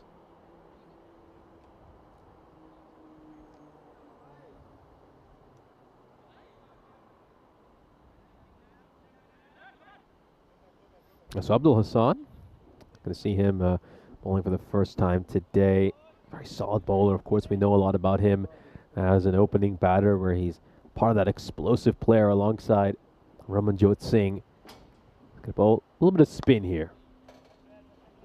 This is just sent away for another boundary. Just bowls a slightly over-pitched delivery there, and he's going to get punished for it. Doesn't bowl the right length there, just needs to look to get this one right. Yeah, certainly was a little bit wrong. But good shot, though, to get it away, to be fair, from Ellis. So 4 runs to start, 20 for 1 now. Oh, and this one is down the ground, and it's gone all the way. That's a glorious shot, 6 runs. And 4 and 6, looking slick, Ellis, right here. Powerful strike, really powerful strike here by Ellis. And well, for a player who's generally struggled with his strike rate, to see him hitting consecutive boundaries here is certainly a joyful sight if you're a fan of Afyon Karahisar. They're currently 26 for 1, and we are 3.2 overs in. Yeah, apologies if you can't see the graphics at the moment. So 26 for 1, 3.2 overs in. We're at the end. The power plays, of course, come to an end. Up to 5 fielders at the moment outside the ring. Seems as if that moment where it was fixed was very, very, very, very short. We are back to having a few issues again. Apologies, folks. It's nothing out of our hands. It is out of our hands. Sorry. It's there's a lot of work going on behind the scenes. Spring working very hard to try and fix some of the issues, as are Blue Crew as well. There's not too much we can do about it at the moment, folks. But yeah, it really is a little bit unfortunate. But we are trying our best. Yeah, some of these issues, honestly, they extend beyond the things anyone at the ground can control. So we'll do our best to try to resolve them and get play underway. It's been an interesting start for Afyon Karahisar so far. Obviously, a very quiet power play, but kind of exploded into life these last 2 deliveries with these 2 great strikes by Salih Ellis. Yeah, for Afyon Karahisar, of course, they are playing for pride in most of these matches and really looking to develop some of these younger players who they'll be hoping to develop. And it's very talented internationals for the Turkey national side. certainly got a lot of things to be positive about, of course. I think Hassan Yanner's development, the wicketkeeper, has been very, very impressive. I've loved the way Ahmed Koskun has played over the course of this ECS as well. And then you add the likes of Mehmet Sinner, who just gets better and better with each series. And then, of course, the man who is on strike, Salih Ellis. And he, of course, emerged with a great bowling performance in that last match. And his batting seems to be coming quite a bit as well.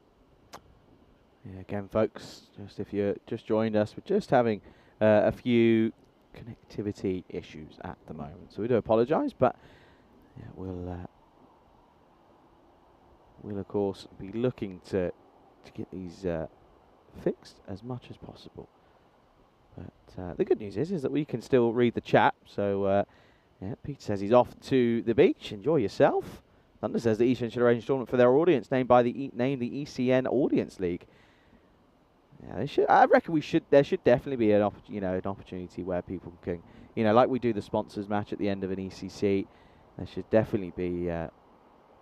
Should get some audience members involved. Absolutely, especially if you make your effort to get down to Khartoum. Should 100% try and get you involved in that way. Yeah, thank you very much for your patience. I can understand that some of these issues are a little bit frustrating, but we are working on them, trying to do our best. But hey, we are at the mercy of technology after all. I mean, over these last couple of months, we've seen, entire airliners and banks, come down because of tiny glitches. Of course, referring to the CrowdStrike issue. I was actually flying on the day that happened, and I remember as I was exiting the airport, there was a massive queue. And, I was with my parents wondering, well, why is it taking that long just to get to the departures terminal, arrive at the hotel, turn the channel on? It's like, oh. That's why. The entire world has come down. Yeah, it's crazy, isn't it? As soon as there's one issue with the internet, the whole world sort of crumbles, isn't it? Yeah, certainly crazy. Yeah, it didn't get up too much this morning. As I said, just gym. That was pretty much it. It was nice. Nice to have a bit of a lie-in. Did get me full. I got some silly amount of hours of sleep. I needed it, clearly. Yeah, all up and ready to go for the next, 4 or 5 days left of cricket that we've got from here in Croatia. Yeah, the next few days of cricket will be the absolute best days of cricket. Of course, we're coming to the end of the group stages, and we'll be talking a lot about potential seeding and matchups for finals day. So it's going to be great to get into that discussion. We'll see how this Ljubljana side fare in getting to the top of the table, and then there'll be a number of other sides jostling to get into the top 3 because everyone wants to avoid having to play in that eliminator game. And then, of course, this weekend, we'll probably have the very best cricket. Starting off with some men's action on Saturday when Slovenia will be touring the country. They'll be taking on the Croatian men. And then on Sunday, got Czechia coming over to play Croatia as well. Of course, Czechia and Croatia did play each other earlier this summer in the Central Europe Cup and some T20Is. And looks like we're back and can get things underway here. So, yeah, good to hear some positive news. So, we're into the 4th over, a couple of balls in. Yeah, we are. We're going to get back underway. Hopefully the internet stays and plays its part. Someone must have put another tenner in the meter, maybe. And it is going to be Abdul Hassan. Up against Ellis. He's just gone 4 and 6, by the way.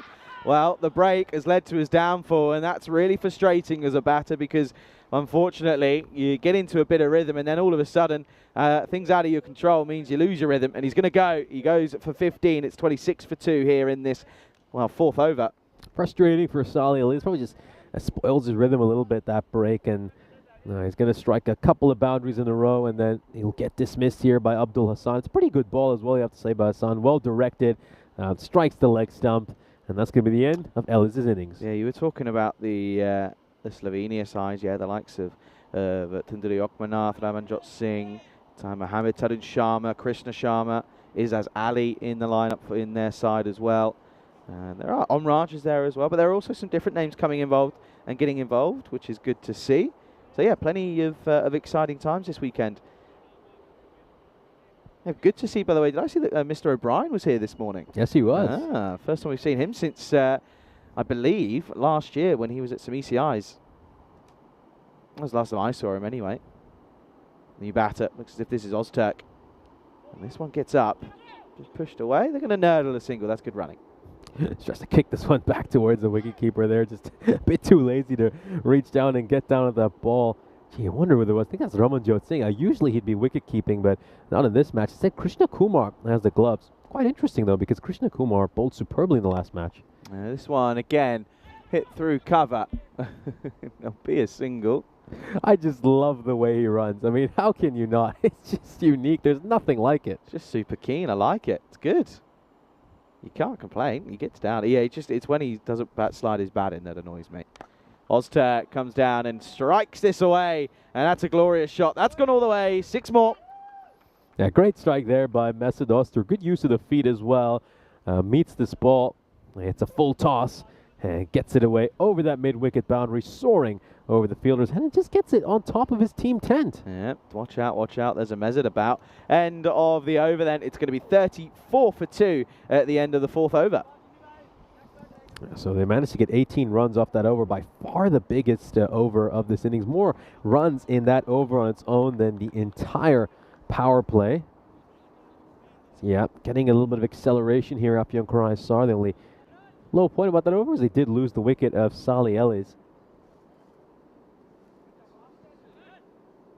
There we go. It's going to be Karan Judasma coming in to bowl this 5th over. And a slightly difficult match in the field earlier today when he took on Belgrade. Just a few misfields by him, put down a fairly simple catch as well for someone with his very lofty standards. I think he would have expected to do a whole lot better.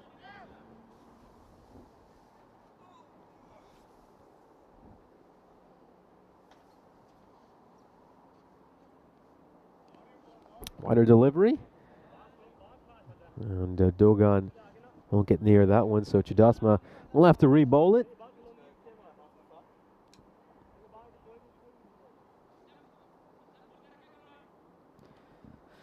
Three off 9 for Dogan. And again, it's just the issue of batters chewing too many deliveries, and the dot balls completely starting to add up now. There's another one. Back of a length delivery there, just around that 4th stump line for Chudasma, and climbing up on Dogan. Very awkward height for him to deal with. Chudasma, of course, has scored runs so far in the tournament. He's also been pretty handy as a bowler at times. And this one again, getting up. Just this one for the over. Look at the gap between the 2 hands on the bat there. That just tells you what you need to know, that they just need a little bit of coaching at times. That's just where technique-wise you do have to kind of change it up again. And unfortunately, it's going to be a cross-shotted bat, cross-bat shot. Sorry, that's going to end up leading to the downfall of Dogan. He goes 3 off 12, and it's a tricky way to go, but it's good bowling from Chudasma. It's full, it's straight, it's simple cricket. It's you miss, I hit. Yeah, Salih Ellis doesn't lack enthusiasm, that's one thing for sure, but yeah, probably just needs to get a few stages ahead in his development to really start to become a proficient batter. And yeah, you commented on his bat grip, and of course, I mentioned a few times the fact he doesn't even slide his bat in as well. So yeah, Ellis just needs to work on a few fundamentals, and hopefully in a few years' time he'll be able to make a few more runs whenever he's featuring in the European Cricket Series. Score 35 for 3 now. With 2 balls left in the 5th over. Of course, they've got to be getting up to a minimum of 80, really, haven't they, to put some sort of pressure on this Ljubljana side. And this is a good start up against Kozgun. Kozgun just swinging and missing away from his body. Yeah, so Ahmed Kozgun, he's feeling he's going to have to play big innings here. Someone who has had a couple of good knocks, of course. So the best one was the 21 he made of just 10 deliveries earlier in this series. We'll need something very similar from him. Last ball coming up then of this 5th over. And shock horror, it's a dot ball. And it's a very, very good over, albeit with a wide. Not any runs coming off the bat. And it's going to be a very tidy way to finish the over. And the score is going to be a very, very interesting 35 for 3 at the end of 5. Yeah, absolutely. So they're currently going along at about 7 and over here. Afyon Kurasar looking set to get to about 70. It's going to be a tough task here for Afyon Kurasar. We know how good Ljubljana are with the bat, so realistically, you have to get something about the 120s or 130s to challenge them. Yeah, they've got to be getting up there. I mean, I said 80 as a minimum just to give yourself something to bowl at, realistically. But yeah, you're right. You think that the batting that they've got, the top 5 that they have to their disposal, they should be looking to chase. Whatever gets set here, realistically, we'll come back to live action as this one is going to be a wide to start. Yeah, of course, we're going to see Omkar Nath, I believe, or yep, that's Omkar Nath who's coming into bowl. He bowled the first over, did a superb job. Only 5 runs came in that first over, grabbed a wicket as well. I like that. Krishna Kumar just saying, come on, you know where you need to bowl. There you go. Oh, it's been called a wide. It's been called a wide. Well, those wide lines have moved. Look at this, by the way. Have you seen that? Look, there's the old line. The new line's moved. Oh, even still, either of them, that's not a wide. Yeah, a little bit harsh there, you have to say, on the bowler. Couple of wides to start off now for Omkar Nath. That's better. Has to go straighter because he's basically getting forced to from Velko. Does get it right, though. Yeah, Helix was just saying a couple of minutes ago, saying, you know, Charlie's mentioned it's nearly Peacock Friday. You got a Peacock Friday. It's going to be Peacock weather as well. It's finals day as well. Exactly. Finals day, Peacock Friday. So you know you gotta balance the two out. Which one takes precedence? Oh, almost gets a hand on this. In fact, I think it might get an arm rather than a hand, but stops what certainly would have been at least a couple of runs. Let's just take a look at this. Yes, struck this firmly back towards the bowler, and just gets a hand up there. If that would have stuck, would have been one hell of a catch. Yeah, it would have been. What could have? Should have, would have, could have. For Omkar Nath, of course, as I said, we'll be playing for Slovenia on Saturday. Of course, then he'll make the journey probably over to Khartoum. That's a good delivery. Omkar Nath thinks he's done well to sneak this one in. Let's have a look.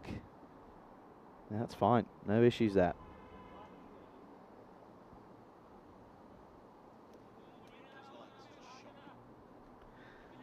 Halfway through this over, it's only been dealing again in wides, and that's the last 3 runs, but albeit that those come off 9 deliveries, have all been wides. Leg side, pumped by Ozturk. There is a fielder out there who runs past it, and luckily he's got a bit of support. They're going to just come back for 2, but that's again tricky fielding. A good backing up there by Abdul Hassan. It got away from his teammate, and he's done the right thing of backing up pretty well over here. Let's just catch a glimpse of who that was. It was Talal Ahmed that it managed to get away from. Oh, this one now stays low, but it's a swing well away from the body that Ozturk, doesn't really get away. As she's saying that we're confusing them. Is it cold or not? She's wearing a blazer because I got me blazer. It's not cold though. It's 20 degrees. It's lovely. It's perfect cricketing weather. Perfect cricketing weather. Sun sort of dipping in and out of some few clouds, but no, it's nothing drastic. You can compare it into what we've had over the last week. There's no complaints, and there's no complaints from this delivery either. Ozturk goes back to a delivery that probably was a short ball, but it just stays that little bit low, and it does enough to get the better of Ozturk. So once again, he hit some form at the start of this tournament, but he hasn't been able to continue on with that momentum. It's another disappointing innings from him. It's 8 for him, and he goes. And the score now at the end of what's been an impressive 6 overs from Ljubljana, Afyon Karahisar, they find themselves very much struggling at 39 for 4. Yeah, it's been a much improved bowling performance from Ljubljana compared to the one we saw earlier against Belgrade. They're getting those lines and lengths a lot better this time around, and yeah, it's almost like they're taking a page from Afyon Karahisar's play. Oh, there's a look at Dennis, of course. Well, Dennis rocking the sleeveless shirt. He's loving life at the moment. Oh dear. Bit of a rock star is our Dennis, by the way. Bit of a rock star. Anyway, they're going to go. Looks as if they're going to turn back to the season pro in Omraj, who going to look to try and make the most of this now. They've, of course, got Kozgun out there with Karkin now. Karkin was there when, of course, this Afyon Karahisar got the victory over the likes of the Warriors yesterday. But it's going to be Kozgun on strike. Here is Omraj. Swing and a miss, but it's a wide ball. You up to anything interesting last night, Nish? Not much. Really not much, of course, especially considering on a solo day today needed as much of the rest as possible. Yeah, good thing that you, of course, came in for these afternoon matches. Oh, another one that just stays low. Just can't get bat on ball here. They just can't get anything on it, even if you just nerdle a single here or there, just to try and get yourselves going. Just can't do it. Look at this. None off 3 for Cosgan. Yeah, I think as well, I mean, our hotel is kind of located a little further outside the city center, so not always easy to get much done in the evening. Yeah, that one is wide there by Omraj. Purely easy decision for the umpire.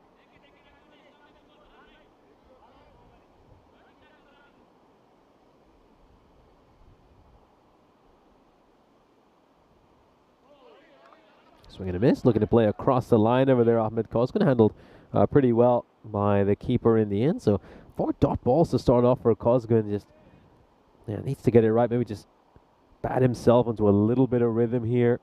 Let's play it. Push it a few. Get a few singles. This one, okay. But look at the dots, though. You know, the only runs they've got off the bat was a 2, and that came not long ago. Since then, it's not been the best. You look at the over by over charts, and it's just not pretty. It really isn't pretty sights. And again, it's just really, really tricky. I mean, in the last 3 overs alone, they've been, let me do the counting here, 12 dot balls in the last 3 overs alone. I mean, that's just not okay. You can't be having that. Sorry, 13. You can't be having that, not in a T10 game. Another one. This time makes contact with it because he had to. This one was full and straight. Omraj bowling well. Couple of wides so far this over. Those have been the only runs we have seen.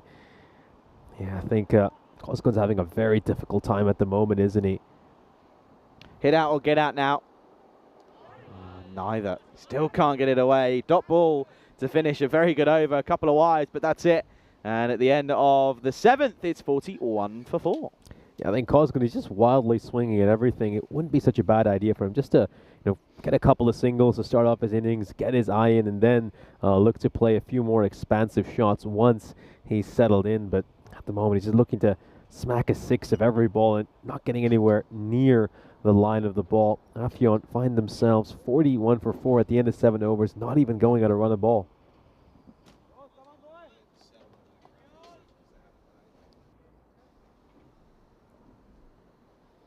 So it's going to be Hobic coming into ball. Haven't had a chance to see him much in this ECS.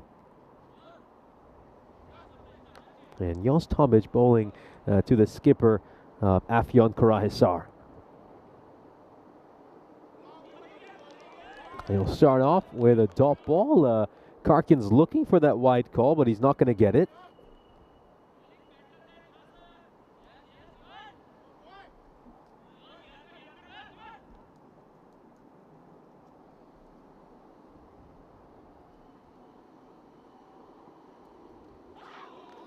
Oh, nice ball there by Jost Hobic, and Karkin will just block that one out, pushes it, gets a single.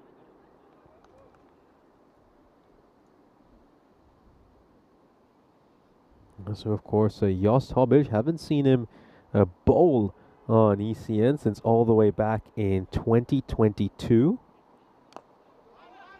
Back then, he bowled just a couple of overs.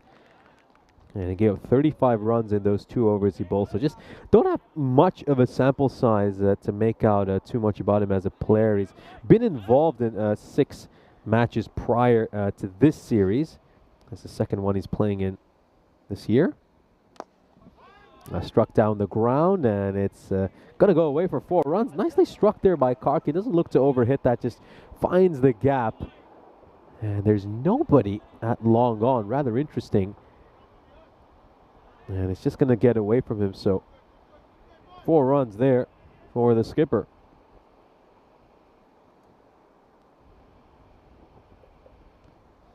It's going to get something on that. Get it away towards the leg side. He'll grab another run over here. So yeah, always one thing about the Afyon Karahisar side, they do run hard and they do run well between the wickets. Cosgun is going to come back on strike. Now he's at just 1 of 9. Took him a while to get off the mark, and well, got to think, though, for Jostovic that he's yet to take a wicket on the network, by the way. Oh, this one just moving away. It's a wide, and they're also going to take a cheeky single with no one paying attention. It's going to be 2 wides. Just little mistakes starting to creep in, both sides now. You need to just look to keep things tight here if you're Ljubljana. Of course, their aim will be to just try to keep this Afyon Karahisar side something really low and then try to chase that down in 7 overs or less. Oh, and this one up and away. And all the way, 6 runs. Karkin has got a couple out of the screws now. And that's a nice little over as the 50 comes up in it, but they end up finishing the 8th over, 56 for 4. And, well, the solo over for Hobic goes for 15. Over pitch delivery, and it gets punished over here. He's able to get underneath that ball and send it a long way away for a 6.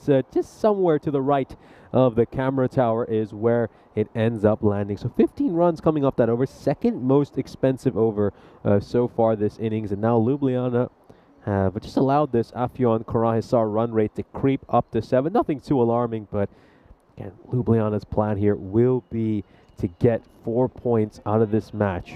Yeah, absolutely. Good to see that both of us have got down the pronunciation right, haven't we, of Ljubljana by the end of the 2 weeks. It would be frustrating if we didn't get there in the end.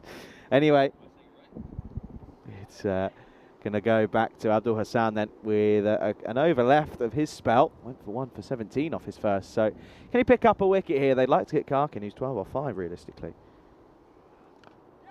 Up in the air, leg side. Straight to the fielder though. Well watched by Karan Chadasma out there in the deep.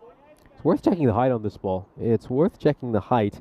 This could be rather close. Let's have a look there. Ooh, well, that certainly was interesting. Nah, I think it's dipping. I think it's fine. Oh, trapped in front, but probably angling down the leg side.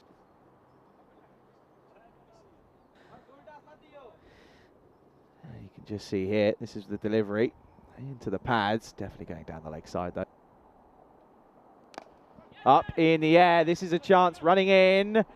Oh, well there you go. Well, I tell you what, he had no idea about this one. That's Hassan Khalid. He had no clue because this was right up in the sun and he completely lost it. And at the last minute, well, it's a little bit like an El Matador welcoming the bull. He steps to the side, puts one arm out, and it sticks. I just wonder how much of this is luck and how much of this is skill here for Hassan Khalid. He just somehow manages to corral that ball. Oh, he's done it one-handed. You're not going to see that too many times. That's going to be the end of Kozgun. Then he'll go for 2. And the score now is 58 for 5 here. Yeah, it just reaches that hand out and it somehow managed to stick. Boy, must he have a very big set of hands that the ball actually manages to get trapped in them. So then, now they're starting to run out of batters here. Oh, and this isn't far away either. Hassan has just got to go full and straight. That's all he's got to do. Look at those timbers. Difficult innings though for Ahmed Kozgun, 2 of 11. We know that he's capable of playing a lot faster than that, so. Well, this one is hit nicely. Out to the leg side though. Again, work to do for Chidasma, but makes no mistake. Oh, in fact, sorry, that's Tal Ahmed who's out there. Yeah, just be a few things that, of course, Ahmed Kozgun will probably just want to work on. Just learn how to construct an innings. I think that's the key for him. Knocked down the ground. Just get 1. Yeah, you got to remember a lot of these players. Oh, they're going to get 2 here. It's a misfield and another misfield, and becomes a very easy 2. Of course, it is largely a developmental series for this Afyon Karahisar side. So for them, it's just about trying to learn as much as they can over the course of this 2 weeks and just get better and better as players. And slowly this club will start to hope that it can challenge for places in finals day over the coming years. We'll take a look at the bowling figures here for Ljubljana, and yeah, wonderful all-around performance by them. Omraj, I mean, just take a look at his figures. Gives up just 5 runs in the 2 overs he bowled, and Omkar Nath as well, grabbing a couple of wickets and conceding just 9 runs. 61 for 5 with an over to go. And of course, they're going to have Altun on strike. Altun opened once before this tournament, and he didn't work. It didn't click, so they're going to look to maybe keep him on strike here, realistically. You don't want Karkin get on strike. He's striking at 200s. Last over time, they're going to go to Bilal Asjid, who's going to get it over. First over him in this game, and it's a short, loose delivery. It's definitely a wide. That's a genuine loosener from Asjid.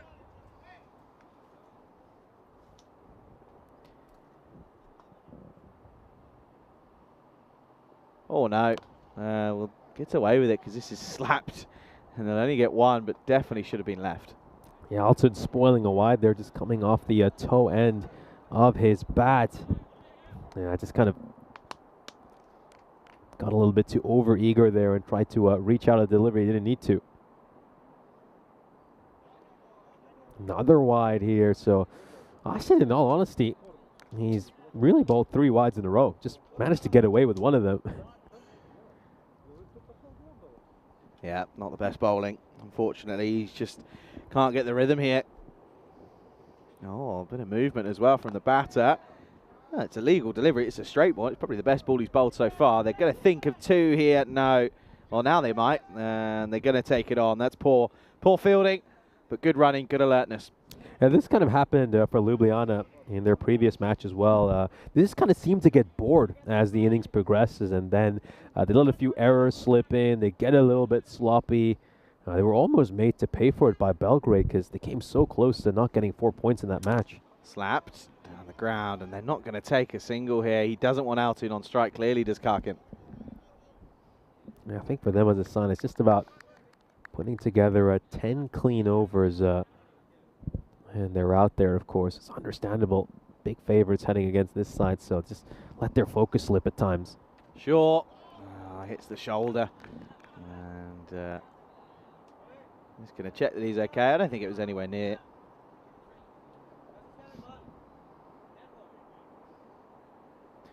Just going to have a little conversation here. Let's have a look here. You can just see he just goes into the into the shoulder. It's nowhere near the head. He's okay. So then, 2 balls left. Even with the wides, it's only been 3 runs off the bat, so just 5 so far. 66, nowhere near enough here. You feel that Ljubljana could chase this within 4 overs, realistically. Inside edge onto the pad, and again, Karkin not getting anything away. Not really able to, is he? Just comes off the inside edge of the bat there, and it's been a very quiet over so far. Only 5 runs off it by Asjid, despite those early struggles he had in this over with the wides. Here we go. Final ball of the innings. Maybe what it is. It's a top edge. This is going to run away. And it's going to go not all the way. And they're going to think of getting 2, and they will. That's good. Good running. Think of 3, maybe? No. Should just be 2. Will just be 2. Well done to these 2 out in the middle. They ran well in that. They did well to get runs off the bat. They didn't get boundaries, but they still didn't really get dogged down. Only a couple of dots, but they'll finish on 67 for 5 off their 10 overs. It's still a pretty disappointing effort with the bat. Yeah, they'll feel like they could have done a lot better here, Afyon Karahisar, and they just haven't made enough runs here, you feel, to challenge this Ljubljana side. Will now fancy their chances of picking up all 4 points in this game. Of course, they'll try to chase it down in 7 overs or less, and to achieve that, they won't even have to go at a full 10 runs and over. Let's take a look at the highlights of this innings, and of course, during the power play, we didn't see too many runs scored. Afyon Karahisar found themselves 18 for 1. Here's a look at that stumping in the first over, and well, sharp bit of work there by Krishna Kumar, who was of course wicket keeping in place of the usual Ramanjot Singh, who would tend to wicket keep in these matches. They did have a little bit of joy in that 4th over when they managed to get 18 runs. It was the biggest over of this innings. We saw a couple of boundaries in a row by Sali Ellis until he was dismissed over there. Nice bit of bowling by Abdul Hassan to get rid of him, but he would get carded for a 6 off the last ball of this over. Most expensive over of this innings, but after that, they just clamped down on the scoring once more. Between overs 5 to 7, we saw just 7 runs scored, and they lost 2 wickets. Yeah, it wasn't ideal. And of course, you'll see that the amount of dot balls that ended up being faced was pretty much way too much. That was the end of Dogan as he was done. Ozturk did get a couple away, but again, went for a runner ball, which was a little bit frustrating. Went for 8, and again, just a shot playing across the line. That's always been his issue. But to be fair, it did stay low. But at the same token, were a little bit frustrating times for Ozturk with the bat still But the thing is, even with these frustrating times, I'm pretty sure he would be far away, and it probably is the highest run score for Afyon Karahisar, which is the tricky thing. This was a moment of madness. Hassan Khalid took a great catch this time around, but at the same time, there of course wasn't too much more to write about. It was a pretty simple finish. 7 just coming off the last. 68 for 5 is what they'll finish on off their 10 overs. And it means 69 off of 60 for Ljubljana. That one should be a relatively simple catch, simple chase for them. Of course, Karkin top scoring with 18, Ellis 15, just the 8 for Ozturk. And yeah, again, just many batters coming and going. But the thing is, it's the strike rates. Look at those, 2 off 11, 3 off 12. It's not the best in all reality. So it's going to be a pretty simple chase, realistically. 16 extras, though, from Ljubljana. You take those off, and it's a very, very simple equation. As, you know, it ended up just being 52 without those 16. So have a look at the bowlers. 2 wickets for Omkanath, 2 for Hassan, and 1 for Chidasma, and everyone else just chipping in. Omraj, though, none for 5. Very impressive indeed. So it's going to be 69 for victory for Ljubljana. Should be a comfortable one. We'll see how it ends up taking place. They should easily get this within the 7 overs. Should be a 4-pointer. But crazy things have happened. We'll have a look. And we'll be back soon for the resumption of match 49.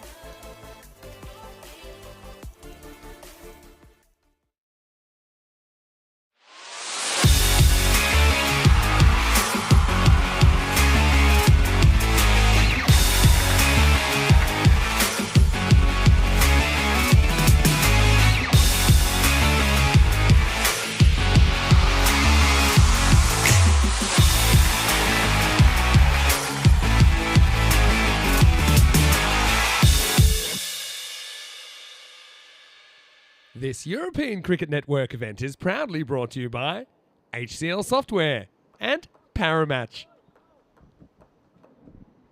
Hello everybody, welcome back to the wonderful location that is, of course, Zagreb, here in Croatia at the Mladost Cricket Ground. We're ready for the resumption of this match 49, of course.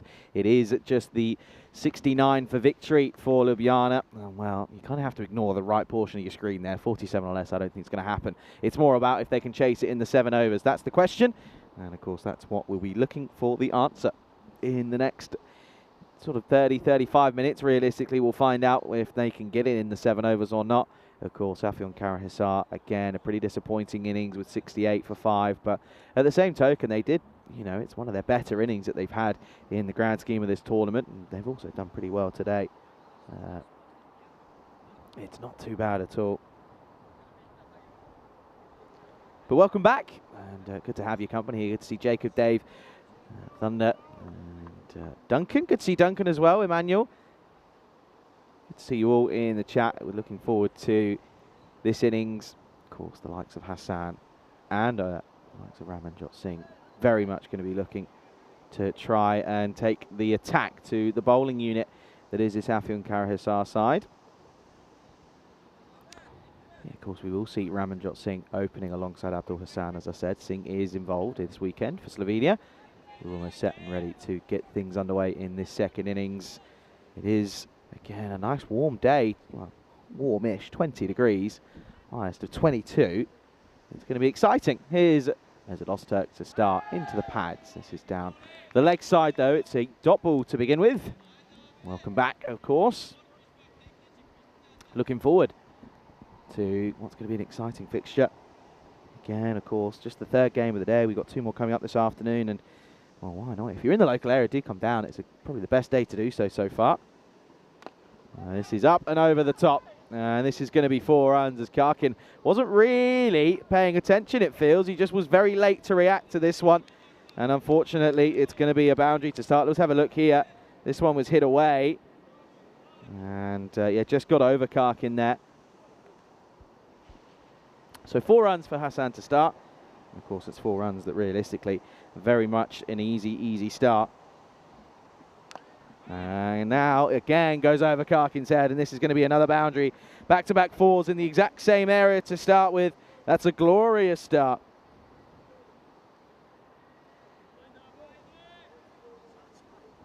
Of course, 61 off 57. That's just for the win itself. Of course, very much going to be looking for a bonus point here, Ljubljana. They really should be. You feel that that's where they've set their standards. Looking, of course, to really put themselves in the best position going into Friday. This is a top edge, but it's going to sail away. And it is going to go for a boundary. The question is, what boundary is it? Is it a 4 or is it a 6?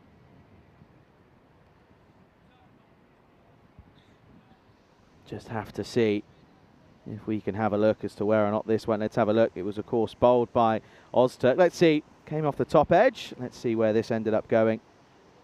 No, I don't think we see it in the end. We're going to have to go. I think it's 4. I think that's going to be 4 runs again. Can't really see it. Yeah, it is going to be given as 4. But I think it just bounces before on the right-hand side there. So, yeah, early start. And 3 boundaries so far already in the over. 12 on the board.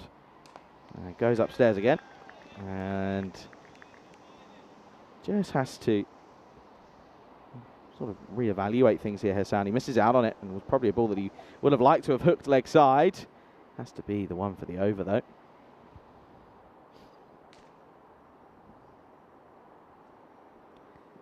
Goes forward. You just can't bowl there. It's in the slot and gets launched. First maximum. And that's going to go all the way deep into, well, behind us here. It's 6 more.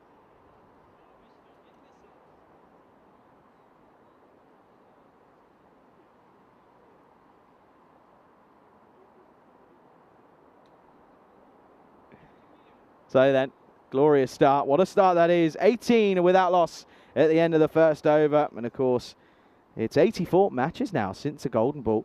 It's been a long old time, and that is starting to build up again, is that number. We're not far away from 100. We'll get there pretty quickly. But it's certainly going to be very tricky to think that you're going to get one in this one. I don't think we will. They're going to turn to the likes of Shakil Faruqi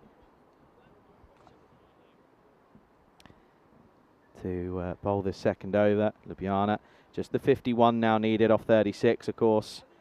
Another big over, and it's going to be well into the thick of it, aren't they? Just the 69 is the target, up against Ramanjot Singh Faruqi. That's a decent delivery to start. Just want to watch the gloves of Yana behind. He's okay there. Just make sure he doesn't go in front. He's well behind, in fact.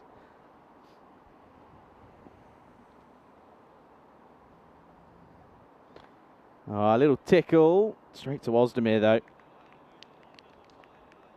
Manav says obviously it's sunny when he's leaving. Yeah, Manav on his way to Greece, I believe. He'll be scoring for us out there. And then well, after that, it's back to the old uni. I have to say, glad I'm not doing that this year. Sits deep in the crease and doesn't really get anywhere near the middle of the ball. Karkin gets sent, in fact, that's not Karkin, that's Habibullah, sorry. Only gets one though, but not a bad bit of work to get the arm in eventually. Good recovery.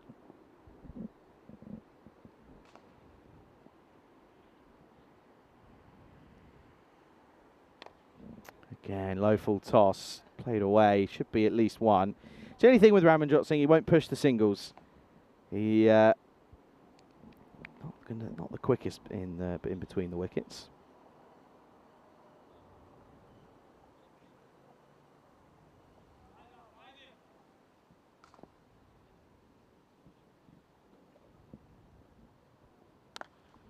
Short, but played away nicely, up and over the top. And it is going to go away for 4, as that one went away nicely. Hit away. And nice shot over the square of the wicket on the offside, 4 more.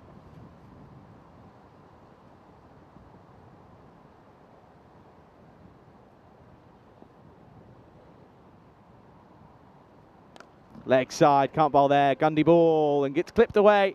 That's going to go all the way for 6 into the leg side, and unfortunately this is another poor delivery. Goes all the way, 6 runs, and that's going to be a good way to end the over. 12 come off it, it's 30 without loss after 2. You can just see here, it was on the legs, and that one went, of course, a long old way into the leg side. So instantly, the over doesn't end well. Have a look at the line of course, look at the standings, and you can see Ljubljana sat in 5th, but they certainly have got games in hand, looking to push up towards Oliver Split. Of course, they can catch him mathematically. Afghan Hisar, though, of course, not going to be able to get into the top 5. So that does mean that tomorrow's going to be more about positioning in that top 5, where rather than who will get in and who will get out of it. That's the question. So we, of course, saw the last of the Warriors yesterday. And well, they had a good day, though. They took a victory, which was their first one ever on the network, and the first one in 23 attempts it took them.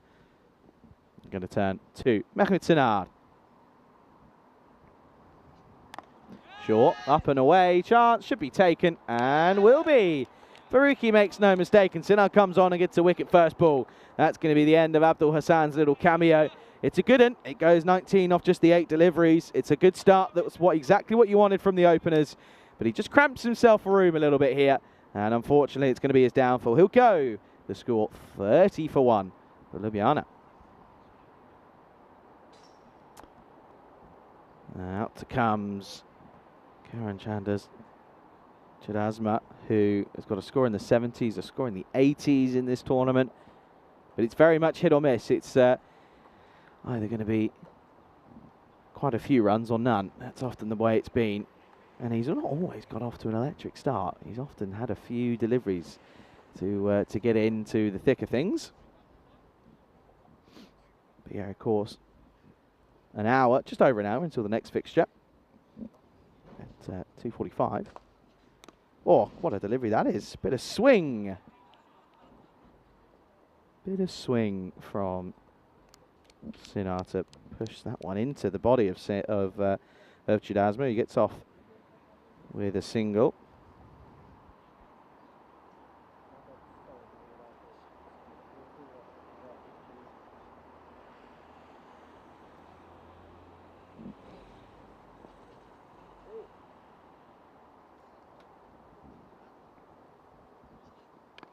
And again, a good delivery, back of a length.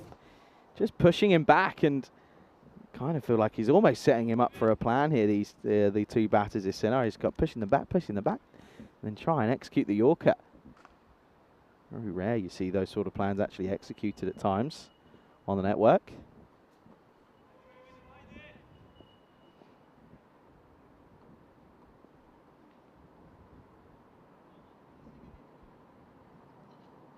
Too wide though, and it's going to be a wide ball.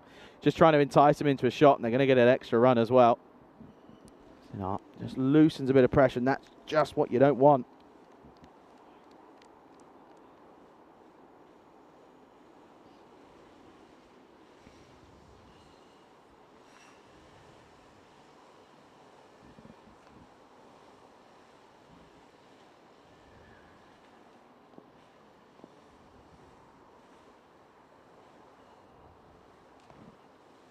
Swing and a miss from Ramanjot.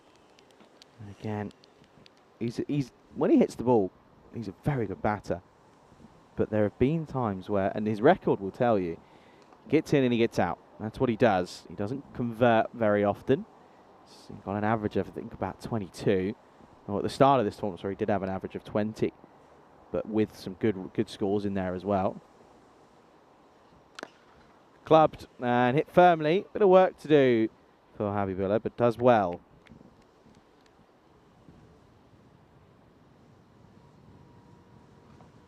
Yeah, you get to see Helix, Dave, Jacob, John, and the rest. Ashu as well. Yeah, in total, he's averaging now less than 20, 19, but he's got good scores. A high score of 65, not out. Of course, that was this year, the ECL this year. It's Byron. That one is a wide though from Chennai. He just has ruined what was a really tidy over with a couple of extras. And the margin for error when you're only defending 69 is not a lot. You can see 33 off 25 for a bonus point. Realistically, that's probably 2 overs work away.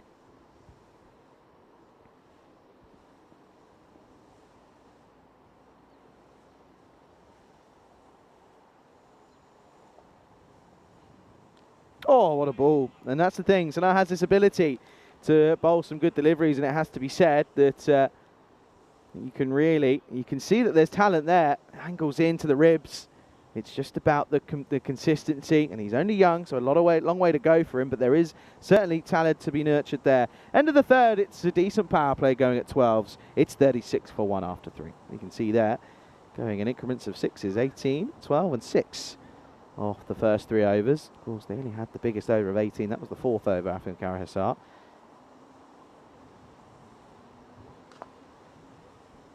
Oh, they're going to go to Faruqi once more. None for 12 off his first over.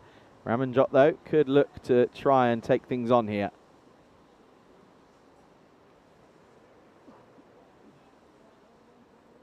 I do feel that he could really, really give this one a go. Magical over, and it's game over. Oh dear, he's chased a wide one. This should be gone. And it is gone, and that's such a disappointing way to go. It was a gundy delivery from Faruqi, but Ramanjot Singh just absolutely wastes his opportunity here. Right off the toe. Did not need to play at that one. And he's going to make the long dreaded walk back in a very disappointing manner. He goes for 13, and the score is 36 for 2. It's a very, very disappointing way to go. And he knows it as well. You can just tell by his body language it was a silly shot. There's no other two ways about it. So another disappointing one for him. And this is what I mean. He's got the ability. He really does. But, scores haven't really reflected it. He's only got surpassed 50 once, and that was against Byron. But he's got over 56s on the network. It's the consistency, and that's what's the issue. Seems to be, though, that for this Ljubljana side, the offside is not their friend. Well, this was a short delivery to Khalid, who comes in at 4.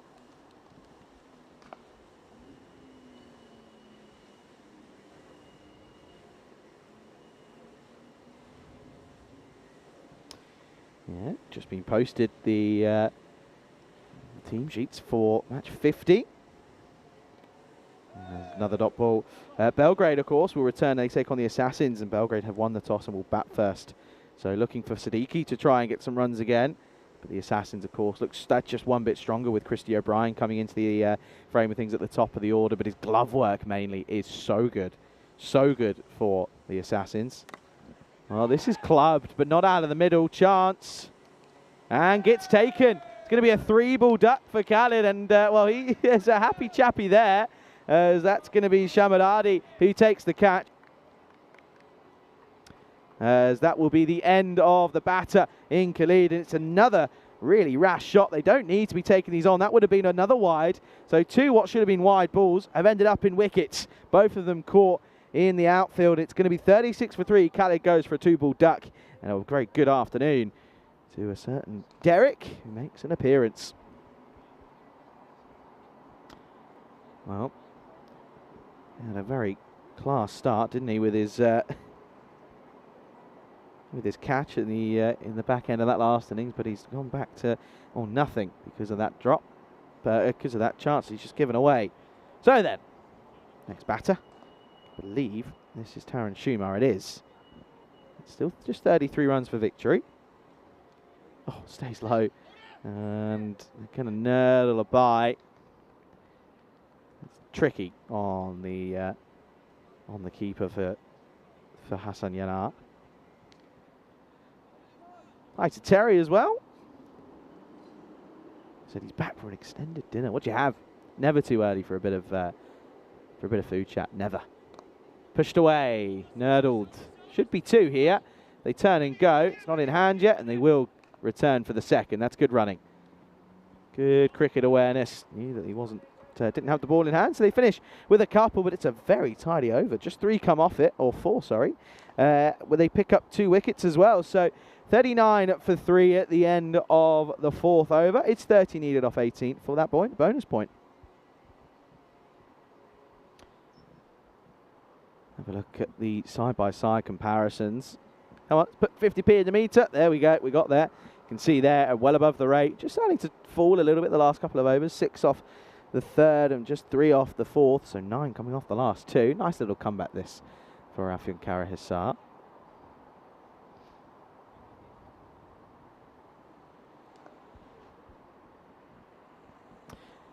David Skinner says, I have a theory that it's easier to coach native youngsters to be good bowlers in developing countries than it is to coach them to be good batters.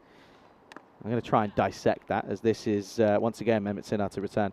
I think you're probably not far off it. I think batting-wise, to get better, you've got to face better bowling. That's the tricky aspect. Whereas, we've seen that, to develop a bowler, you don't need to take on a good batter. You just need to be able to execute your skills. It's a completely different manner. Of course, yes, you can face a bowling machine as a batter, but that's only going to teach you so much. Oh, another inside edge onto the pad. Sharma gets off the mark with this one. Nerdled again. Well, not really trying to, but it is just going to be a nerdle for 1.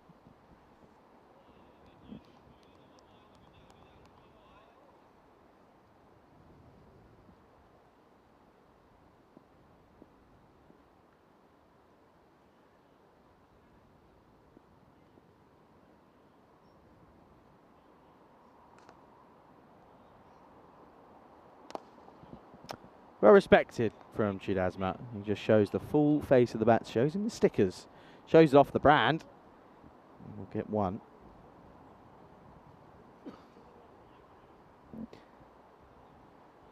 Yeah, I don't think you're far off it though with that one, David. I think, there's different aspects to it, but I think you're probably not far off it with that take. Oh, and again, this is well bowled. It's really, really good stuff from the seamer in Sinar.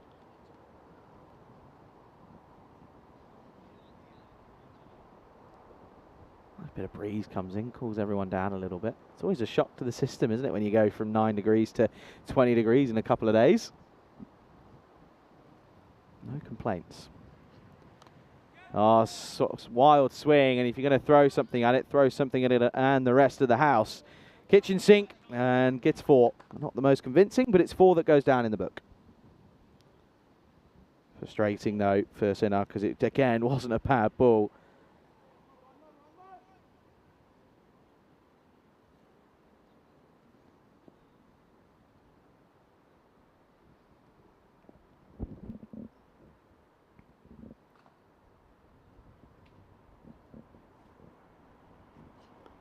Last ball of the fifth, and it's going to get played away nicely, but straight to the fielder. So it will just be one, and that'll be the close of the fifth. And, well, they're not exactly running away with it. It's 47 for 3 after 5 overs. I can welcome you in to the cube here. And, yeah, at the moment, of course, looking to try and chase down the bonus point. Pleasure to have you with us, though, on the European Cricket Network. And well done to Nish for covering this morning solo. He is currently enjoying a nice bit of lunch, a spot of lunch, might be some stew, I think. Magdalenic might have been popped in and dropped some off. But yeah, at the moment, this is certainly looking a little bit interesting for the course of this play. Of course, looking to try and get that bonus point. They should.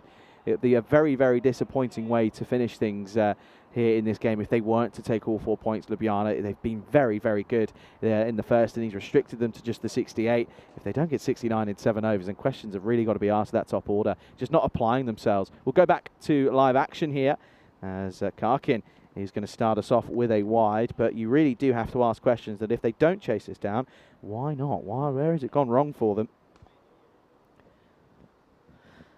Certainly is going to be tough. Bowling machines these days are a lot better than the old jug machine. Can even remote access. Yeah, it's true. Slot played away. Has he got enough on this one? You betcha. That's gone all the way. 6 more. Gloriously hit. Really nice shot to get that one away. It was just in the slot though from Karkin. He's not pushing it for pace. It's in the hitting zone of Chudasma. He's not going to miss out on it. Just a couple of hits away. Ljubljana 15 now.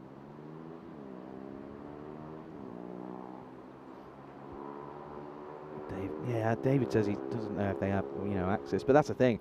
As a batter, you can only get as good as what you're facing. Do you know? Whereas if you're a bowler, you can execute different plans. And this one is a sneaky inside edge, and it's going to run away. But a work to do for the fielder. They're going to turn and come back for 2 here. Oh, they're going to get back. It wasn't a bad throw, but I just don't think that the keeper got in the right position here. Come back for 2. They are wanting this bonus point. It was tough for the keeper to try and even take that one.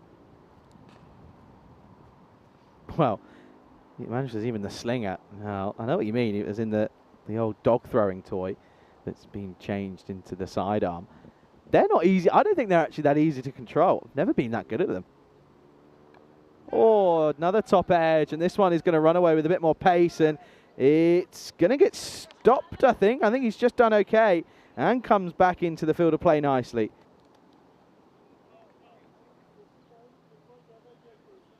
So we go on here. Let's just double check this and have a little look here.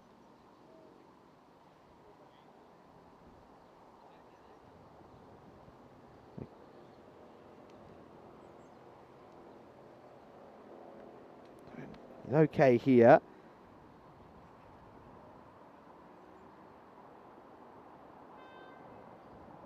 So we keep on going through.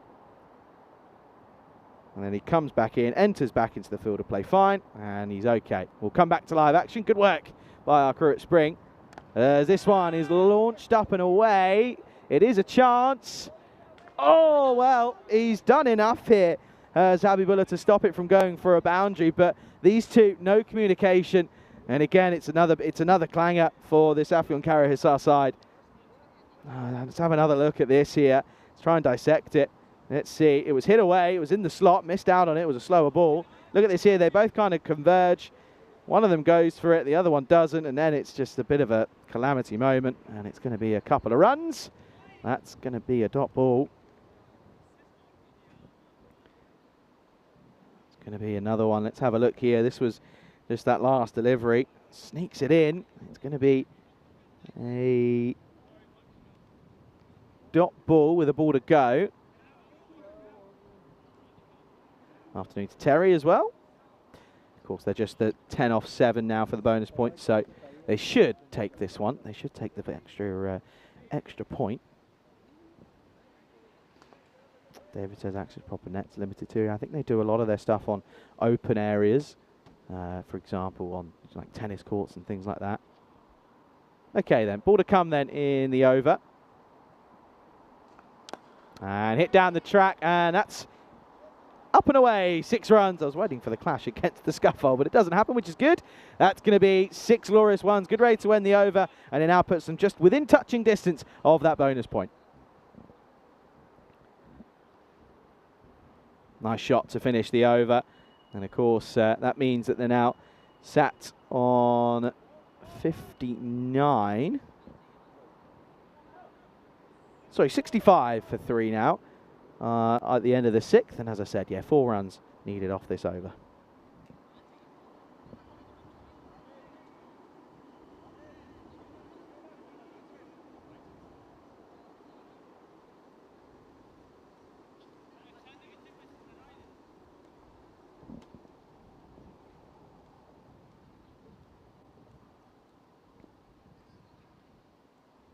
Okay then, 4 off 6 for a bonus point. They're going to turn to Ahmed Kozkan. And this is up and away, and this will be game, set, and match. That'll be it. Finishes it with a maximum.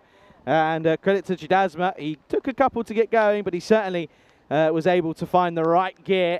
And he hits the last ball that he faces all the way for 6, and that's it. Game, set, and match. 4 points go to the way of Ljubljana, and it helps them in their attempts in rising up the table as they get a victory here in match 49.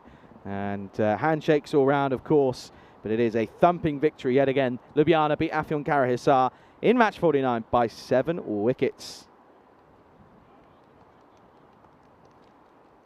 Next game coming up, it is a big one. Belgrade take on the Assassins yet again. You can see there that Belgrade have won the toss and will bat first. So they're looking to try and put runs on, put pressure on O'Brien, Babu, Danny Kuller, and see what they can bring to the table. That one coming up in just over 45 minutes time. So there's a bit of an extended break, as there always is, between 3 and 4.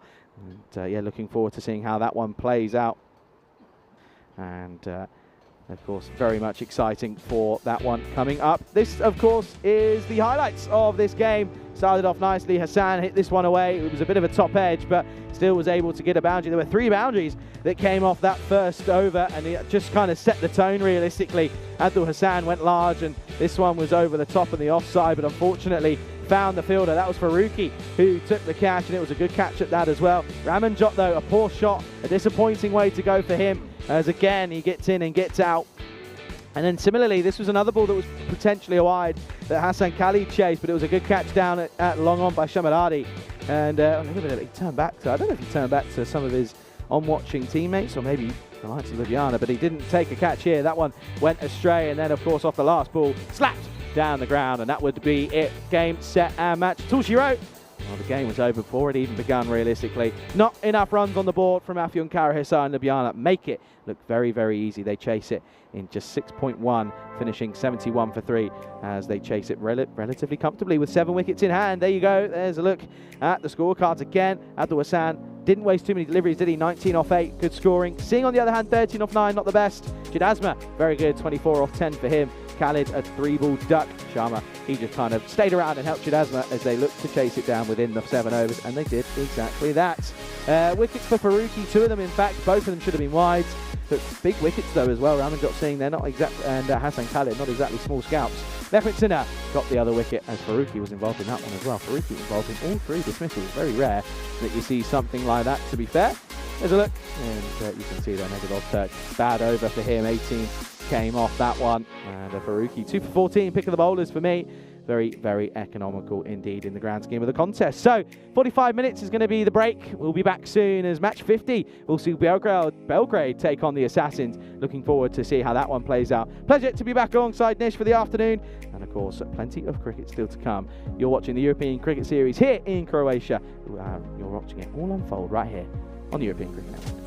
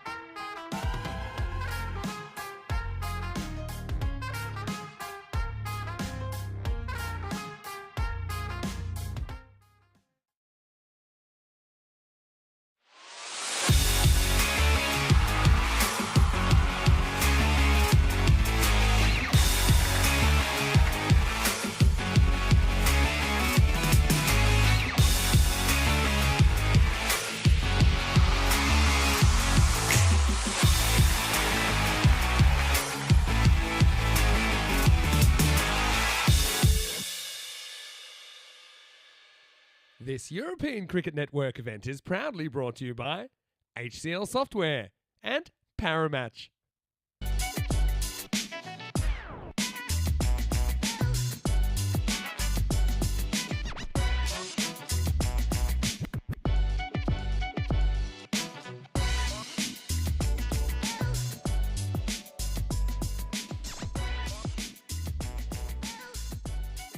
We're moments away from the start of match 4. Let's head over to the coin toss where you'll be joined by match referee Nilkesh Patel.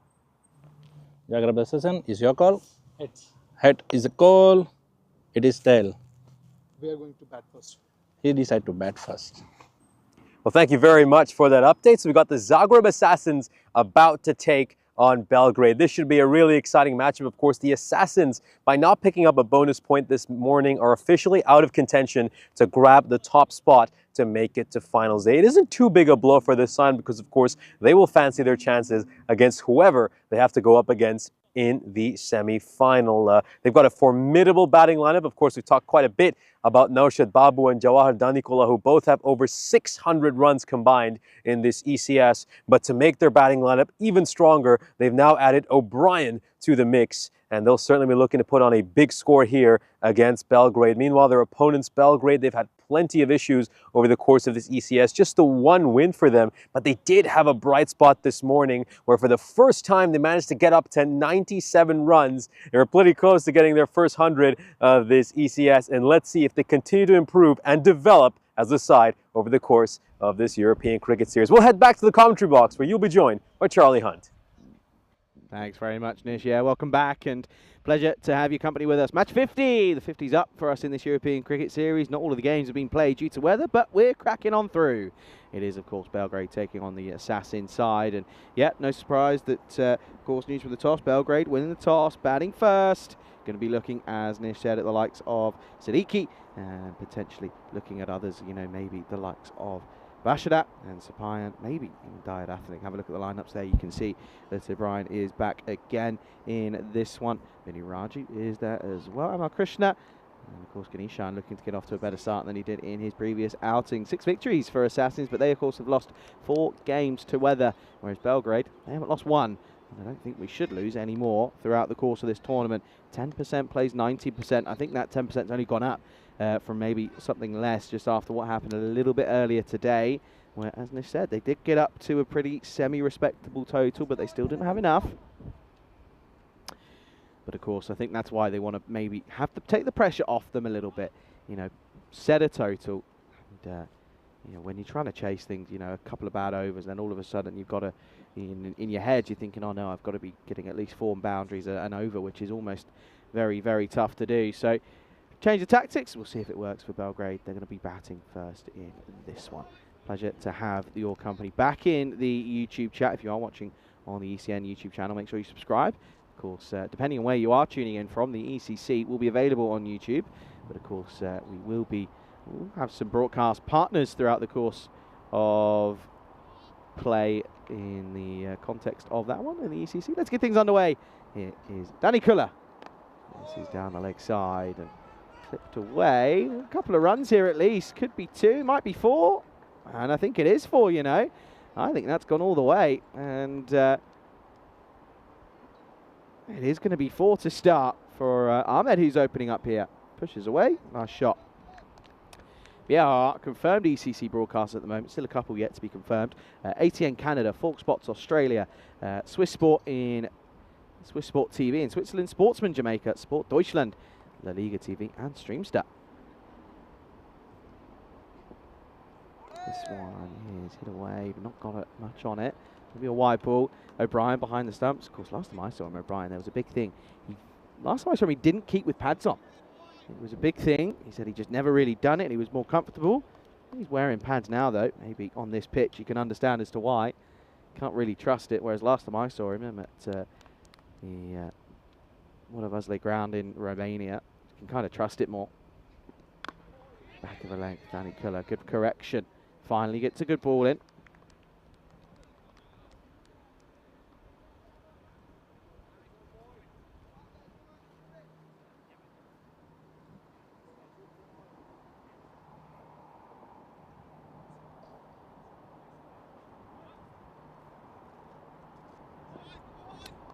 still, of course, Danny Kuller, captain of this side. And this one is up in the air. Has it got the legs on to go all the way? Yes, it does. Only just, but has enough, and that's a glorious shot. 2 full from the likes of Danny Kuller. Ahmed not going to miss out on this one. 6 runs.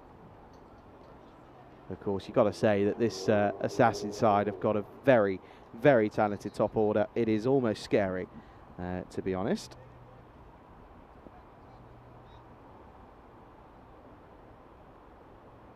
He needs a response here, Danny Kuller. It's not gone all his way so far.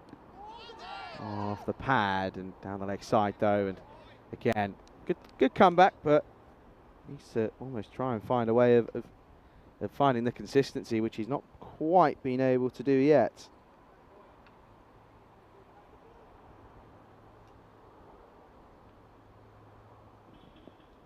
Last ball with a couple of balls left in the over now. Wants a quiet finish, and well, this somehow is going to be gone.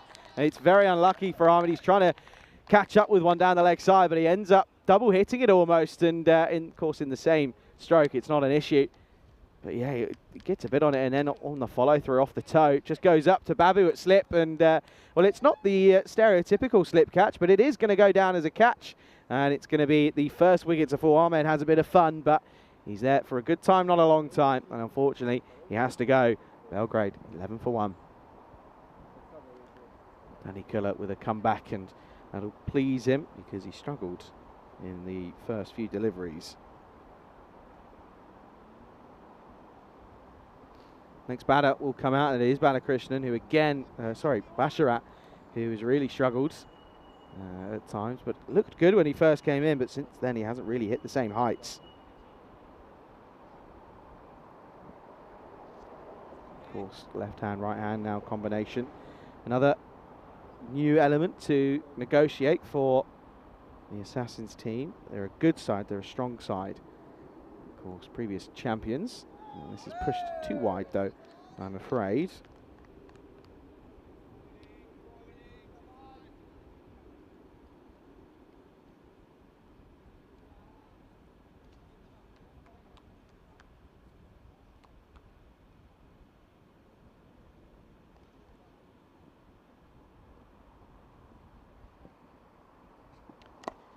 Driven, not out of the middle though, and it's only going to be a dot ball to finish. So it's an interesting over. 12 runs come off it, which is a good start for Belgrade in the grand scheme of things, but they lose an early wicket.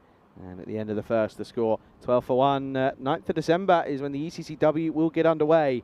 And it is, of course, a new look ECCW with a couple more teams now involved, the likes of Jersey, Germany, Czechia getting involved, which will be very exciting. And of course they make up the remaining spots of that Challenger division. Spain and Austria, of course, were the only the only participants in that first edition, and Austria as well. They of course produced that magical golden ball game, and yeah, certainly looking forward to seeing how that's going to play out. Charlie Hunt here on the European Cricket Network, joined back in the box by Nish.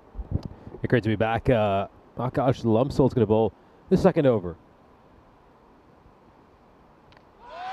Gets him right there, and Siddiqui, who's of course coming off a half century, is going to depart for a golden duck. Great bit of bowling here by Lumsol, full and straight. It clatters onto the stumps. Yeah, that is a really, really disappointing start, especially as you said, Nish, after coming off of a half century. And it's a rash shot. It completely loses his shape. He swings from the hip, and it's going to be a big wicket to get. And Belgrade one now. The struggles could continue. Onto the leg stump, and well, that's going to be the end for him. It's going to be a long walk back to the dugout alongside Golden Derek.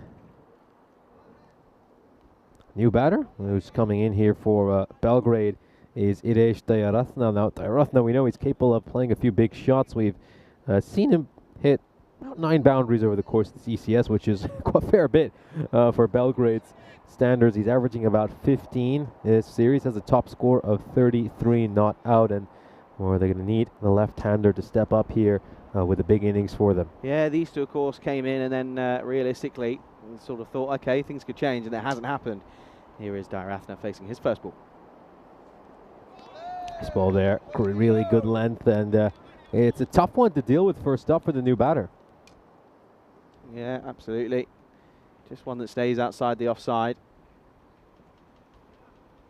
Certainly was an opportunity to get bat on ball, though. Something about a batter just getting something, you know, hitting a ball away, just getting those nerves down a little bit. So got that first slip in place as well here, so just looking for the outside edge here. Lumsel, very attacking field setting by the Zagreb Assassins. One of the few teams who employ a slip fielder. I don't know if they employ him or if it's just because Naushad says this is where I'm going and thank you very much, that's where I'm staying. Arguably. Fair enough. It's got a wicket to start. It's another dot ball here, so Lumsel keeping things very tight, yet to concede a run so far this over. To see Basharat going to have a word with Dayaratna, just giving him a little bit of advice. Yeah, just having a bit of a conversation, although to be fair though, Basharat hasn't exactly bashed it around, has he? He struggled.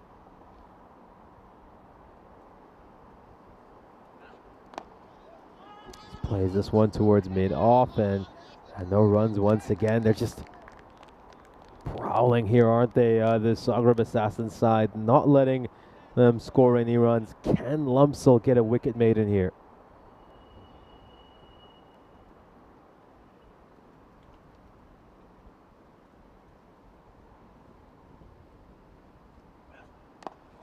Looks to work this one away aerially. It's going to land safely, and they'll pick up a run off the last ball. So Dayaratna will keep the strike heading into the final over of the power play. Sensational bowling here by Lumsel. Keeps things very tight. 1 run and a wicket in the second over. Yeah, another good over. It's exactly what they needed after just leaking a few extras in that first one. You can see there, second plays 8th, and of course the Assassins looking to try and close down that gap between themselves and the top side and Oliver split. And well, the Chiefs, of course, sent in third. Ljubljana jump up to 4th after that win against Afyon Karahisar. But of course, it's the top 5 that get through to finals day on Friday. It's just a matter of what positions those 5 are going to be taken. Yeah, everyone's going to be jostling for the top spots. Finishing in the top 3 means you get to avoid the eliminator round, and you end up with the top spot. You'll end up against the winner of the elimination match. So a lot to play for all these sides. Das is coming in to bowl the final over after the power play. Dayaratna just struggling to get it away at the moment. Just playing within his shell at the moment. Yet to go on and play any big strokes. There we go. Attempts a big shot, but ends up just missing the line of the ball. Yeah, again, just playing down the long ride, and 1 off 7 now.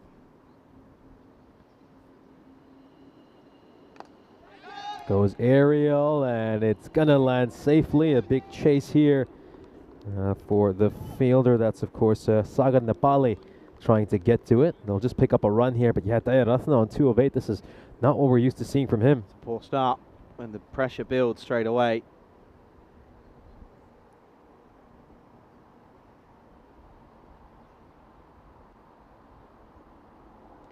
Oh, that one stayed really, really low, and in the end, Basharat he gets a little bit of bat on it, which prevents him from getting dismissed, but you could tell what he was trying to do. He was looking to run that down towards 3rd. Yeah, exactly that. Just the width wasn't on offer, and as he said, the bounce neither. To sweep this away, should be a catch, is a catch. Pretty soft dismissal for Basharat in the end, and he will depart for a 3-ball duck. This partnership really struggled, both of these batters. The run rate has dipped while those 2 have been out in the middle. Yeah, it's not worked, has it?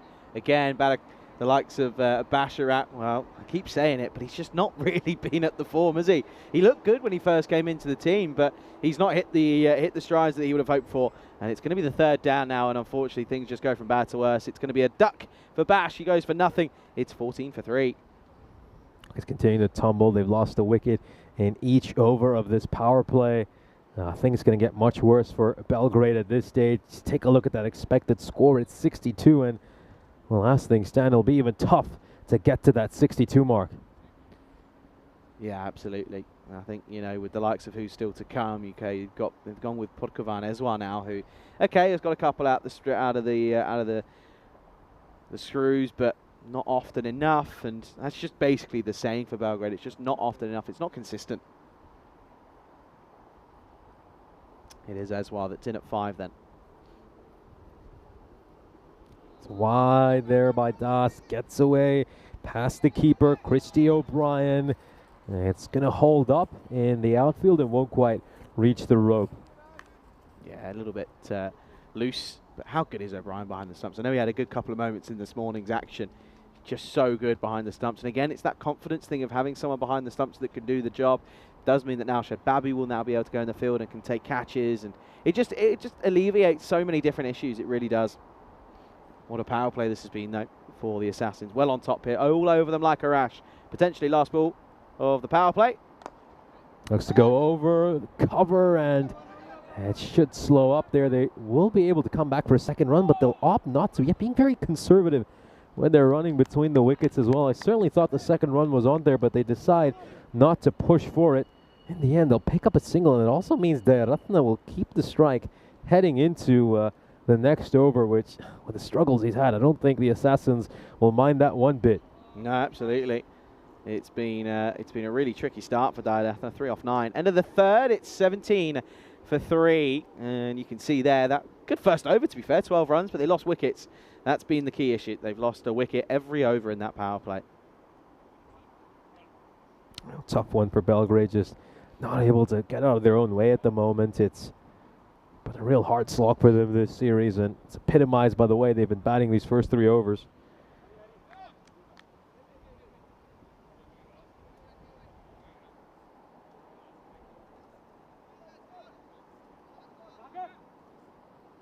So is it going to be Sagan Nepali bowling this over, I believe? Yes, it is. Now they're going with Amal Krishna. Yeah, Amal Krishna bowling this over. It's had a pretty decent series so far. This one's hauled out towards long on and fielded well by Danikola. Yeah, so far Amal Krishna has kept things pretty tight over the course of this series. Well, 5 overs, given up 22 runs in those overs he's bowled. So another one that just didn't come out of the screws, and I'm liking the move to spin here. I like this a lot. It's working. Spin has really been crucial in this tournament. Ooh. I think against a side like this as well, you know, they don't quite have those power hitters. You don't mind really going with spinners against them, force them to generate their own power.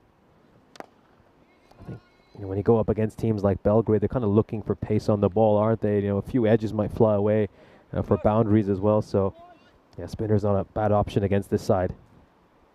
Yeah, exactly that. And it is, you know, having to generate your own power as well, and just different aspects of it that make it so much trickier. And the batting just, you know, you look at the average run rate before today, 9.9. It's dropped drastically from almost 10.4. Turn this one back in to the left-hander there. And yeah, still surprised by Dayaratna's rather tentative and overly cautious approach. Should have at least been looking to get that one away for runs. There's plenty of room on the leg side. Looking to get outside the line of this ball, and he's going to send that one away for a boundary. So a poor delivery there by Krishna, and Dayaratna can finally get one away towards the rope. That might just be the one that gets him in the right gear. He's been stuck and stalling. Yeah, too short, too far down the leg side. And that's going to go all the way, 4 more. And as I said, hopefully he can get something going here. He's still 8 off 12, which is still not a great outlook on things here.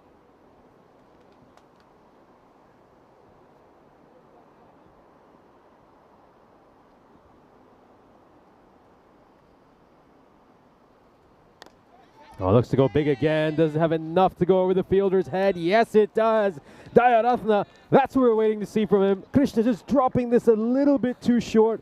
Dayaratna gets underneath it, and away it goes for 6 runs. Yeah, nice shot, and it is. Looks as if he has found the right gear. That's 4 and 6. Looking slick, Dayaratna. Finally getting a couple out of the screws. End of the 4th, Belgrade. They're 29 for 3. You can see there, wickets falling in the first, second, and third overs. Never what you like to see, because in all honesty, I always say that in a power play, you never want to lose anything more than 2. Anything more than 2 and you're struggling, it's an uphill battle from there. So they need a bit of a fight back here. 12 runs off that over, the joint most expensive over we've seen so far. Danicola's first went for 12 as well, so just 5 runs between overs 2 and 3 when this assassin size was really able to put the squeeze on. Take a look at Dayaratne's strike rate now. It's just gone up to a shade above a run a ball after those 2 boundaries. Needs to keep the momentum though. You almost want to get him back on strike straight away. They're going to turn back to a bit of pace here. Nice ball there by Lumsel. He's bowled very tightly so far. He's focusing on his line and length, keeping it very full and straight.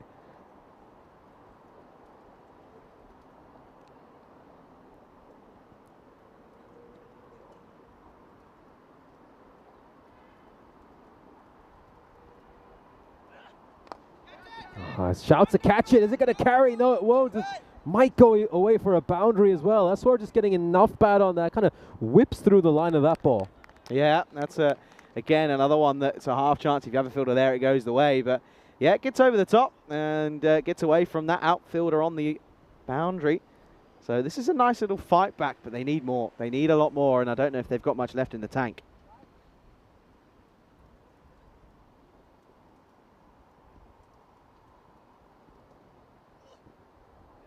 Oh, looks to go short here. Might want to check the height on this. I think given the 1 for the over. Is it wide though is the question. It lifts off. Let's see. Well, ooh, he could be in trouble. I think that might. Well, they're going to move on from it. It'll definitely be the 1 for the over. Yeah, just catches the top of the lid along the way. Oh, what is that? What an incredible shot. It's a no-look shot by Eswar. I know, one-hander as well, by the way. He had no idea about this one. It was too full. He was thinking, oh, no, my pad's going to get blown off. Look at this. Oh, yeah. There you go. Yeah, just kind of in that blind spot, isn't it? It's very hard to spot a ball over there, and he just kind of throws his bat at it. Gets lucky that it's going to go away for a run. 2 balls left in the over. Of course, they're beginning to the halfway stage. Not enough runs on the board, though, here at the moment. Just pitching outside leg there. Can't really give that one out. Really can't give that one out. It's a tentative shot, though, isn't it? Really is tentative. Yeah, definitely down the leg side. You're right, Nish. But just tentative. No intent, and that's the issue. Really is where things have to change. It's the only time that they're going to sort of have any success is if the intent changes, Belgrade. Of course, that's why they haven't really been able to be so successful. This one stays low, but it's going to be okay. And that's going to be the end of the 5th over, and the score after 5 is, of course, 34 for 3.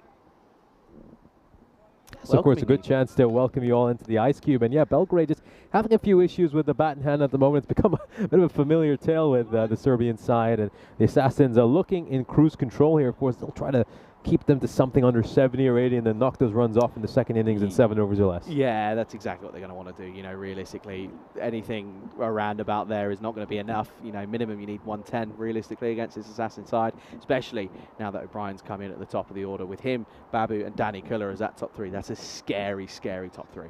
Yeah, it certainly is. And I think some of the other elite sides in this tournament, the likes of Sir Oliver Split and Ljubljana are certainly going to be on watch as well now that Christy O'Brien is in this Assassin side. Yeah, I'll be wondering, keen to find out as to how his availability looks over the course of the next 2-3 days.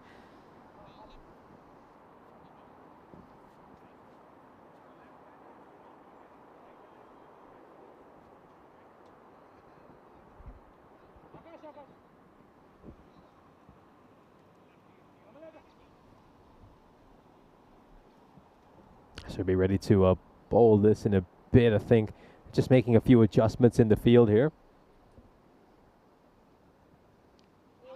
Just angling this one into the left-hander, and yeah, Dayaratne really should be looking to play a positive shot there. I think he just catches him on the inside of the thigh.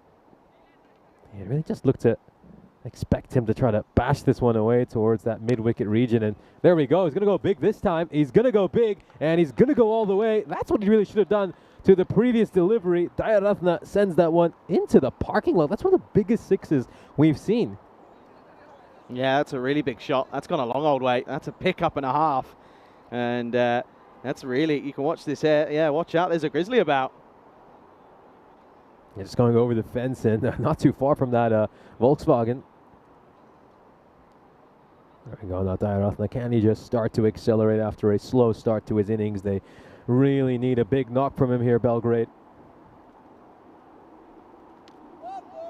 Ooh, well, it's been going to be a wide most probably. I don't think there was any bat or glove involved in that one. And we'll just see the umpire signal here to confirm that. It's a wide, and I'll pick up a run off a single as well.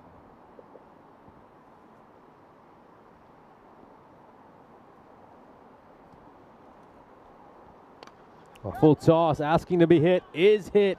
Poor delivery there by Sagan Nabali. This is not what we're accustomed to seeing from him. Usually such a tight bowler who just keeps it full and straight, but he's just serving up these full tosses on the pads, and it's easy pickings for Eswer. Yeah, absolutely.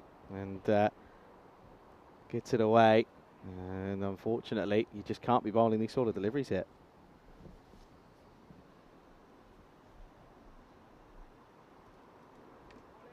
Better, much better ball. Just gets that around that fourth stump line in the channel. Batter backing away as well.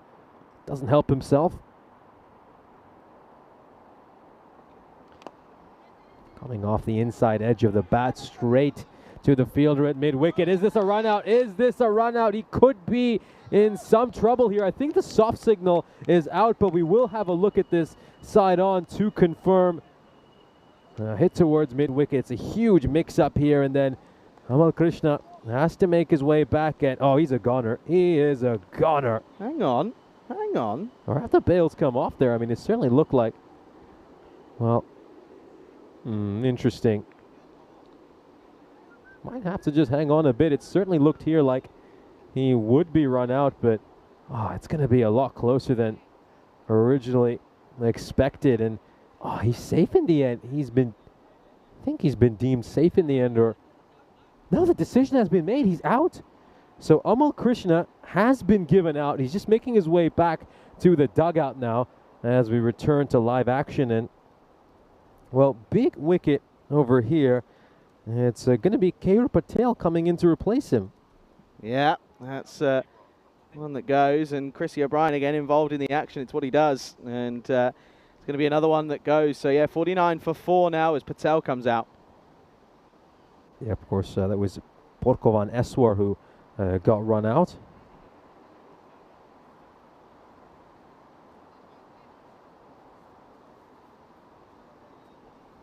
Let's just see what's going on here. The two batters are just going to have a quick word with one another.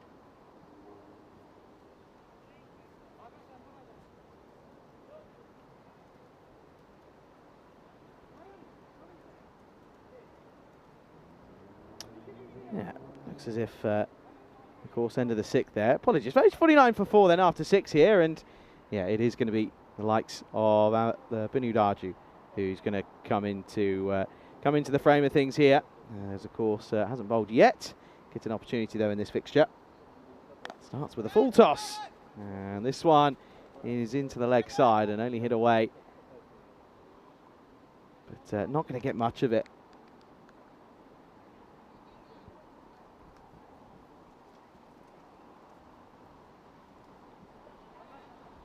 So Keyur Patel is a new batter getting set to face his first ball here.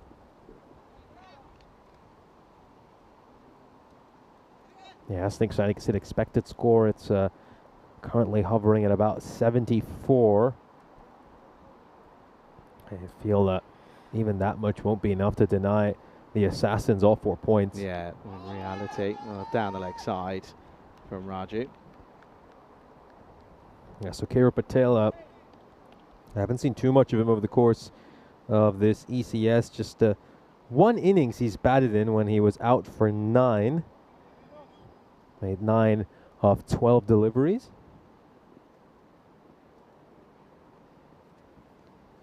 Oh, well, that's a wide there. Raju just getting that one badly wrong. Short wide, and ball maybe just sticking in his hand a little bit.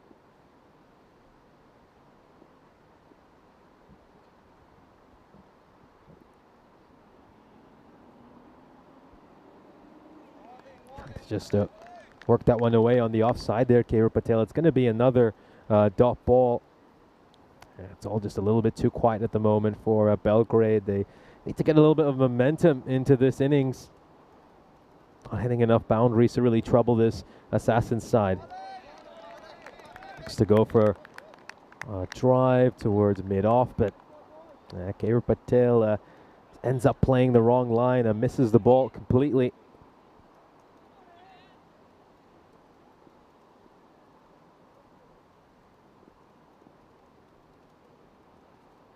Oh dear. Oh dear. It's another wide for Raju, and I think both these wides are very similar, aren't they? It's kind of just collapsing towards his left-hand side as he goes to bowl it, and he ends up just pushing one wide on the offside. Yeah, it's falling off a little bit. Don't want to give them any more runs than they have got. You know, you want to make this as easy as possible, realistically. Worked away towards mid-wicket and shouts of easy, but he's going to fire this one back towards the keeper, and they'll pick up a run here. Patel gets off the mark, and well, Daya Ratna, you really feel he's got all the pressure of the world on his shoulder right now. Got a ball left in this over, and yeah, I just wonder if he'll take a single here, look to keep the strike, or does he intend to go big?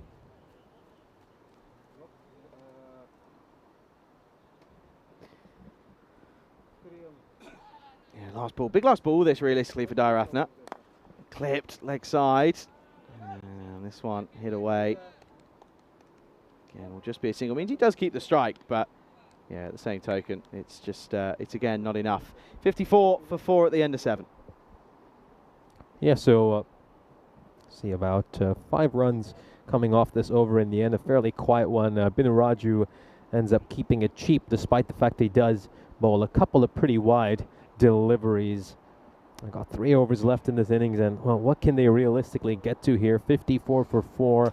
I think really feel I think production have got a bit of a present here, by the way. Have a look at this here. I tried to hit some balls, didn't work. That was my first one. This wasn't me, by the way. I've not set this up. I didn't ask for them to do this. I got castled. Fair enough. There was a 6 in there, but they're probably not going to show that one, which is fair enough. But listen, I've just been to the gym, by the way. That was Marzi, and getting that one away. It bounces. It does bounce this wicket. There you go, yeah. Okay, yeah, here we are. Look, yeah. Okay. Yeah, funny enough. So it's not easy. It's not easy. That's called at point, by the way, all day. Come back to live action. We can't miss out on the actual cricket here. now just watching some of the crew getting a bit of a hit. It was quite nice. Jared, of course, doing a fair bit of bowling. I think Samir hit some really good shots right of the screws.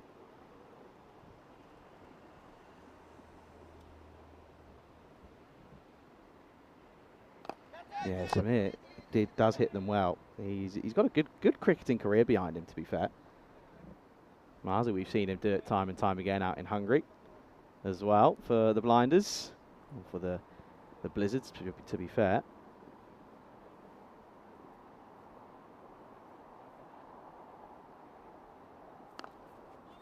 To work this one away towards point. It's a bit of yes, no, slight hesitation, but it'll come across pretty safely for the run. Yeah, absolutely. And you don't need this hesitation, realistically.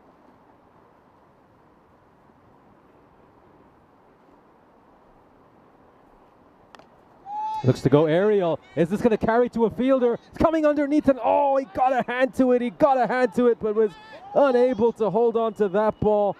Oh, could be a chance for a run out, though. Hold on a minute. Well, the catch was put down out of deep square leg by Sagar Nepali. However, he did fire in the throw.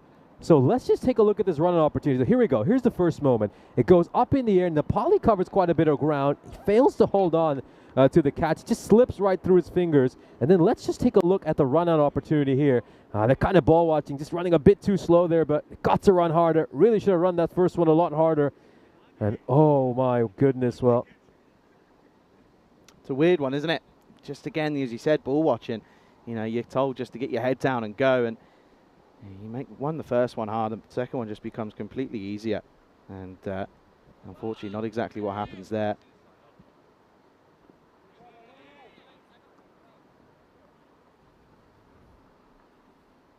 Off the pad. And this comes off the pad there and should be leg buys. Are they going to push for a second? No, just a bit too greedy. One should be fine over here. And Dave, of course, asking an etymology question. Good to hear from you, Jacob, of course. Always is. Hope you're having a good day. Hope your trip to the dentist went quite well as well. It's always an unpleasant trip, isn't it? I worked away towards cover, and that's just going to be a single. And in the 8th over, Belgrade are 60 for 4. So, well, the expected score is currently at 75. It's not going to be enough for Belgrade to even get a point out of this match. If they end up on 75, in all honesty, they'll probably lose this game in about 5 to 6 overs. They need to get to something a lot bigger than 75. You'd imagine they need to get to at least something in the high 80s or maybe even the 90s to get 1 point out of this match.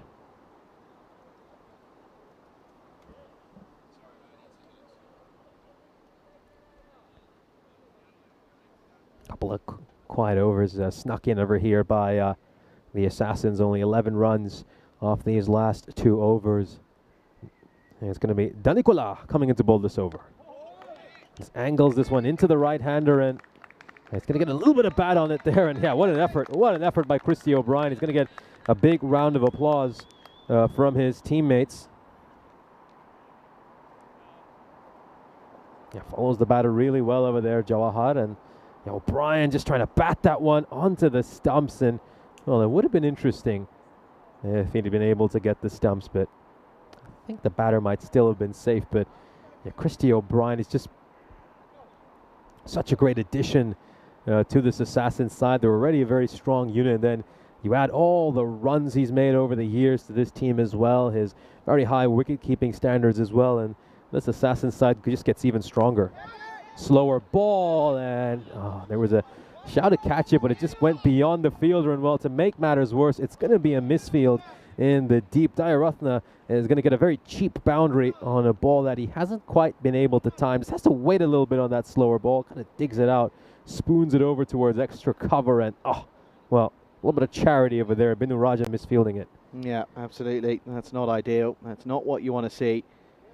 Things just, again, just starting to fall. It just feels as if the Assassins just switching off slightly at the moment. You know, Belgrade, the underdogs massively. They're at 1%. We're only in the 9th over.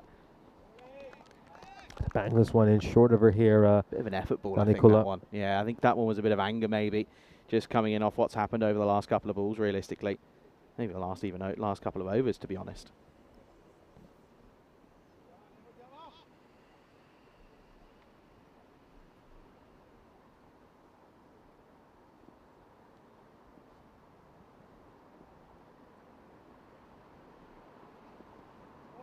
Looking to heave this one towards the leg side, and yeah, Dayaratna just kind of losing his shape a little bit as he's playing that shot, just not really watching the ball as closely as he should. Let's just get that head into the right position over here as well.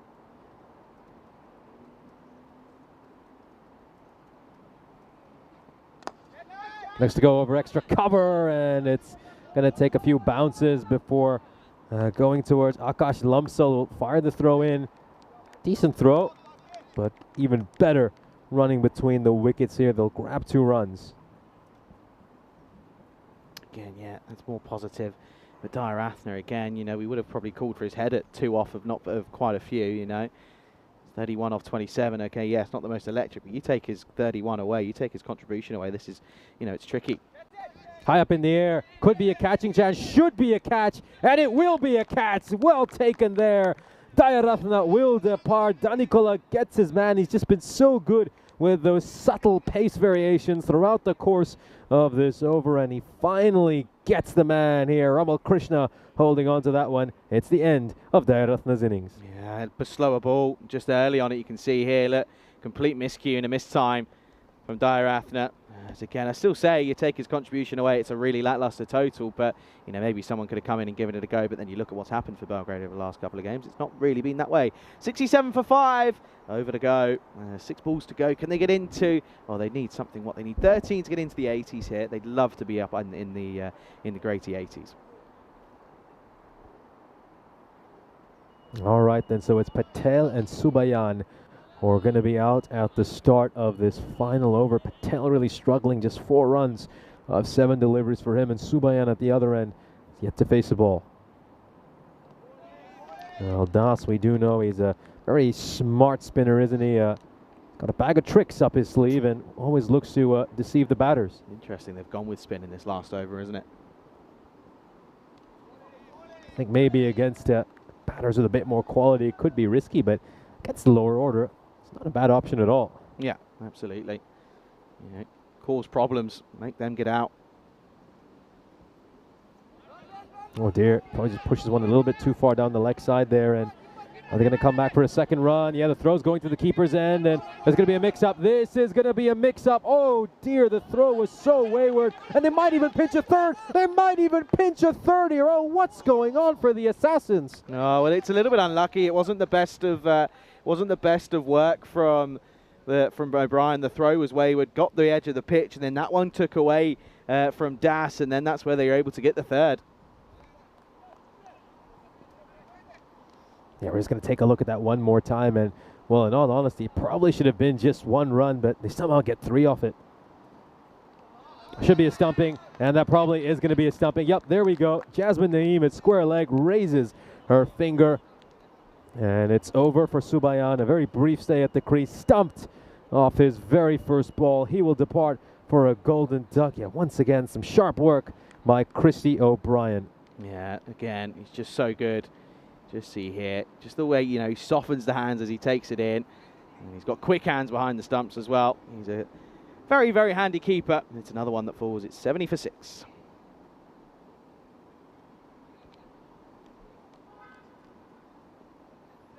Two balls left now in this innings, and, well, Belgrade, they have had their issues, haven't they? They're still at 70 here. Oh, you feel right now, whatever they post, it just won't be enough to even get a point from this match.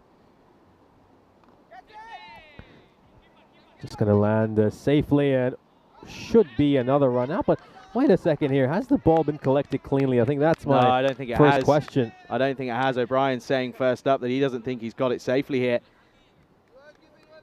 Yeah, I think he might have just dislodged the bails while he wasn't in possession of the ball. That's good from O'Brien. That is good. He's the first to say that he's messed it up here. Look, yeah, he doesn't have it in hand, and it was given out on field, but it'll be overturned. O'Brien turns around and says, nope, I didn't take it. Bit of a wayward throw, though, wasn't it? That's the issue. Had a bit too much work to do. You see it here, look, goes over, it goes to his left, he just sticks out the one mitt, it just falls out. Yeah, it's his glove without the ball in hand. That's a wider delivery, but he's going to poke at it, and should be a catch. Is a catch. Well taken out in the deep by Hari Prasad Sathi Devi. We know he's got a very safe pair of hands, and, well, in the end, Belgrade will end up with just 71 runs.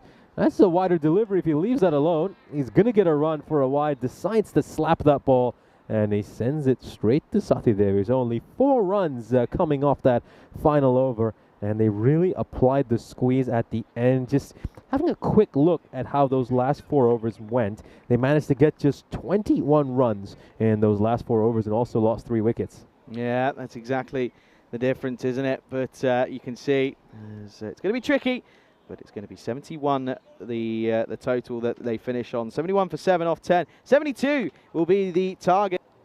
And, of course, the Assassins with the top 3 that they've got with the likes of Babu, with Danny Kuller, and with the likes of Babu, of course. It's going to be very, very tricky indeed to see how they're going to take this on, of course. And, yeah, can't wait to see O'Brien again in person with the bat. It's going to be very, very interesting. Certainly will, and of course it's going to be a tough task in the second innings, and we'll now take a look at the highlights of this innings. And, well, in all honesty, not too much for Belgrade to cheer about in this first innings, as we'll just take a look at some of the boundaries that were struck, as well as other key moments and wickets. And we're just going to watch the demise of Muhammad Ahmed over there, he was dismissed by Jawaharta Nikola. Good catch there by Naushad Babu to get rid of him. Muhammad Siddiqui departed for a golden duck off the bowling of Akash Lamso. Yeah, absolutely. And of course, Bash came out and again couldn't give it a bash. And it was a disappointing way to be dismissed, trying to sweep and just couldn't get anywhere near it. This was kind of what got the likes of Dadathna in the mood. He really was struggling to get into fourth gear, but a 4 and a 6 ended up helping get into cruise control. And he was able to get a few going. And that was, of course, a blessing. This one was one of the shots of the day, the old one-handed no-looker. Only got a single, but still pretty cool to look at. Dadathna did get one of the biggest sixes so far, the first person to clear that fence. It's a long old hit out there. That's at least another 20 metres from the 50. And, of course, there was a bit of a mishap here, a bit of the old yes, no, maybe. O'Brien, of course, made no mistake this time. It was a mishit from the likes of Amal Krishna, from Eswar. But of course, it was sent back to his where he was coming from by his of course partner at the non-strikers. That was a chance put down by Viniraju, but of course the chance ended up giving an opportunity for a run out, and then this one was a soft dismissal as this one was actually hit away and got through the fielder. It was a couple of lackluster moments in the field, but it was a slower ball, of course, that was the dismissal of the likes of Dadathna as he just scooped it up and got it away. And of course, you can see that realistically, this Assassin side didn't have it all their way, but they did come back nicely and were able to, of course, get a wicket off the very last ball as it was eventually caught down at long off by the likes of Sati Devi. He could be crucial as well, you know. He has also got the ability to be a big part of it. And of course, this was a off the splice and well, a very, very slowly attempted run out, but they didn't get there because, of course, it was eventually off the glove, and the ball was not in hand. Of course, was given out on field, but eventually overturned. But the last ball, though, this one was the same again. And that was, of course, the fielding. And that was, well, there was a catch towards the end that finished it off.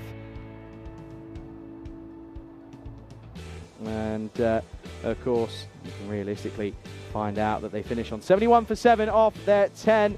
And the Assassins have got a bit of work to do, though, and they should be looking to chase this down in 10 overs, in 7 overs even for the bonus point. 2 dots at the top of the scorecard for Siddiqui and Basharat. 1 for Sabayan as well as he was stumped off his first ball. 31 the top score, and extras were just the third top scorer with 12. So it's tricky times for Belgrade yet again in this one.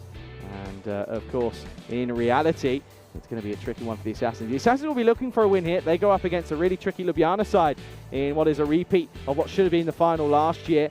But of course, you can see the bowlers, Danny Killer 2 for 5, 3 for 5, for Sari Das. Very impressive indeed. Quick turnaround then, a little bit to get things going in this second innings. The Assassins should be looking to chase this within their 10, and we'll see what happens. Looking forward to see how this unfolds. You're watching Match 50 of this European Cricket Series here on the European Cricket Network.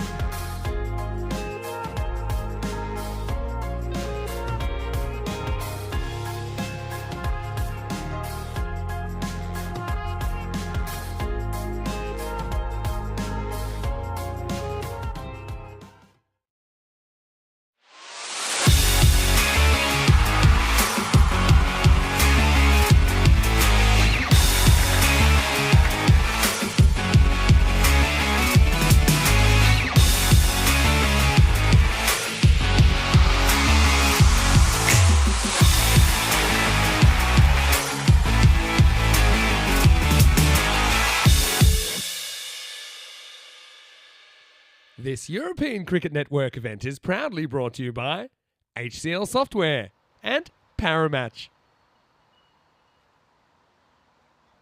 Howdy folks, welcome back to the European Cricket Network, and you join us here for the second half of match 50 of the European Cricket Series in Croatia this year. It is, of course, Belgrade taking on the Assassins. The Assassins have been set 72 for victory. Of course, a pretty similar target to what was set in the last game between the likes, of course, of the reality, realistically, where, of course, in match 49, the likes of Afyon Karahisar could only muster up the Ljubljana, sorry, could only realistically get some away. But in this one, you can see there, 72 is where they will be set. 7 overs or less, 49 or less. It's not really in the equation, to be honest. I think it's more going to be, again, paying attention to the left side of your screens there, folks. It's going to be exciting. It really, really is. And welcome back to everybody in the chat, to Wayne, to Dave, to Tanos, to Jacob as well. Pleasure to have your company with us. As there, of course, 72 in 60 with Babu at the crease. That could be done in 3 overs, in all honesty. It really could be. Babu, of course, could take on the bowling and take it to the absolute depths of despair, because they, you know what Babu's like. O'Brien can also see ball, hit ball, and then you've also got Danikula to come in to do the same. Sati Devi can do some damage as well. Das in that top 5 as well. Here we go then. And of course, well, extras will have to be almost none if they're going to defend this successfully. They don't start with that. This one down the leg side gets a bit of bat on it, or sorry, a bit of pad on it even. Gets it away. It's a run on the board. It'll just be a leg by O'Brien, opening alongside Babu. Very good opening partnership this in Croatian domestic cricket. Of course, the Assassins, previous champions. But they go up against the Ljubljana side in what should have been the final last year. Of course, we should have had it a week ago, but it was rained off as well. O'Brien then to face up for his first ball. And this is an outside edge, but it will race away. And this one is going to have to get a bit of work on. They're going to come back for 2. And O'Brien gets runs on the board off the bat. First runs off the bat as well.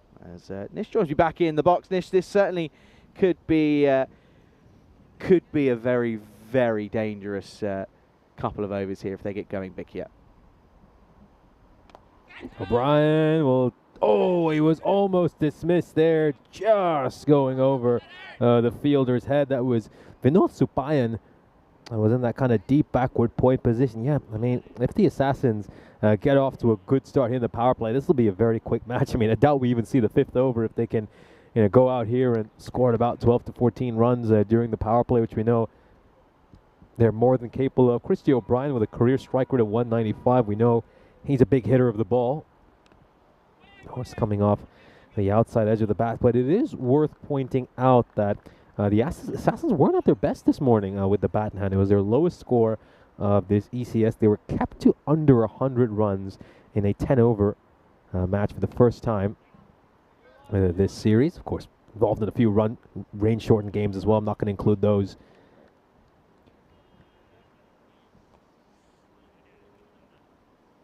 That was just knocked away towards mid-wicket. Yeah, O'Brien was mostly just looking to play the anchor role. He's just going at about a shade above a run of ball this morning. And I know Babu hit some big shots, but eventually he was dismissed. He just strikes that one back towards the bowler. End of the first over. The Assassins are 6 for no loss. Yeah, it does feel as if you've almost got sort of the angel and the devil on the side of the shoulders. You've got O'Brien who will play his correct shots, where Babu will just absolutely pump anything to all parts of the ground. So it's going to be interesting to see how they go. But yeah, as you said, they struggled a little bit this morning, which was rare to see.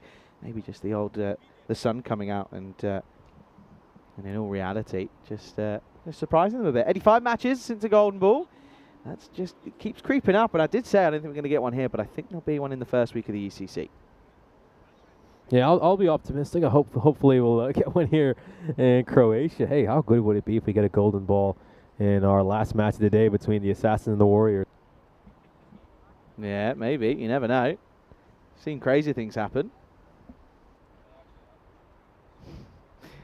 Still, though, they're going to go with another over a spin. Here's Dairafna. Oh, looks to go big over here, just over the fielder at mid-off, and well, that's Jawahar Danikula, who's ended up fielding that quite well, and beg your pardon, Arsalan Basharat. Of course, the Jawar Danikul, a member of the Assassins. Just mixing up my number 11s there.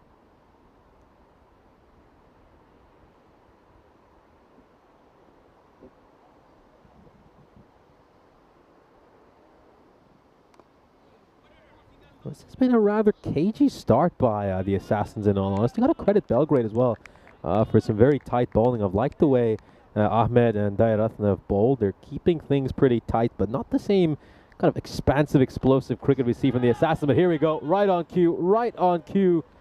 We see one sent away all the way, 4-6, just going over Akila Subayan. Yeah, it was. I was going to say, no one would have had the old none off 3 for Babu in the script, but gets a bit lucky. This one goes through the fielder. As Subayan, yeah, you're right, puts it down. You don't drop Babu on nothing. That is the last thing you do. And he's probably going to look to make them pay now. A little surprised they've kept Subayan out there. I mean, he's made so many misfields today. I mean, some of them he's been a little bit unlucky, but he doesn't really fill you with a lot of confidence when the ball's going towards him. Another outside edge. He just throws the kitchen sink at this one. Naushad Babu, and well, this has been backheeled inside the rope. It's kind of tough to spot the rope at the moment, in all honesty, so hard to tell if he saved it. I think he has. Yeah, I don't know if the lawnmower has been out recently, but I reckon we could get it out. Yeah, let's just take a look at this here. Yeah, just looks to backheel. This one goes big, goes massive here. Naushad Babu, and there's no issue with that one. It's definitely cleared the rope and gone all the way for 6 runs. Yeah, nicely played as well. Goes back and gets all of it. That's exactly what he had to do. He knows that this pitch is probably going to get up more than anything. With slow bowling, having gone up there and hit a couple, with anything that's slow, it really does bounce. And when you're not facing pace, that's where the deviation comes in. So, yeah, you just almost got to sit deep. If it goes back, then just rock back and take it over. Yeah, you just can't afford to give any length when you're bowling at this pace, which Dayaratna need to keep it really full, very stump to stump as well.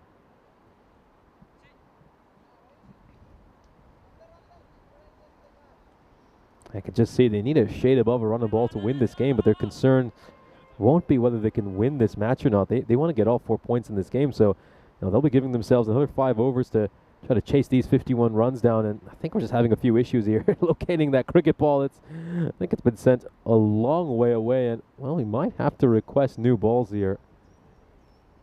Yep, there we go. The signal has been made to send a new ball out because, well, we just can't find the one that Naushad Babu has sent into the trees. New Grizzly, please, is the call by the officials in blue. Of course, thank you to Grizzly for providing us with the new umpiring shirts. They get swapped in and out, of course, 2 weeks, long time. A full toss, goes big, goes long, and it's another 6. What a terrific way to end the over. A magical over. 21 runs come off it, and he ends it with back-to-back 6 here, Naushad Babu. Yeah, there's going to be another few runs that go, and Dayaratna, well, he did give a few away, and of course only scored 31. He's given 21 of them back. There's the score at the end of 2. It's 27 without loss. I'll take a look at the standings here. So the Assassins, of course, so they can't finish at the top of the table anymore. So they are kind of playing for pride. They want to carry that momentum into finals day, and they'll also want to ensure that they remain in the top 3, which at the moment looks pretty set. So yeah, the Assassins, in all honesty, they can finish either 2nd or 3rd. Doesn't make too much of a difference if you finish 2nd or 3rd. That just confirms you're going to play in that first semi-final. Yeah, exactly. You know, it'd be nice to finish. It's a confident booster going into the next set of games. Pushes one away towards, and it's going to get a single here. I have to say though, I mean, the Assassins do know the importance of finishing with with a better record, because there's been a couple of times here in Croatia where the final's been decided by who had the better record because it's been abandoned because of rain. And well, I do hope the weather is good on Friday, but you just never know, do you? That is beautifully played by O'Brien. Meets it on the half volley and sends it away for a 4. Yeah, good footwork, and makes it into a slot ball and just punches it. Really doesn't look to go all the way. He just knows that he just needs to get over the infield, and it's 1 bounce 4. Gloriously played. Straight out of the textbook, that one. Out towards long on. He's just going to send that towards the fielder in the deep. That's collected by Sami Ulla. Just another run. So as you can see for the bonus point, they just need to go at under 9 and over. Easily done, realistically. Looks to go big. It's going to clear the fielder inside the 30-yard circle. He's got a big chase over here to try to get to that, and he's done a stellar job there. Iresh Dayaratna covers a lot of ground, just keeps it inside the rope, but Naushad Babu will make it back for a couple of runs. It looks to go big here. Doesn't quite come out of the middle of the bat. Outside edge, and what a big chase over there for Iresh Dayaratna. Able to pull it back, though, in time. Huge, massive strike there by Naushad Babu. That is one of the bigger sixes we have seen today. Of course, this morning we saw one sent out to that Aussie rules field, and it looks like Babu has sent another one there. Yeah, that's big. That is big. Yeah, it's out of the screws. It doesn't, there's only so many things you can say about it. That's a really big way to end the over. Couple of boundaries come in, and again, it's a very good power play, and they're making light work of this chase. 42 without loss after 3. Yeah, time to pull out the old thesaurus when Naushad Babu is batting this way. Going to need a lot more adjectives to describe how massive that was. Here's a look at the power play so far. Yeah, motoring along at 14 and over right now, the Zagreb Assassins. And this does really have the feeling that it's going to be a pretty quick second innings here for Belgrade. Yeah, it doesn't feel like it's going to go the full Monty, the whole 9 yards. The whole 10 overs, doesn't feel like it's going to go there, does it? Just 30 off 24 now. That's for the bonus point. Should be a 4-point game this for the Assassins. They're going to turn to Sami Ulla. Clips that one away towards mid-wicket. He'll pick up a single here. Yeah, just one nurdled. Gets Babu back on, and yeah, Babu 29 off 10. And O'Brien's just thinking, I've just got the best thing now. I was going to sit on my bat and watch it all unfold, get the popcorn out. Absolutely, just rotating the strike here, letting Babu tee off from the other end. Oh, it's going to depart here, though. Although it's come off the inside edge, beg your pardon. Just the sound was a little bit odd. But yeah, inside edge of the bat, the old French cut. Yeah, for a split second, almost sounded like it might just have come off the off stump. Definitely, well, both would, but it's definitely inside edge.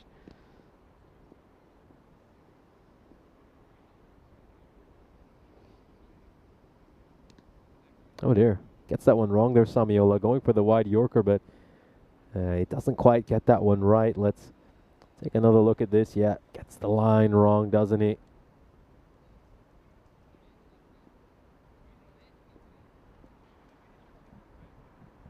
Yeah, Samiola's had his troubles in different periods through this tournament. He's going to work this one away. Wristy stroke there by Christy O'Brien. Is happy to just pick up singles here, keep the scoreboard ticking, and let Naushad Babu play the big shots and try to really accelerate his side and help them wrap this one up quickly. Yeah, absolutely. 30 off 11, 26 off 21. That's nothing for him, really. Couple of sixes. Here we go. Ooh. Big appeal, big appeal. I just think that was the sound of the bat on the pitch that they might have heard.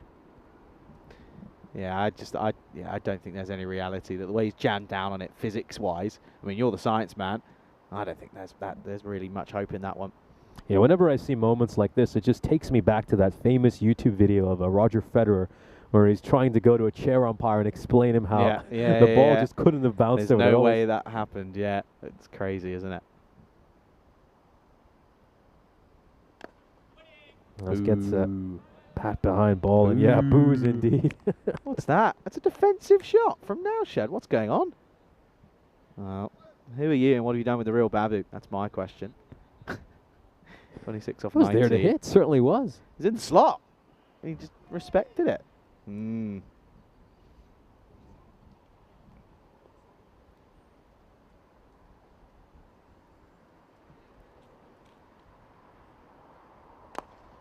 Likes to dig that one out, and oh, well taken. Really well taken. What a terrific catch there by Muhammad Ahmed.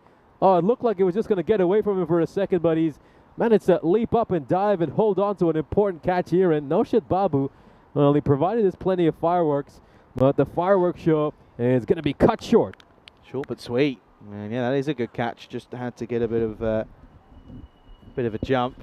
But yeah, Babu gone. Big end to the over. Good over from Samuel actually. Goes for just 4. Gets Babu. Score 46 for 1 after 4. Danny Kuller is going to come out now. Of course, has normally opened this tournament, but again, just having O'Brien at the top means that you can just elongate that top order. Pushes everyone back one, and it's a luxury more than anything. It's a luxury as a skipper. It's perfect. Gonna have a bit of a conversation, a very lengthy conversation here. Maybe just saying, look, we need to get the bonus point, but let's not lose quick wickets here. Let's not make this an issue. Let's not, what's the saying? Let's not make a mountain out of a molehill. Come on, pluck that one out of thin air. Rolling back the ears with that one.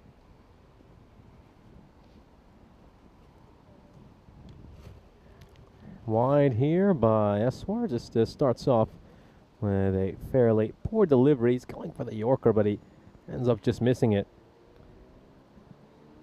Yeah, just missing out on that full one. Shouts to catch it. Is it going to be held on to? It will, and so a couple of wickets will fall here in quick succession for the Assassins. Both the openers have been sent back to the shed. Eswar gets rid of O'Brien. Yeah, this one, it's again not the best shot. It's across the line. Loses his shape. Good catch down in the deep though by Sabine. You're right. Another one bites the dust. Both openers back in the shed. Could this be just where this game starts to become a little bit nervy for the Assassins side? It might just give Belgrade half a chance here to pick up a point from this match, but you certainly don't think any chances this Assassin's side have to pick up a victory are going to be threatened by these couple of wickets. Yeah, so much talent in this batting order. I mean, look at who's coming out here at number 4. It's Hari Prasad Sathi Devi, who we know is a very, very powerful hitter. And the man at the other end is Jawahar Danikolo, who's currently sitting in the top 3 for the run getters in this series. It just tells you how stacked this Assassin's batting lineup is. Yeah, it really does. You're absolutely right. It's scary, isn't it? It is scary. And that's why they've been domestic champions. You know, okay, you take out Babu, you've still got a really good squad there. It's a dive over here, and he'll save his side a few runs. They'll pick up a single. Bit of a giggle out there, I think there was, by a few. Good work, though, by Rathner. Yeah, so that's now 25 still required. Sorry, 24 with that single.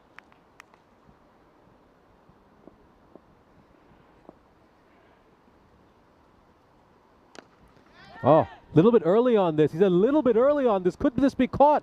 Oh, well, that is poor. It really is. He just didn't quite have his bearings right. And we know that Arslan Basharat is capable of taking a few good catches.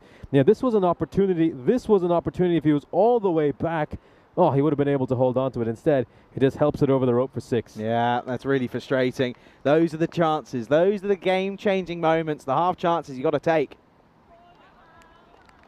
Big shot over there by Danikula, but we'll end up missing out on that ball. Yeah, you can just see another 18 runs needed and about 14 deliveries for the Assassins to pick up this bonus point. So it's just a matter of when, not if. Wide down the leg side.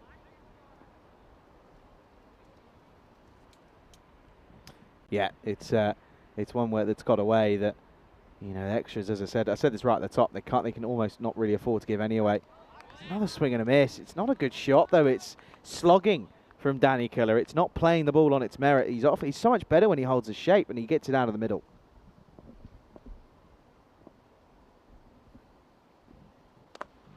Wow, that's interesting there by Danikula. That ball was very, very wide. He decides to wait on it and spoils the wide. Yeah, I think a couple of these sides that they just struggle a little bit with judging those wider deliveries. Assassins are 56 for 2 at the end of the 5th over.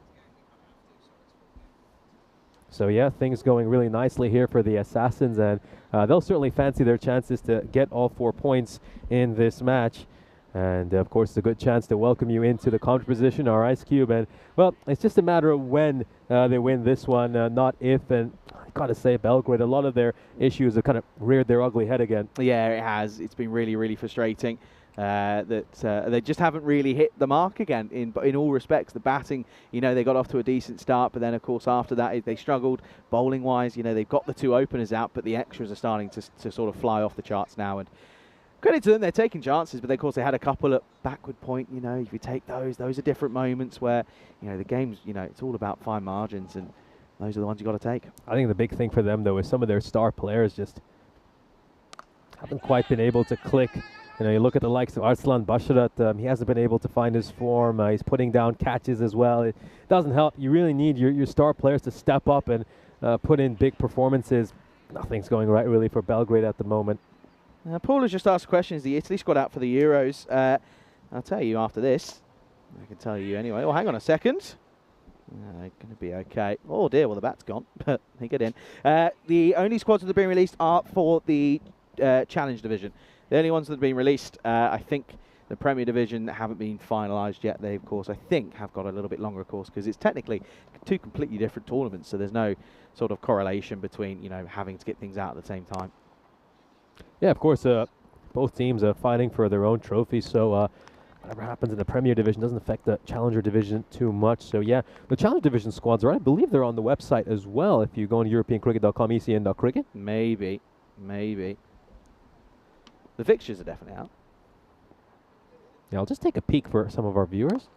Looks to go big over here, and it's going to carry, and it's been spilled. It's been spilled by Akilan Subayan, and now he's going to put in an even worse throw here, but this throw might lead to a run out. Well, it's all happening over here. It's sloppy cricket, but it's comedic cricket.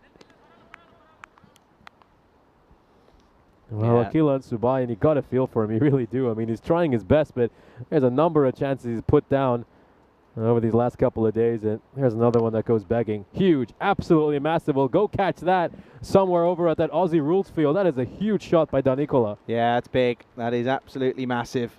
And this one is going to get hit away, and that's half the runs that they needed. So just 6 needed off this 7 balls until the end of the 7th. Not far away. Touching distance away now. 1 shot would do it. He's definitely going to look to end this one in style.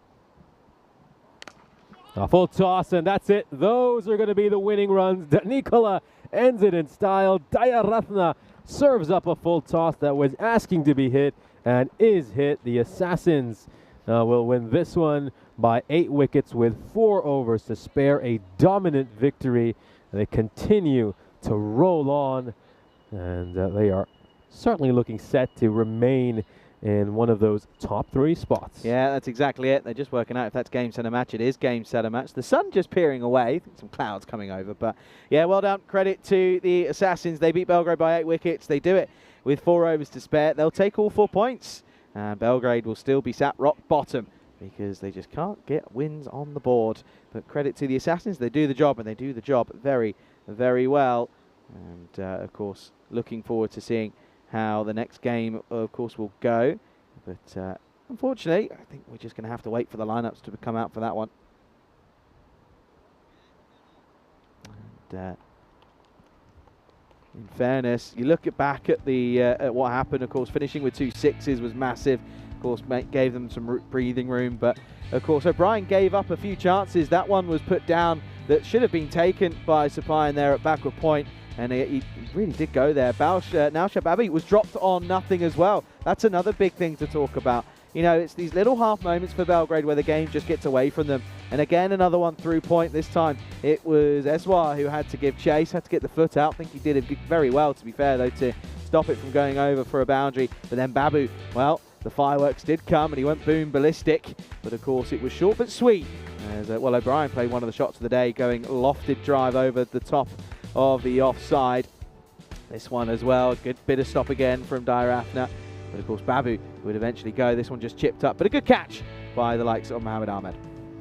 Yeah, it was a good grab there, wasn't it? They really needed that. This was another catch that was taken this time around. Akilan Subayan did hold on to that catch. He would put one down later in this innings. Huge moment right there. You could just see Danikola a little bit early on that shot, and Basharat unable to take it, and then helps it on over the rope for 6 runs as well. We saw some huge shots by Danikola that almost went out to that other playing field over there, the rugby/Aussie rules playing field. And this, of course, were the winning run, as it went all the way for a 6.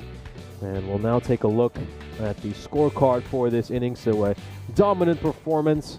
Danikola striking the winning runs at the end. He struck a big 6 to win things. He scored 3 sixes over the course of his innings, making 21 runs of 8 deliveries, strike rate of 262.5. Naushad Babu hit 4 sixes over the course of his 30 of 14, and Christy O'Brien was happy to play the anchor role. He was just keeping the scoreboard ticking, rotating the strike, and allowing Naushad Babu to tee off at the other end. We'll take a look at the figures for Belgrade, and well, Samuela bowled one quite over, gave 4 runs in that over, and took a wicket as well, but the rest of the attack, Dayaratna in particular, were just a touch too expensive. So the Assassins, well, of course, take this one. It's a dominant victory for them against Belgrade. They win this one by 8 wickets. They grab all 4 points, and they're heading into match 51 against Ljubljana with plenty of good form. Yeah, they needed to win this one, didn't they? Because realistically, you know, you never know what's going to happen in that last game when they're up against a good side in Ljubljana. It's going to be an exciting last game. I certainly cannot wait for it, and I know Nish can't either. Let's, of course, we're going to have to take a break, though. It'll be about a 40-minute break until we'll return. Of course, that last game coming up in 45 minutes' time. Can't wait. It's going to be exciting. Match 51 is on your way, as we'll leave you for a little bit of a break as you're watching the very eventful European Cricket Series here in Croatia with myself, Charlie Hunt, alongside Nish Bat right here on the European Cricket Network.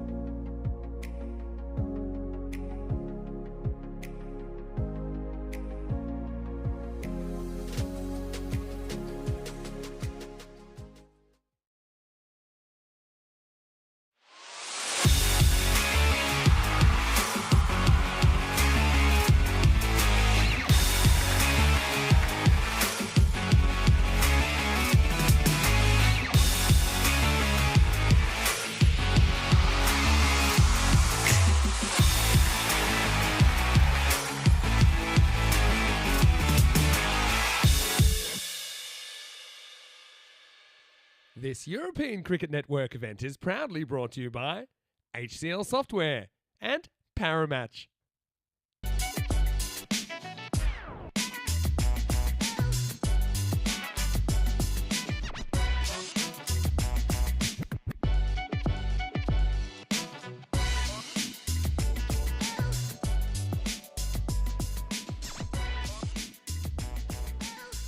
Our final match today is a big one. It's an absolutely massive fixture between the Zagreb Assassins and Ljubljana. Let's head over to the coin toss where you'll be joined by match referee Nilkesh Patel. Ljubljana is your call. Heads. Head is the call. It is tail. We're gonna bat first. SSN won the toss and decide to bat first.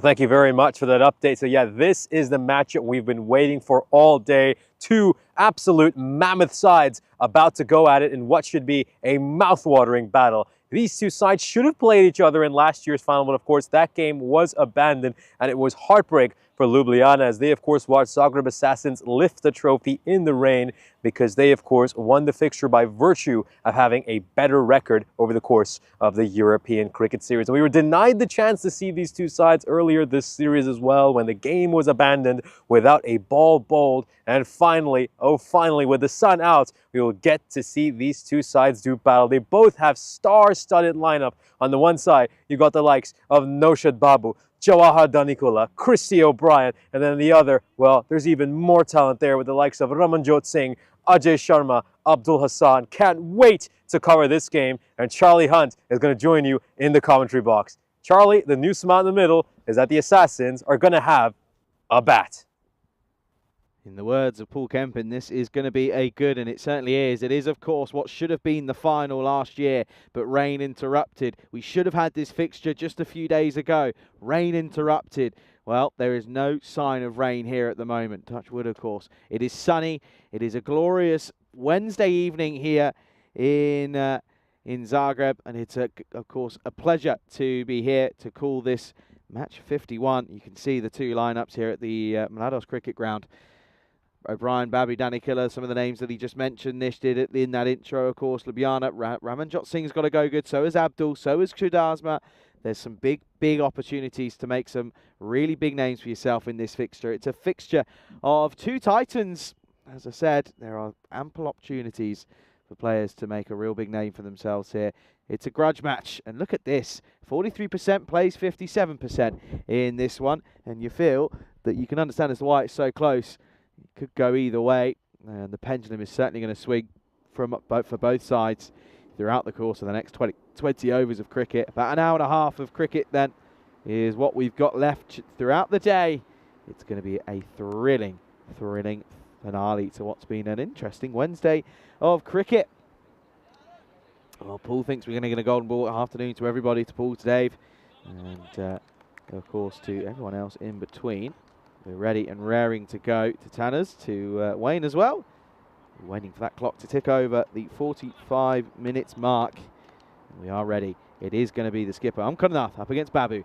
It's the clash of the Titans. And, well, it's a loose start, and he gets through Ramanjot, who's taken the gloves back. So had a game off in the last time we saw them. Of course, it was the likes of Kumar who took the gloves. But Ramanjot back behind, and he starts off with one that gets through him. And it's going to be a couple of wides to start. 2 on the board. That's exactly how the Assassins started their last game. They got 2 wides, and then O'Brien got some runs on the board going through backward point. Will we see an exact replica? Maybe. O'Brien facing up. Oh, this is going to be up in the air. This should be a chance. Well, 2 of them converge. One of them makes the call, and it's going to be a golden duck for Chrissy O'Brien. That's a disappointing way to go. But it was a very good catch in the onside. It went high up in the air. I believe that's Hassan Khalid who's taken the catch. He came round. There was a moment where he was going to clash with short fine leg, but unfortunately, or fortunately for Ljubljana, he puts a name on it. And look at that, he just pulls away, and that's a great bit of work. Good communication. First wicket down. O'Brien goes for a golden quacker, and it's going to be 2 for 1. And there's Derek just to send him on his way. That's a horrid start. Well, your player who's come in for the first time today in your big match doesn't click, and that's a disappointing way to start for the Zagreb Assassins. Danikula will come out then at number 3. He's opened for the majority of this tournament, so he's not really going to be too upset about having to come in after just the 1 legal delivery. But he has really got to go and stick around and provide some support with Naushad Babu. It's going to be a dead ball. I think there's a bit of confusion between Umkarnath and DJ. Our umpires for this one, DJ and Velko. And your third umps is Jasmine.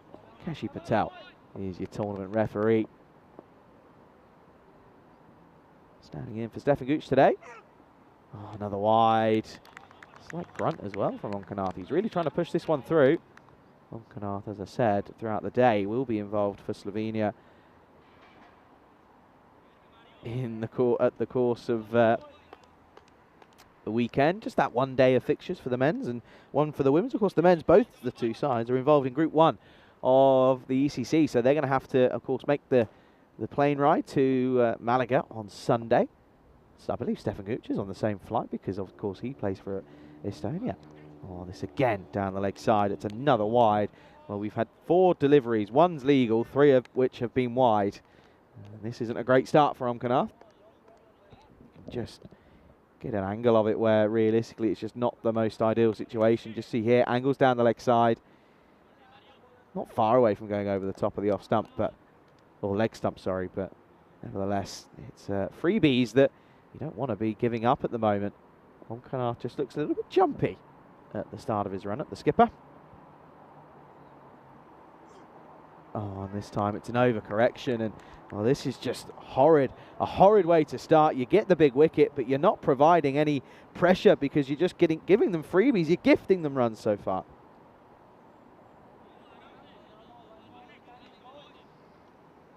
Five on the board, a wicket down, with just 1 legal delivery being bowled. Not an ideal start, this, for Omkanath. It's not bad, they got the wicket, but if it's 5 for none without a ball being a free, just a 1 legal ball, it'd be very much ugly. And this is going to get clipped by Danny Kuller, and it's a Gundy ball that was heading down the leg side again. But Danny Kuller says, no, I'm going to actually go and take this on, and he gets it. It's going to be 4. Well, I might wake up some of the crew in the production tent, or in the production hut, but that's going to go all the way towards the rope, and it's going to go down as a boundary.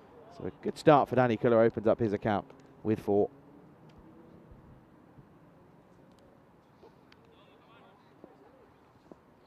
Needs a response. He's got to get it right. Omkanath, he's not got anything right. 9 off the over. Just 2 legal balls. Driven and driven confidently. That's 4 as well. This time the better looking shot. Straight out of the textbook and straight out of the screws. That one is seriously hit firm. It's in the slot though. It angles in. Omkanath in all heaps of bother. Another boundary. 4 more. Oh, this is a torrid start. A terrible start, some would say, for Ljubljana. Crumbling under pressure, maybe. Danny Kuller with 2 gifts to get 8 on the board with that, with just the 2 balls faced. Oh, inside edge. Not far away, whiskers away from chopping on. Good stop from Ramanjot Singh, though. I've been quick to judge him when he's made mistakes, but I'll be quick to support him when he does a good job. And that's a good bit of work behind the stumps.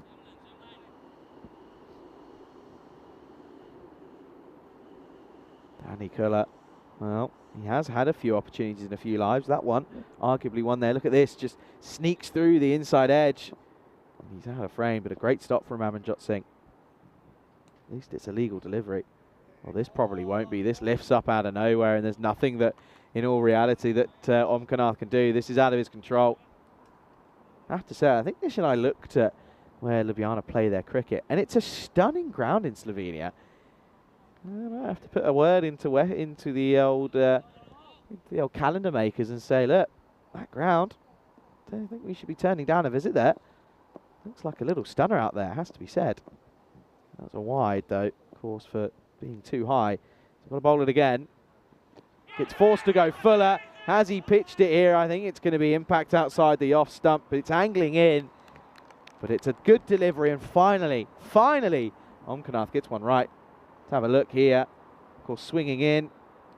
Yeah, impact outside the off stump, probably doing too much to even hit the leg stump. But still, finally gets a good ball in. So a big over to start. How many wides? 2 wides at the start, then another 3, and another 1, and a leg by. Been a few. Last ball potentially of what's been an expensive long over. It will be the last ball. It gets up. Babu gets off the mark straight away. He'll also keep the strike. That is the end of the first over, and it's a very good over for the Assassins. As they're 16 for 1. They do lose O'Brien, but they get 16 runs in it. It is 16 for 1 at the end of the first over. Of course, lots of cricket still to come on the network. This is how our year will play out. We, of course, will finish on that 20th of December in Khartoum with the ECCW, but before then, we'll be in Barcelona. We'll be in the Italian finals. I'm assuming that's probably going to be at the Rome Cricket Ground. Malta will be host for a couple of weeks as well. And then the ECC, well, that's not far away. But Greece gets underway on Friday. Countdown to that as well. Nishay Butt joins me back in the box. Yeah, great to be back, and of course, great slate of events lined up for the rest of the year. We really are into the business end of the European cricket calendar. Got a couple of international championships coming up for both the men and the women, and some great series as well. The Italian finals are looking forward to that. Karen Chadasma for the second. Babu just pushes at this one. They're going to take a quick single. Danny Killer very quick between the stumps. They'll get back. They'll get through for one. Yeah, this was pretty close to the stumps, wasn't it? Nice throw over there. Comfortably though, I think. He was pretty quick to set off. It was a bit tentative, but as soon as he goes, it's head down and away he goes. Look, yeah, he's home pretty comfortably in the end. Yeah, absolutely. Good signs though. Up and at it, Ljubljana. Wider and takes a bit of lift off as well. It's a nice bit of bounce and carry through over there, Chudasma. He's going to be very important in this match, isn't he, with both his batting and bowling. Yeah, look at that ball just rise up. It was pretty full delivery, in all honesty, and it ends up passing him about chest height. Yeah, it gets up, doesn't it? Which is, as I said, pace off, it will bounce, but pace on, it can do anything, really can. Driven. And put down. Oh dear, and do you know what? I think that's the skipper who's having a really, really horrid evening here. He went for 16 off his first over, and he's now just put Danny Kuller down for what could be a really big mistake. He gets put down on 8. Oh, massive, massive moment. Can't afford to give someone of Danny Kuller's up quality more chances.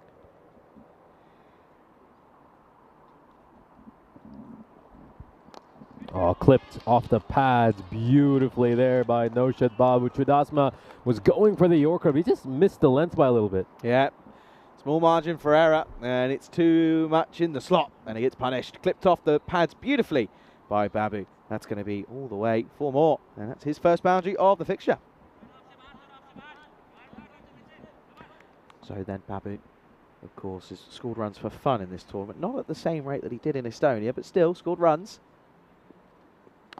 Clipped leg side. There is a fielder there on Mirage, but not quite the quickest of reactions. His power play is going to be massive, isn't it? I think obviously you have to put that par score up between these two sides by quite a bit. I think even if they're at about 36 or maybe even somewhere around 40, it wouldn't be the end of the world from, we'll be honest, perspective. Don't want to lose another wicket though. They don't want to lose another wicket to the Assassins. Lofted drive up and over the top. This one is going to be one bounce for, and he's looked very, very confident since he arrived at the crease, Danny Kuller. Watchful, still though getting runs. Over pitch delivery. It's more slot bowling over here, and Danny Kuller lets his bottom hand take over on that stroke. He's able to kind of whip that ball away over extra cover for 4 runs. One big blow for, of course, Ljubljana is that there's no Ajay Sharma available for them today. He's been their leading wicket taker, economy rate of 4 over the course of this ECS. Now, he's arguably been the most impressive bowler in this ECS. Well, I'll take a look at the standings. Just the Assassins playing their final game of this European cricket series. It looks pretty set that they'll end up in the top 3 regardless of how things work out. They can't grab that top spot from Sir Oliver Split, so they're largely playing for pride, and of course they want a little momentum and confidence heading into finals day. Yeah, that's exactly what it is. It's also, you know, having that mental thing over the side you're playing, because if you get them one over them here, you know, of course, there's been a lot of build-up and chat around the ground about players. You know, these two should have been the final, and the Assassins, of course, finished top of the table, so that was why they won it last year. So, there's a lot riding on this game. You know, it's not just a fixture where, okay, both these sides are in the top 5, we can move on. There's a lot going on it. Talal Ahmed is going to come in for the 3rd over, so they don't go back to Ankanath. It's not a real surprise. He went for 16. And the opposite argument would be the law of averages. I mean, we've heard that floated around quite a bit, particularly in the last ODI World Cup. I mean, do you really back yourself to beat the same team 2 or 3 times? Ahmed then starts with a good delivery, back of a length, and confidently pushed into the offside by Babu. Yeah, Nicola just gets back on strike over here. Babu and him usually open the batting for this Zagreb Assassins side, but with the addition of O'Brien, he's the one now right there at the top of the order.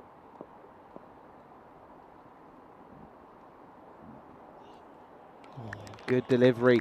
That angle away and across Danny Kuller, I don't mind. I like it because he will swing at things away from his body. There's certainly catching chances coming if he plays a similar sort of style. Yeah, absolutely. Just trying to lure him into the trap here, Ahmed. Could see Saduka Kapulu in the chat. Of course, will be playing for Slovenia this weekend. Hope you well. Safe travels come, well, Friday night. Full, good Yorker, dug out, and they'll push for a single. Good running, and that's just the difference in quality. A shot like that, probably wouldn't have been played by a Belgrade or maybe a Warriors or an Afyon Karahisar. But the difference is, even if it was, they push for a single. It's good early calls. Yeah, absolutely. And I think that's just something that is an important part of the Assassins game, isn't it? Just running those quick singles and coupling good running with their power hitting. Been a good over, though. Just 2 singles. Short and taken to the cleaners. Watch out in the tower. In fact, that's over the tower. That's gone all the way. That's gone a long way. And Babu, when he hits it, it stays hit. It goes the distance. Oh, slap straight down the ground here by Naushad Babu. Ahmed just digging this one in a touch short. It sits up nicely for Babu with a bit of stand and deliver over here. But just watch how quick he judges the length here. Look, he's so quick to pounce on a shorter delivery, and he takes it downtown. He's square on when he plays it, which is massively impressive. But yeah, the quick judgment of length just makes it that 10 times easier. It just picks up the length so early, as he mentions, gives him that extra bit of time to rock back and play that powerful stroke. Really unleashed a huge hit over there. First maximum of the game as well.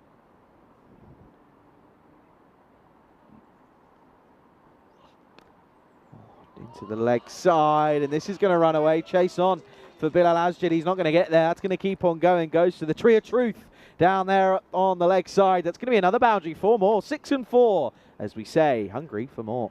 Oh, what a shot here. It's not the best delivery, but just tucks that one away. Just gets enough bat on it. Nice wristy stroke as well. Closes the face of the bat as late as he can and works that one away for 4 runs. I don't know why I called it the Tree of Truth, but I like it. I was going to ask what were the origins of those names. Is there some story that was left out of that? I don't know, but I feel like we can make one up and we'll get away with it. Yeah, absolutely. we'll come up with a tale of how centuries ago it was planted by some Croatian folk hero. Oh, well, again, this one, he's going to get away with it, but it's a wild swipe from Babu. Watch the bat speed on this one, by the way. If this connects, it's going a long way, but it gets underneath him. Ramanjot Singh, a little bit of a mistake. It's tricky, though. It bounces right in front of him, actually. I don't know if it is a mistake from him, to be fair. It's going to be 4 byes to finish the over. It was a good one for the first 3.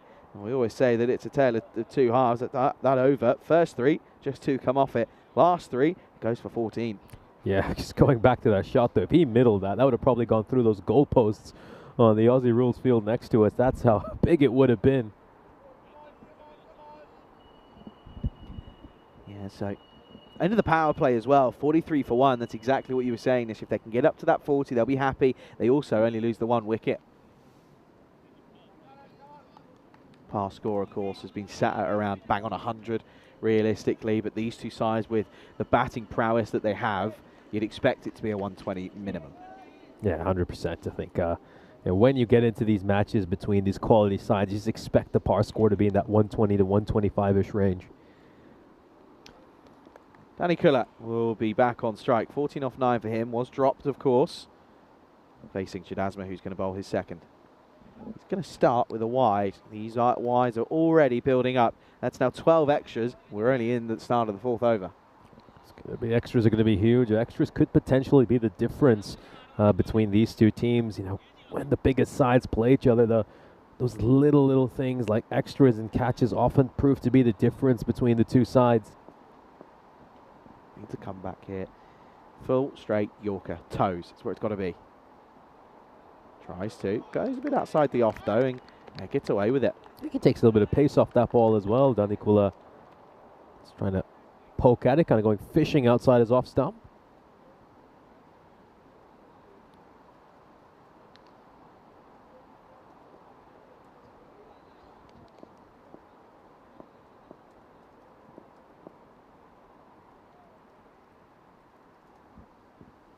Short out on the offside, and this is just, again, kind of just swatted over the offside, just pushed more than anything because he had to wait for it. But he gets enough, gets it over, 4 more. Shorter delivery, offers a bit too much width, and it's just cut away, goes over the inner circle and out towards the rope for 4 runs. He can't afford to bowl there, especially when the field setting he has. He's kind of set it to bowl pretty full and straight over here. Yeah, you got to get it right. You know, these little moments where, you set, as you say, you set your field, bowl to it. And the thing is, don't then bowl a poor delivery and change the field. Well, that's the difference. Of course, power play is over, so the restrictions loosen. You can have a maximum of 5 outs. Just brought third into the ring, and they've sent fine leg back here. I'm getting a shorter ball here. Yeah. Double bluff? No, it is the double bluff, but it's going to be a wide, and he doesn't think it is, but it definitely is. Good call from Velko.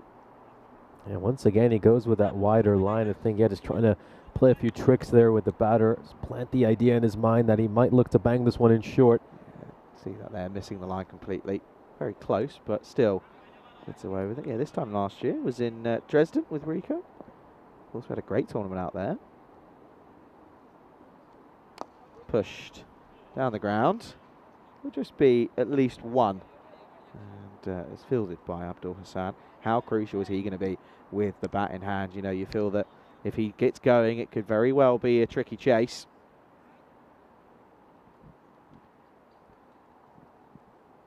Not bad over, though. Again, 2 boundaries and over is good for the Assassins. It's helpful.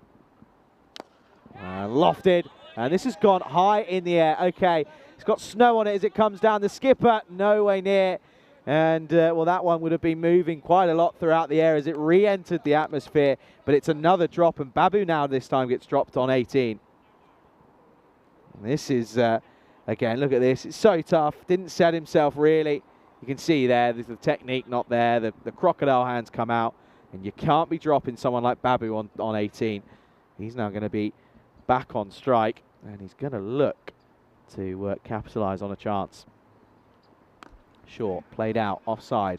It'll just be 1. Good shot, good cricket. Yeah, I had to look back at what I was doing this time last year as well, and I was commentating Ken Blanca Napoli against Casilina in the ECS in Rome. That was a solo day.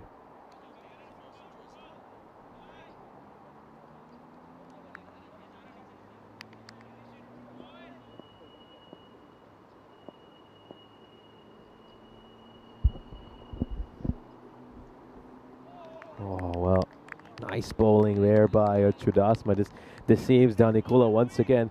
It's very unlucky there, Chudasma. Should have had a wicket. A catch was put down. And, of course, they'll take full advantage of these extra lives that are granted to them. You know, can't afford to drop chances against the team of the Zagreb Assassins quality. Let's have a look at the run rate here. So it's currently about 13.25. They're going along very nicely, certainly targeting something in the 130s, and if they really explode these last 6 overs, they could even get into the 140s. So, yeah, just a slightly worrying start here for Ljubljana. I told a full lie, a big lie. Check on the calendar, was Dresden before that series? I'll just have a look, but I definitely recall it wasn't during our series, because Rome was the last ECS before the ECC last year. Yeah, I think you've just confused September with August. It started on the 14th of August in Dresden. Maybe. Yeah, I just checked and I was wrong. Last year I moved back in to be flat in London. Yeah, okay, weird. Anyway, crazy. Of course, it is the last game, and, well, we always say we welcome your questions. Here's Hassan. It's full, and just pushed again down the ground for 1. Catches win matches, Nish, and I'm worried that dropping Danny Kuller and dropping Babu, that could be the tone setter that really settles in. Short, well, cries of catch it, but there's nobody home. Finds the gap. Good chase. Will come back comfortably for the 2nd. Oh, could be 3 here. There will be. That is poor. Ramanjot Singh saying, well, that was a bad throw, but at the same token, takes 2 to tango. That certainly does. It's just a few errors creeping in here for Ljubljana. It's been a bit sloppy in the field. Catches going down. Not quite backing up correctly either. All straight to the fielder, though. Shouldn't be a run and won't be. A dot ball, a rare dot ball as well. And that's the difference again. You know, look at Belgrade, right, for example.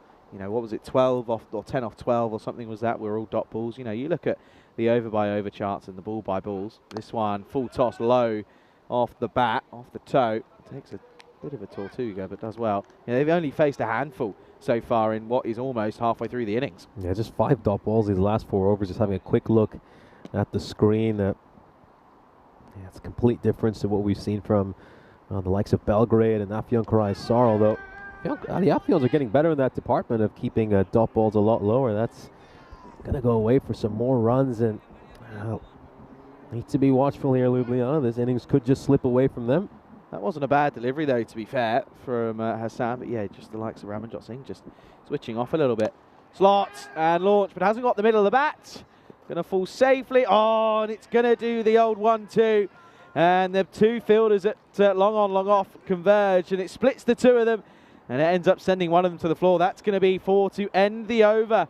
And it's a horrid way to finish because it was a pretty tidy one. They needed a boundaryless over to concede, but unfortunately it doesn't happen. And at the halfway stage, the score, 63 for 1, welcoming you in to the cube here. And, well, I'll tell you what, it's not a cube today. It's been quite warm since I've been here. Yeah, it's been very warm, and the sun's been out today. I haven't seen the sun for a good week here. And, of course, I'm glad we can finally get this matchup. We've been waiting to watch Ljubljana and the Zagreb Assassins for quite a while. Of course, their last 2 matches have been abandoned because of the rain. Although the stakes aren't as high as, of course, they were in the final last year, but this is still should be an exciting matchup. We're ready for the start of the 6th over, and it's going to be Reynolds bowling this. Reynolds, okay. Not Ryan. This one into the leg side and pushed away. Yeah, Christian Cal Reynolds is the bowler here. Come on then, how many Deadpool jokes can we get in? Probably a fair few. I'm gonna say something pretty controversial here, though. I don't know if I want to know. Swing and a miss, or is it a miss? Is there an edge? Yes, there is. The finger is risen from Velko, and Babu can't believe it. Ramanjot went up straight away. There was a slight nick that was heard. Whether or not it was ball on bat is the question. But in the look and in the eyes of Velko, it is going to be a little snick feather through to Ramanjot. And that's going to be a wicket to fall. And it's a big one to get as Babu back in the shed, 64 for 2. Yeah, makes no mistake there whatsoever. Just catches a little outside edge, and Ramanjot Singh will hold on to that one. Reynolds picks up a wicket of just his 2nd ball. Go on then. I was not a big fan of Deadpool. Really wasn't. I like Deadpool 1. I wasn't a massive fan of Deadpool 2. I haven't watched the 3rd one yet. Yeah, I just didn't find it all that good. Also, more of a fan of Ryan Gosling than Ryan Reynolds. It's not your comedy. I don't think it's your comedy. I don't think it's your style. Do you know what I mean? Yeah. I don't think it's what you're. I don't think you're into that. No, I'm not. You're right. Yeah. It's just that movie was not made for Nish's sense of humor. I have to say, in general, I don't tend to find that many movies all that funny. I tend to find that TV shows tend to be funnier than movies in general. I think a good sitcom is a lot funnier than any Hollywood comedy I've seen. Mind you, though, Bollywood comedies can be pretty underrated. You said this the other day. Yes. This is a full toss. Sathi Devi facing his first delivery. And they're just going to get one. Might want to check this. It was an attempted slow ball from Reynolds. Yeah, I just want to check the height on this in case there is a chance there's a no ball. Is this just dipping underneath his waist? Yeah, ooh, maybe. close. Yeah, looks like the case. Close. No cigar. They will come back to live action. Reynolds again. Oh, no more because someone was talking.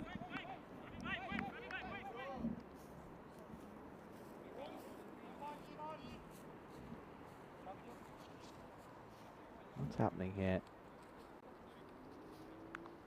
Well, he's talking about, I think he's talking about Dennis. He's worried about Dennis who's walking, but he's not exactly behind. He's to the left of us here in the cube. If that's the case, then surely he would have had an issue with us being in the cube for the last 2 weeks. I don't know. It was a dot ball anyway. It wasn't worth the hassle.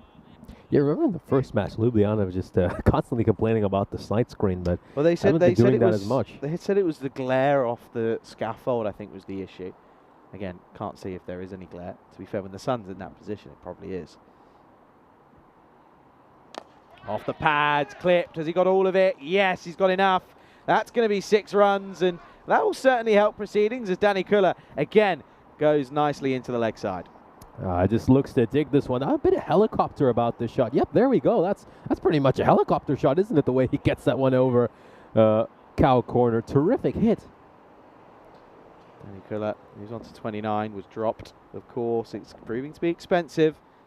Potentially the last ball here will be carved away and over the top. That's 4. Well, there you go. There's Dennis. He definitely wasn't here when they were moaning. So I don't know what they were whinging about. But I tell you what, though, that's 4 runs. 6 and 4. Hungry for more again. And the thing is, finishing overs with boundaries is just, it's those little things for a bowling side that just make life a little bit tougher. End of the over. It is 75 for 2. They're going at exactly 125 pace here. Yeah, so pretty much 4 of the 6 overs we've seen so far in this innings have ended with a boundary. 5 if you include the fact that one of those was a boundary off by. So yeah, it just kills the confidence of a bowler, doesn't it? They feel like they bowled a perfect over and then they spoil it on that last delivery. They just keep getting timely boundaries, the Zagreb Assassins.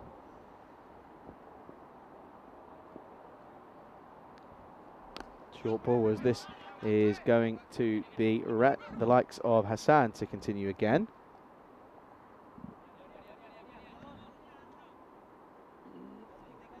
Gets Danny Kuller back on strike. That's all Setha Devi has to do here. Take his time. Danny Kuller is going to swing and that back foot almost rising. So Singh was certainly keeping an eye on it. Going back to sort of comedy movie talk just for a bit. I've seen plenty of funny movies in foreign languages I don't even understand, and I often find them even funnier than the number of English movies I've seen. Do you know what? I was talking about this, right? I can't watch foreign films because I'm lazy and I don't want to read. And I'm not going to listen to a dubbed version either. No, not doing it. Oh, that's a Gundy ball on the pads, whipped away from Danny Kuller. Well, he's showing us at the moment that he doesn't want anything outside off, but it's on the pads. He will whip you away, and whip you away he does. Yeah, just they're going down the leg side there, Danny Kuller, beg your pardon, to Danny Kuller, and it's just asking to be hit when he bowled there to a player of his quality. If I wanted to read, I'd read a book. But I don't, so I'll watch a film. So would you watch anime, for example? No. Doesn't interest me. Not one bit. I'm lazy. If I want to read, I'll read a book, as I said. But no. So do you never put the subtitles on in general? No. Why? Oh, wow. No. Use your ears. Oh, this one beats everyone down the leg side. It's going to be a wide and an extra run. And just these little mistakes are really starting to creep in for Ljubljana. Yeah, it's just that pushes this one down the leg side for a wide. It's just been uncharacteristically sloppy for Ljubljana. Ramanjot's got to be doing better there. He's got to see it earlier. He's got to get those feet moving. There's been times when he's kept that he's just looked a little bit lackadaisical, but at the start he was very good, but since then it's been downhill. Yeah, no, never put subtitles on. The only time I do, there was one time recently that I can remember. Short, pulled leg side, not got out of the middle of the bat, but it's just going to be enough. It's going to be 6 runs. It just gets over. And that will certainly help proceedings. Another boundary, another Maximo. Yeah, just drops this a little bit too short, and you don't do that to someone of his quality. He's always going to send you flying over the rope for 6 runs. Yes, I think Bevy now, 8 off 3. Now this is hit firmly down the ground. Should be a fielder there and is. Will just be a single to end the over. It's 89 for 2 at the end of 7. Yeah, there was one time I was on a plane and it was just really, it was a loud plane, so I had to put them on because my earphones weren't exactly, they still weren't loud enough.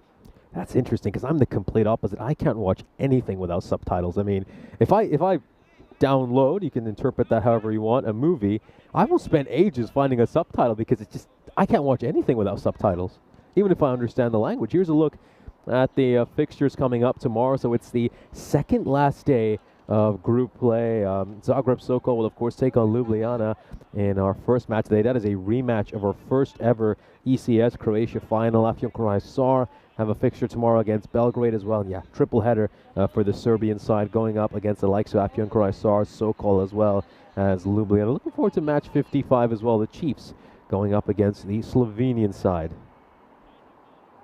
Yeah, can't wait for that. It's going to be very exciting. Another day of action. Of course, we'll be here to cover it all for you. Going to talk. Oh, I've got a little conversation starter. You got my brain ticking here, right? Come back to it. As this is going to be Ahmed who starts, clipped away. Work to do for the fielder. Well, it was just out of your screens, but it's going to go for 4.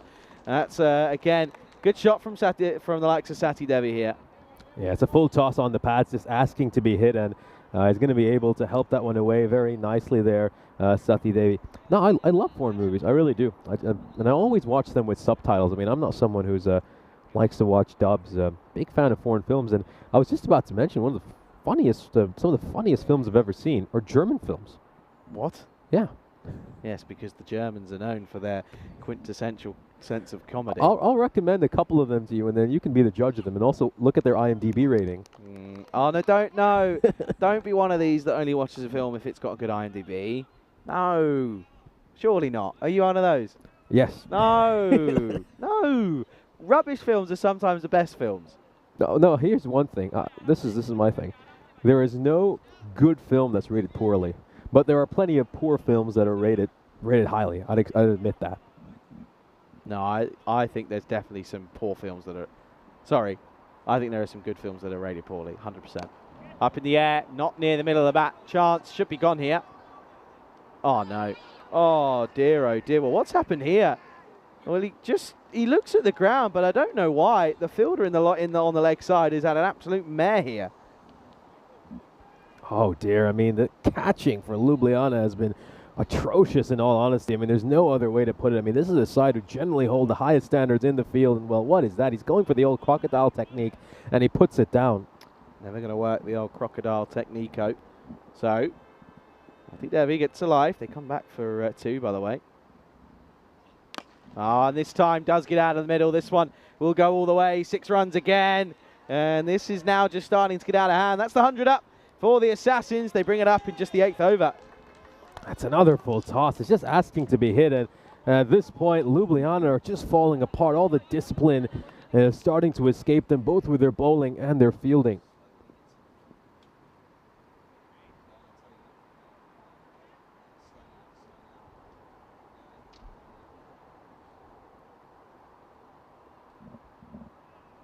I just wanted to maybe check the height there. I think it's going to be... it's going to be okay. Move on. So 6. There should this money to... Yeah, that one. Yeah, okay. Yeah, I know that film. Best film. I was talking about this with Stefan Gooch last night. One of the best films ever created. Happy Gilmore. I've never seen it. What? Yeah, but, that doesn't surprise me. Happy Gilmore is one film that deserved a sequel and hasn't got one, but is getting one made. Oh, this looks good. This actually does look good. I got to be honest with you. Here we go. Oh, it's another full toss. This could be a no ball, you know, and this is going to be another 6, despite whatever happens. But I reckon this could be a 7 up.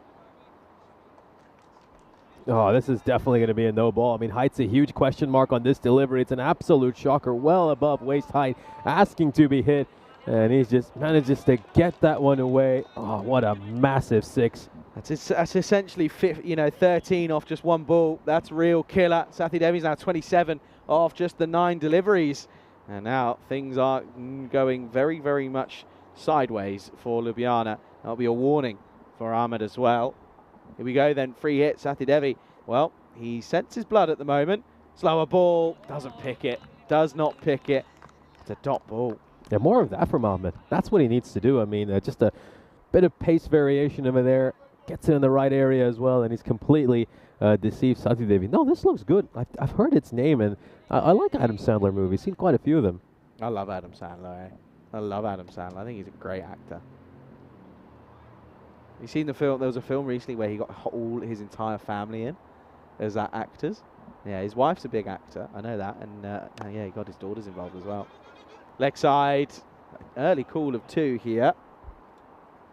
Yeah, gets that one away towards mid-on. Just will get a single here to end the over. So 20 runs coming off that over. It's a magical over, the first one of this innings. And, well, the Assassins, the expected score is listed at 135, but the 140s are definitely on for them. If they can get a couple of big overs right at the end. Yeah, if you're Ljubljana, you got a big dilemma now. Who are you going to give these last couple of overs to? Reynolds will probably get one because he went for 12. And then do you go back to Omkarnov, even though he was a bit expensive in the first over he bowled? Yeah, some big questions for Ljubljana to answer here. Yeah, trying to think what other films that were so good that deserved a sequel. or actually, I'll tell you what a better one is. Films that got a sequel that the sequels didn't live up to it. Oh, but that's most films. The Incredibles. The Incredibles 2 was rubbish. Cars 2, rubbish. Cars 3, great. But Cars 2 was rubbish. Do you like Cars? I love the first one, but I think I was spared the fact that I never actually watched the second or third, so I just have a perfect memory of it. Yeah, don't bother. You watch the third. The third's okay. This one is going to get through, though. This is going to be a boundary. That's going to be 4 runs to start this over. This is the skipper who's come back for the 9th. And, well, it's the same old story. Come off the edge of the bat. It's going to go for 4. Yeah, Cars, one of my favourite films ever. Ever. Cars 2, one of my least favourite films. Cars 3, middle. I don't mind. But Cars 1, oh, what a film. I think the third part usually is when a trilogy really kind of just goes off the rails. I've noticed that with a number of films. Oh, it's an edge there. It's a little edge, and that's going to be a wicket. So Sathi Devi, he certainly played his part perfectly. A quick fire, 32 runs of just 13 deliveries. Always tough to play that shot, looking to come down the wicket, trying to hit it on the up. He just gets a little edge through over there, and it's taken very well by Ramanjot Singh. Yep, simple catch. Does very well in the end. But yeah, Sathi Devi, as you said, the damage already done. 32 off 13. That is great striking for him. And he just has this ability to come good at the right moments. He strikes at 246, but he's going to go as the score 113 for Tree. Yeah, but just going back to that point, I think once you get into the third part of any trilogy, that's when it's usually an absolute mess. I mean, how many examples can I give? Karate Kid 3, unwatchable. Home Alone. Yes, I've never even seen the third one. Exactly. Again, don't bother. Short ball, and this is a good delivery. This is a really good comeback from Ankanath. Went for 16 off his first, conceded a boundary first ball, took a wicket second and a dot ball third. Even a masterpiece like The Godfather. I mean, the first two are amazing, and then the third one is horrible. It just doesn't do justice to the series. Never seen it. No, it's definitely worth a watch. Oh, I mean, it's on my list. It's for me, it's one of the top 3 films ever. So yeah, it's on my list. I know that for a fact. Swing and a miss. Wadekar, he's doing the wrong thing here. He's leaving Danny Kuller stranded at the non-strikers, and Danny Kuller's just saying, what are you doing? Just get bound on ball, get me down there. Wadekar wants to be the hero, doesn't he? He wants to whack a 6. It's too easy, sorry. Credit to Omkar Nath. He was very expensive in his first over, but he's come back really well. Big time, big time. Wide ball, and the extras now start to creep in. That's the one good thing with being the captain. You know, you can have faith in yourself. Just give yourself a second over. I'll turn things around. Yeah, look at that, by the way. 16 seconds. The countdown's on. This could be 5 penalty run, folks. That one has almost snuck under the bridge. I don't think they're going to get there. 10 seconds left. This is going to be very, very interesting. And this one is going to be just now. They're going to think of a single, and you can understand as to why. And the thing is, as well, that almost means that they do get a minute, and the clock starts now and it continues, but they've got to stop it here because, well, the batter's going to come out, but that could be very, very tricky. Yeah, certainly could be. Let's see if the opposition batter's going to be a little bit cheeky over here. Let's take a look at this. Yeah, smart work there by Omkar Nath. Picks up the ball, knows he has all the time in the world, doesn't take a shy at the stumps, just walks up to them, breaks the stumps. Great work. Superb over by him so far. Only the 5 runs coming off it, and he'll see a couple of wickets fall in this over as well. One off his bowling and 1 run out. Here we go. Last ball of this over. Struck firmly down the ground, and this should just be a single. So, yep, the clock is perfectly fine there, and that was such a crucial run out. So a little brain fade there for the Zagreb Assassins might end up costing them 5 runs. And what a moment. What a massive moment. We're heading into the final over. 115 here, so they pulled things very well. Omkar Nath, a superb job. Figures a 2 for 21 for him in his 2 overs. They'll certainly go to Reynolds, you'd imagine, for this final over. Kept things pretty tight. Gave up just the 12 runs and picked up a wicket as well. Just taking a look at the umpire. Yeah, no penalty run signal made over here. That wicket just snuck them through. Here we go, last overtime. And drag leg side. This is Reynolds who's returned here for the death over. They'll get 1, and that means that Das is going to keep the strike. Das can hit a ball, though, which is why I was surprised that actually, the likes of Wadekar did come out. He's listed at 11. Very Das is someone, he's one of those bowlers who he middles it. It's going to go a long way. Oh yeah, calling him a bowler is just doing him injustice in all honesty. Nice shot. Gets a single, gets Danny Killer back on strike. Need a couple of boundaries here. You know, 120, that's exactly what did we say about 4 or 5 overs ago, Nish? We both said 120, 130. That's where it needs to be. It was never going to be a low-scoring thriller, this one. The amount of batters in each other's lineups, it was never going to be a low-scoring thriller. Dot ball walks down at this one. He's better off standing still. Yeah, low scoring for these two teams would be if they made 110 runs. In all honesty, I think when you get to this sort of quality of cricket, you know, these two, they are serious teams in the Zagreb Assassins and Ljubljana. Look at the win predictor, by the way, 1% in it. Slapped. There is a fielder out there, though. He's got work to do. He's done superbly well. Very good job indeed. They're going to try and come back for 2. Oh, well, that's very interesting.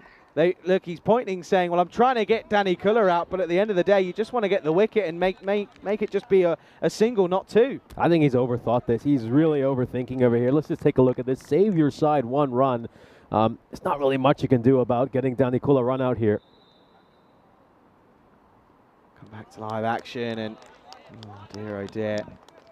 It's another dot. Sneaks one in.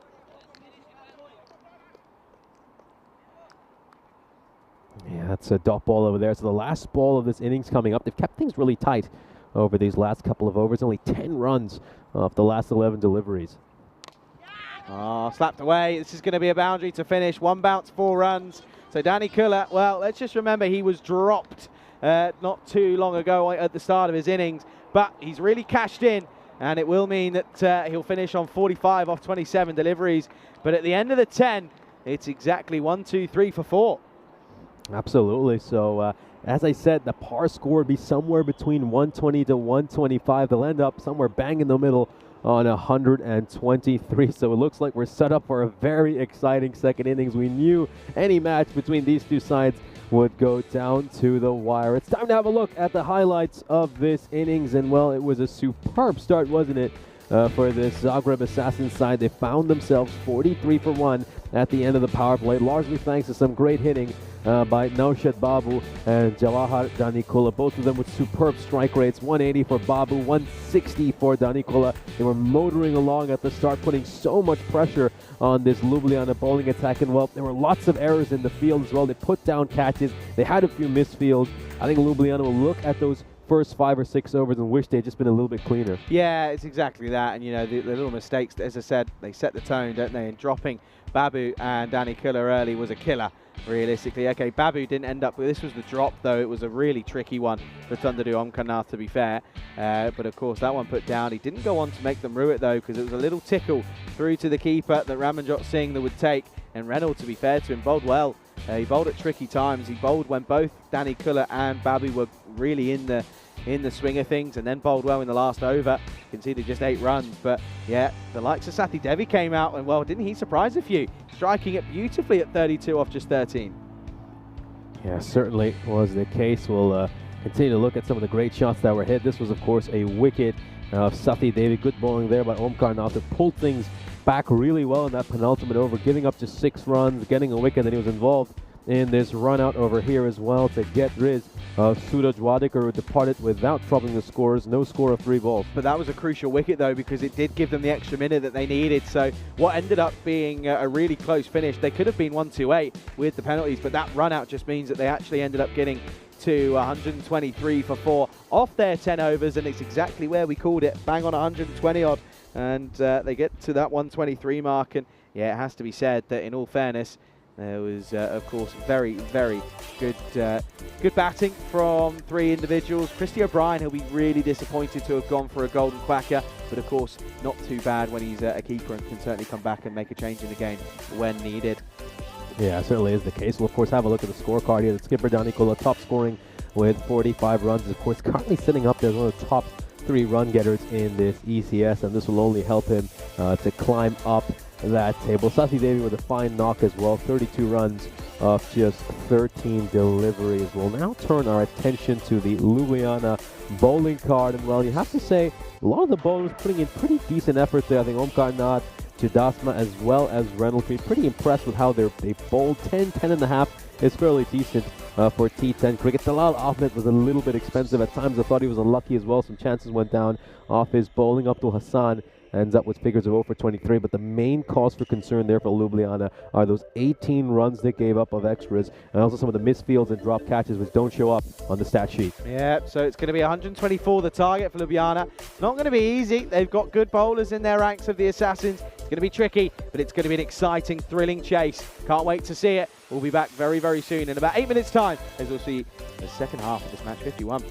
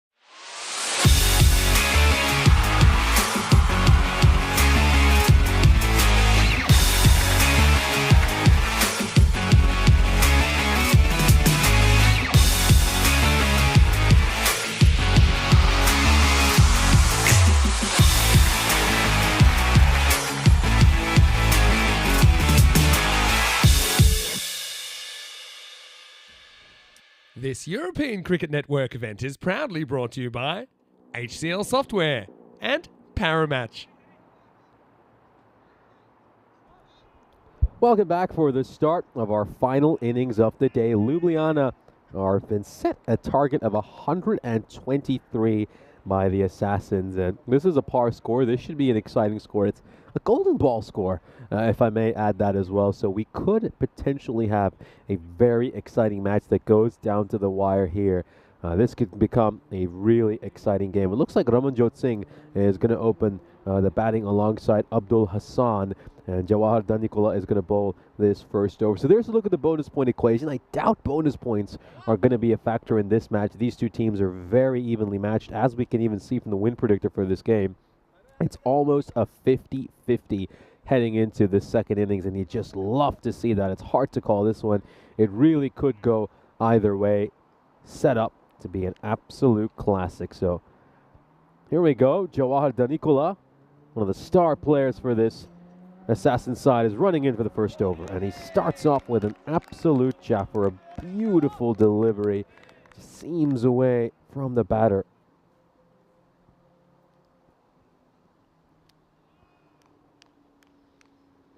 Now let's just take a look at that. Just getting that ball to angle in and just moves away from the batter nice and late.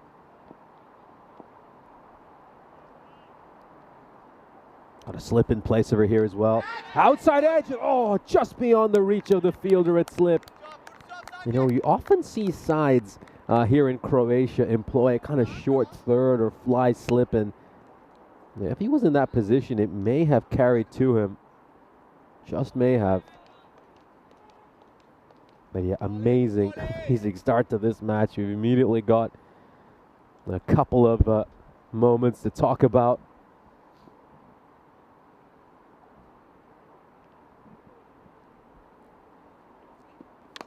Looks to go big over here. It might just clear the fielders, or it'll find the man in the deep, and it will. It will. It's a catch that's really well taken, and the first wicket will fall here. Abdul Hassan will depart for a golden duck. That one's just hung up in the air for a bit, and it's taken in the deep. A terrific catch as Ljubljana lose a wicket really early. It's another breakthrough for Jawahar Danikola. Yeah, and hi everybody. This is of course an interesting start, and you've got to think that, in all honesty, that you've got to think that that's going to be tricky to come back from. Abdul Hassan going for a golden quacker. Not easy score. 1 for 1. Yeah, couldn't have been a worse start from Ljubljana's perspective. Losing an early wicket, losing the dangerous Abdul Hassan, and we know has been one of their key players over the course of this ECS. Yeah, of course, they've sent out here. This is an interesting move. Normally you'd see Karan Asma at 3, but they've gone with Hassan Khalid. Maybe they want his impressive power hitting in the power play. Well, there you go. This one up in the air. It's going to fall just for 4. It was agonizingly close for the likes of Suraj Wadekar, who was giving chase alongside Arun Satyan, but unfortunately just gets away from them, and that's going to go for a boundary. Yeah, it just lands in front of the rope there, so it's going to be 4 runs. Doesn't go all the way for a 6.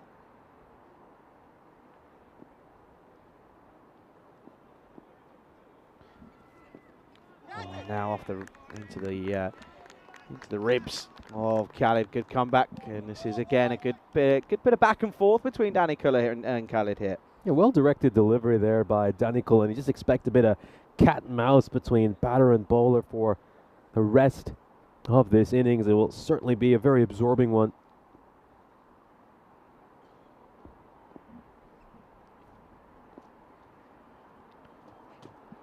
Oh, not far away. It's a horrid shot from Khalid, and it gets away. And it's going to be a dot to finish, though. Interesting. As to be quite honest, that realistically means that they're very much behind the rate already. 5 for 1 at the end of the first. I've just become so accustomed to Jawahar Danikola bowling these superb opening overs. And here's a quick reminder, they've got 86 matches since we last had a golden ball on the European Cricket Network. And, well, yeah, this match could certainly be one where we snap this streak. It just gives you that kind of golden ball total feel, doesn't it? It's a par score, two very evenly matched sides. Could really come down to the wire. Yeah, it really could. And yeah, did I hear you say that you think this might be a golden ball total? Could be. You're right. I think you're right. I think it's the closest encounter and the closest match we've had that this very well could be. Really could be. Paul says, what does Derek the Duck have with this Chinese meal? Prawn quackers. Very good. I can't eat duck now because I think of poor Derek. Anyway, they're going to turn to the likes of Ashik Prasad for this second over. Ramanjot Singh's still there. Boy, oh boy, do they need him to go big.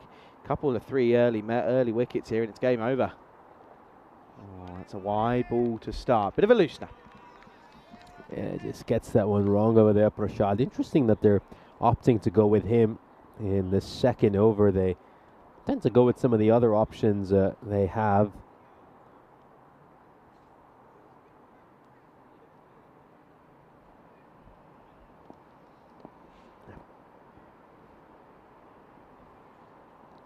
Oh, wow. Wow. Well, Where did that come from? talk about a genuine leave. Watchful from Mr. Ramanjot Singh. That's caught us all by surprise. Ramanjot Singh, of all people, leaving the ball alone. Well, you would have thought he was going to free his arms there and trying to play an absolutely massive stroke. Now he does. Launches leg side, stand and deliver. That's going to be all the way. 6 runs. Well, he leaves the one previously, but he absolutely launches into this one. Yeah, Suraj Wadekar just thought for a moment he might have a chance, but then he just watched the ball soar over his head. That is an incredible shot. Absolutely wonderful. Gets out of his crease and managed to pull that one away over square leg. 6 more runs for Ljubljana. Needs a response, does Prasad. Loses his footing a little bit there. So last, of course, innings of the day, folks. Of course, I want to say thanks to Nish for covering this morning. And I have to say, I'm very glad that I've come to work because we witnessed some very interesting games. I think this last one's going to be an absolute cracker. Carved away. Oh, and taken. Oh, that's a great catch. That is a great moment. Sarin Das. Well, cometh the moment, cometh the man. That is superb. It was slapped away from Singh. Played it beautifully, but unfortunately it's straight to the fielder. He has to dive to his left, and that is a big moment. Both openers now back in the shed. Oh, what a catch. Incredible sharp take over here. He plucks this out from low in the ground. It looked like it was going to race away for 4 runs, and he's held on to an absolute blinder of a catch. That's superb. It's splendid. It's stunning. Oh, it's incredible work. 12 for 2. And in all heaps of bother here are the travelling side from Ljubljana. And this is really, really looking like an uphill battle now. Wow, what a start for the Assassins. Everything going right for them so far in this power play. And, well, could catching prove to be the difference between these two sides? Ljubljana dropped a number of them. The Assassins are holding on to some blinders. Shadazma in at 4. Respects this one. Blocks it away. Dot ball. Good start. And again, what a comeback that was from Prasad. Got slapped away for 6 on the leg side. Almost thought he was going to get carved away for 4. But you've got to say, the likes of Das at point really, really pulling off a massive, massive moment in this game. And you're absolutely right, Nish. We said that catches win matches, and I think that's what we're going to see now. Oh, he slipped, but it's an outside edge, this. Oh, and he's taken another. And it's another grab out there for Sathi Devi. And it's 3 down now. And the 2023 champions are running royal here. They are absolutely all over this batting unit of Ljubljana. It's an edge. It's the middle of the edge. It's gone almost the whole way, but it's a great catch, and another one bites the dust. Karan Chudasma will depart without troubling the scorers either over here. Sathi Devi holds on to a second one in the deep. He's held on to his nerve well. He's held on to the catches, and Derek's going to come on to greet another Ljubljana batter. It's a nightmare start for last year's runners-up. They are 12 for 3 with a ball to go in the second over. This is a nightmare start for Ljubljana. And, well, what we thought was going to be a close game, they're going to need something almost just short of a miracle to make it a close game. 12 for 3, and listen to the players that have gone, right? Singh, gone for 7. You go then Hassan, none off 1. You then go to Khalid, 4 off 3, who's still out there in the road, but Chidasma goes for none as well. Those are your 3 main run getters in the last week and a half of cricket. Sharma in at 5, and he's going to just play away. It's going to be a dot ball to finish. What an over from Prasad. 2 wickets fall in it. It's 12 for 3. Oh, incredible. I don't think any of us could have seen this coming. Ljubljana, very talented batting side, find themselves 12 for 3, and that's 3 of their top scorers so far this ECS, who have all departed now. This just puts so much pressure on Hassan Khalid and also Tarun Sharma, who joins him out in the middle. We'll have a look at the standings here. So, of course, Ljubljana, they've still got a chance to catch up on Sir Oliver Split, but with a defeat here, their hopes of doing that will become very slim. They're the only side that can catch them in all reality, so it's, yeah, that's no real surprise to see that the SOS skipper Sam Houghton is come on in the chat when that wicket went. Well, they're going to turn to Lamsau, and that's a wide to start. The old matrix from Khalid to get out of the way. Yeah, a bit of movement, though, to be fair, with the Grizzly, which is proving to be helpful.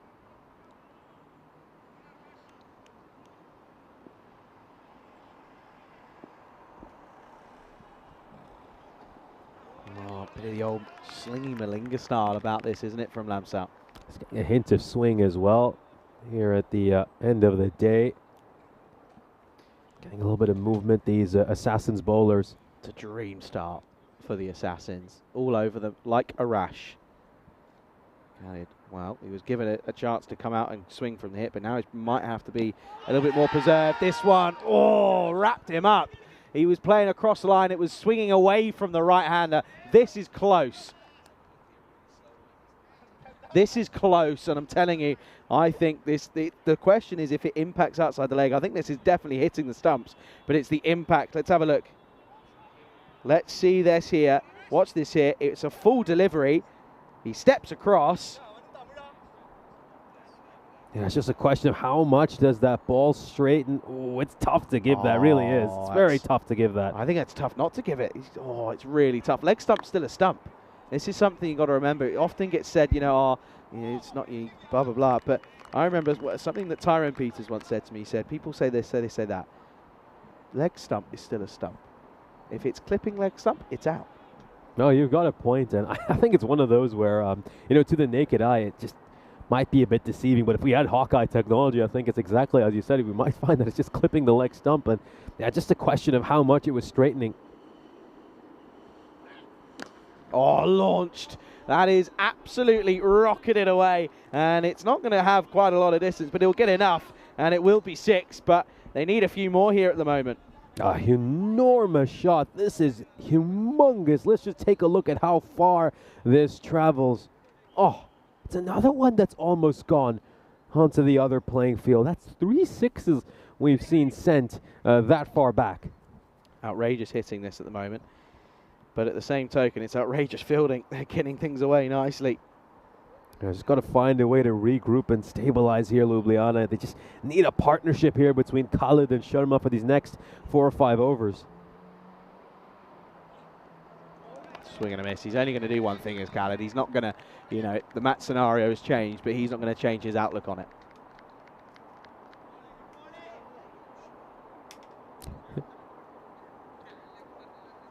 I could just see that a few people are getting in on their opinion to that LBW call as well, and it's just dividing opinion. It really is one that divides opinion. I think miles down leg might be a stretch. Well, this one outside edge and could be a run out at the non-strikers. He's going to get back. He survives.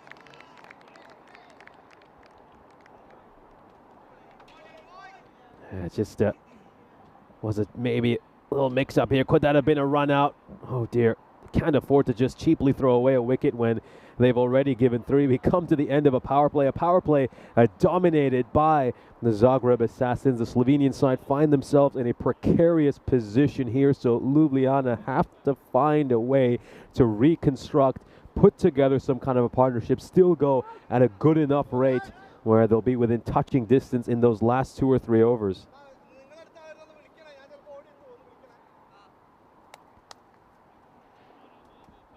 Yeah, so we got a question here by Wayne about the final. So the side plays first, meets the winner of the eliminator match. That will, of course, take place between the sides who finish 4th and 5th in the second semi-final. This is Wadaka, who's come on for this 4th over. Low full toss, just gets slapped away for 1 to start. Yeah, so second place, third. So if Ljubljana miss out on the top spot, then we'll probably see these two sides, of course, playing each other in that first semi-final on Friday.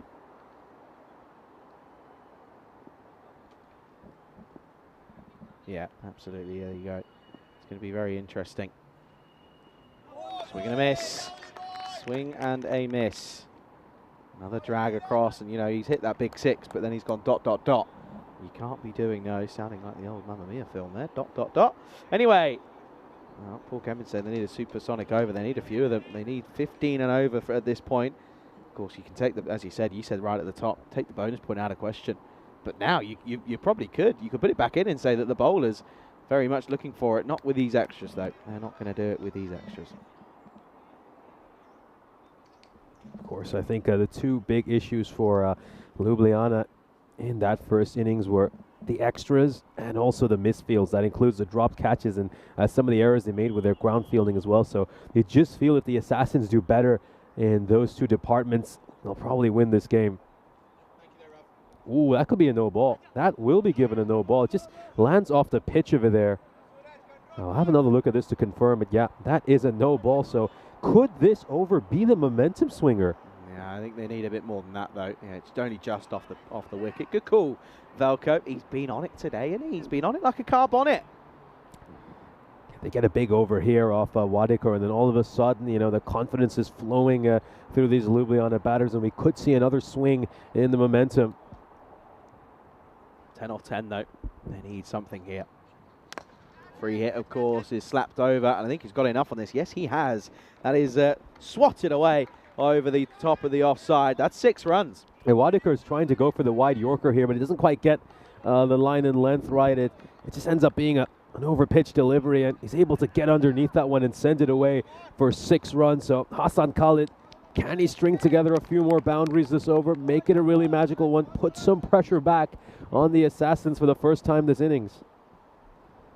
They need more than just one. They look at where the Assassins were at this point in their innings. That's a wide ball, and this is poor from Wadikar. He just can't get it right. He's gone 1 dot wide, no ball, 6 wide. He's just feeling the pump here, I think.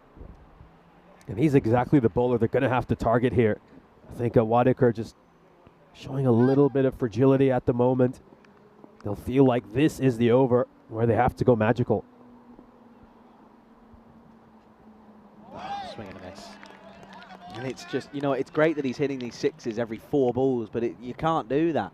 You know, going 12 off 8 isn't really good enough. He's now 16 off 12. They're just adding up here. Yeah, swinging from his hip there. Rather rash stroke, and it's a valuable dot ball from the Assassin's perspective. Dot balls are like gold dust, aren't they? Especially when this over's already gone for 10 with 2 balls left. Slot, dragged, leg side. And this is going to be 4. I think that gets through the fielder, you know, and that's going to be a real issue. And you can see there's a lot of shoulder shrugging, and now questions are starting to be asked. The pressure is starting to sort of be leveled out a little bit here. Yeah, it's Ashik Prashad out at square leg. He puts the dive in, but that ball just sneaks underneath him and goes away for 4 runs. Yeah, 14 off this over so far. Got 1 more ball left.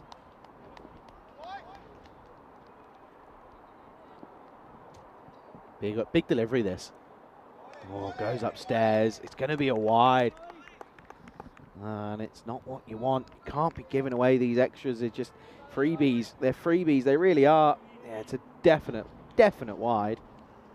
This is a big ball coming up, even though it's just at the end of the 4th over. If they get this away for a 6, it will absolutely hammer Wadikar's confidence, and then Ljubljana will just mentally feel like they're still in this game.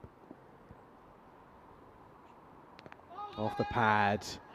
And gets over O'Brien. They're going to come through for a single, and he's going to hold fire here. That's the right decision. Let them take the single. We don't want any more coming off it. End of the 4th. It's an interesting one. 16 runs come off it. Boy, oh boy, did they need that. That's at the rate of where they need to be fair. It's 37 for 3 after 4. Yeah, but I think in the end, the fact that they get away with just 16 runs in that over, considering the 3 wides, the no ball, and everything that we saw go on in that over, the Assassins will probably be relieved that it's something under 20. We'll take a look at the worm here. So Ljubljana just going at above the rate they need to pick up a single point, but they have to go along that red line to get the win.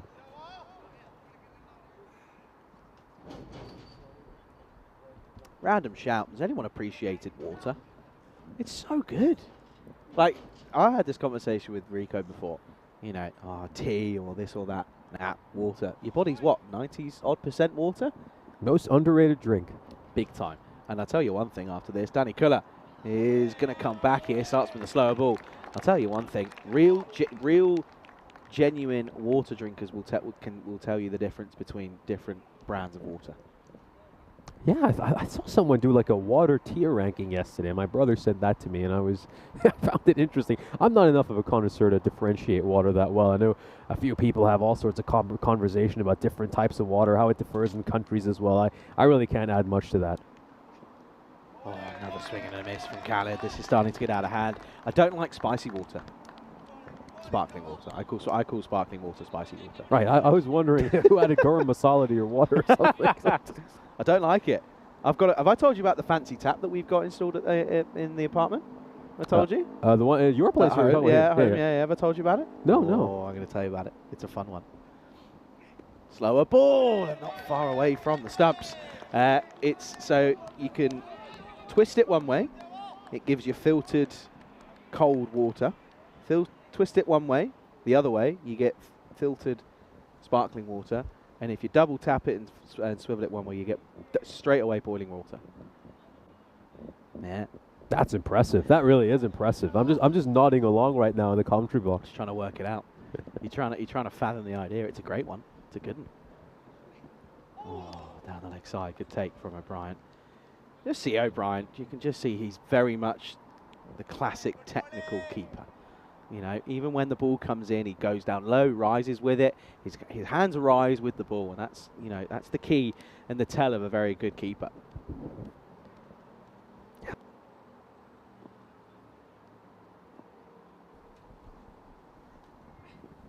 Fallen. Oh dear, oh dear. Well, Khaled's getting himself in all parts heaps of bother here at the moment. Yeah, these dot balls are really racking up, and this could be the over that just takes this game away from Ljubljana. Hassan Khaled, we kind of were talking about how, all their hopes rested on his shoulders. He was brought up the order so he could push that run rate up, and he's struggling, going at about 21 of 18 balls. Skipper leading from the front, and that's a really good stop from O'Brien again. Yeah, this once more is it's bad batting. It's slogging. It's unwise, just chewing up far too many dot balls, and here we are in the middle of what should be a high-octane chase, and we've seen 5 dot balls in an over. Yeah, it's not ideal. Just the wide has been conceded so far. Last ball potentially.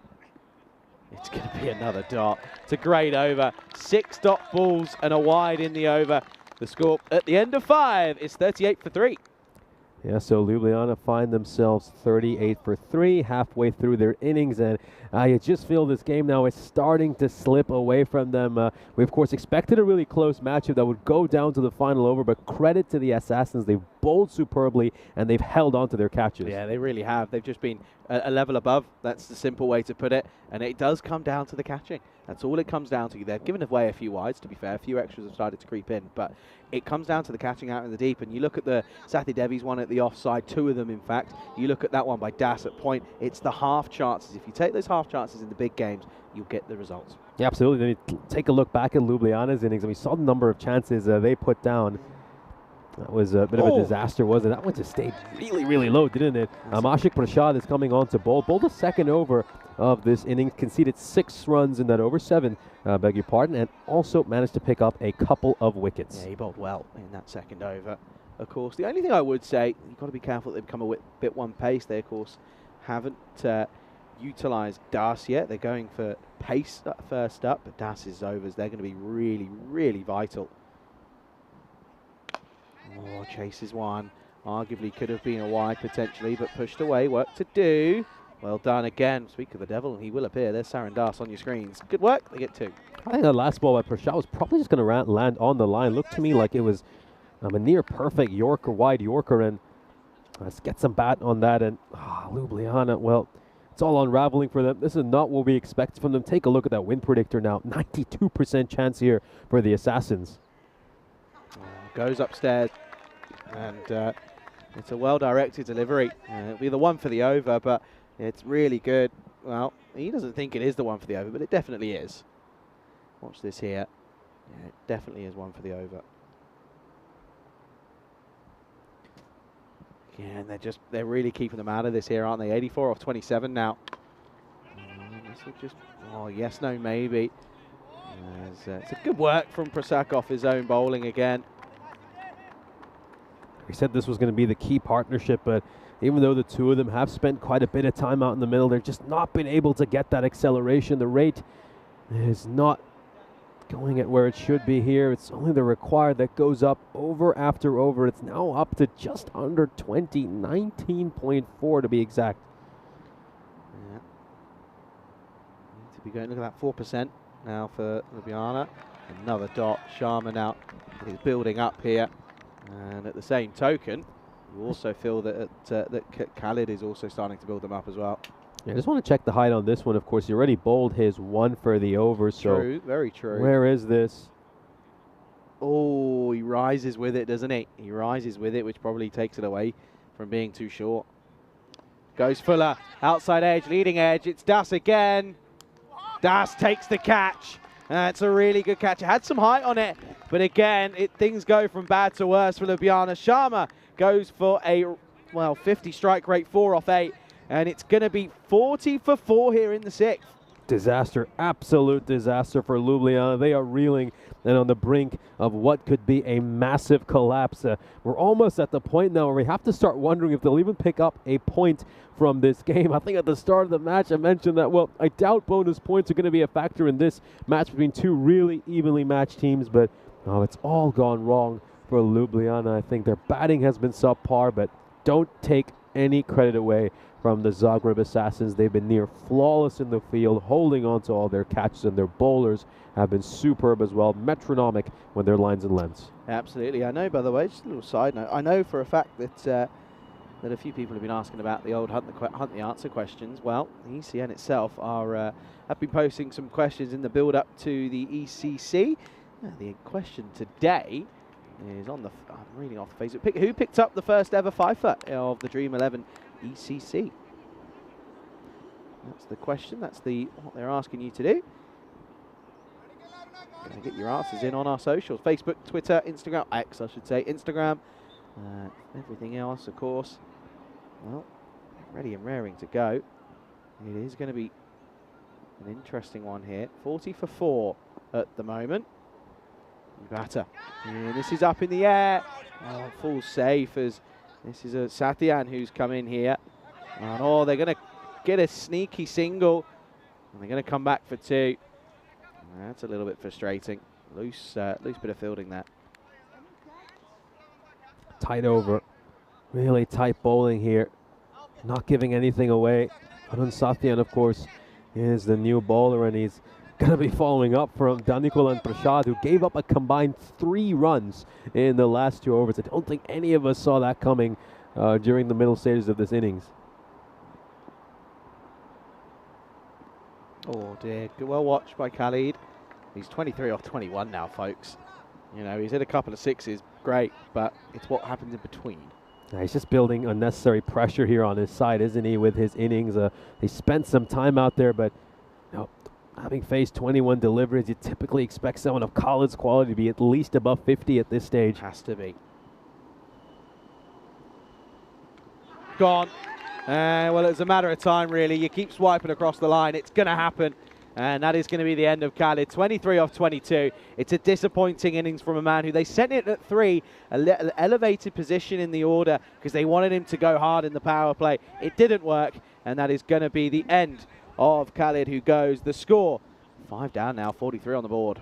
He's just played far too many rash shots. He's constantly just swinging from the hip, trying to muscle that ball away towards the leg side. And once again, it's proven to be his undoing. This innings comes to an end for Hassan Khalid. It's rare that you see him with a strike rate of about a run a ball, but sometimes you do have to give credit to the bowling side. They've kept things very tight here, the Zagreb Assassins, and it looks like they might even have a chance to get all 4 points against a really strong Ljubljana side. Of course, we do have the skipper of Sir Oliver Split, Sam Houghton, in the chat, and boy, would he be delighted if the Zagreb Assassins win this with a bonus point victory. Yeah, he certainly would at the moment. You're right. 2 new batters out in the middle. This is a dream scenario for any bowling side.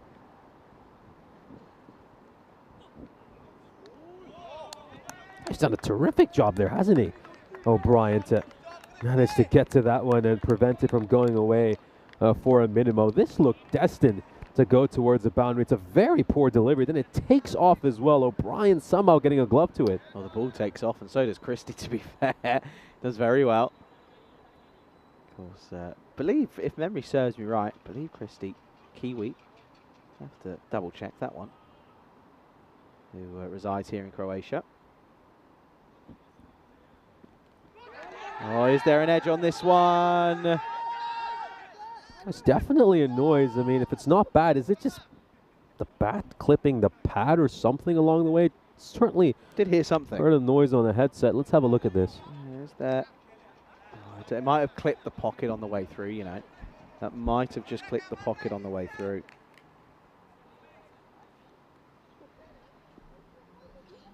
Yeah, great call there by the umpire. I mean, the umpires have raised their finger there, but he stood firm.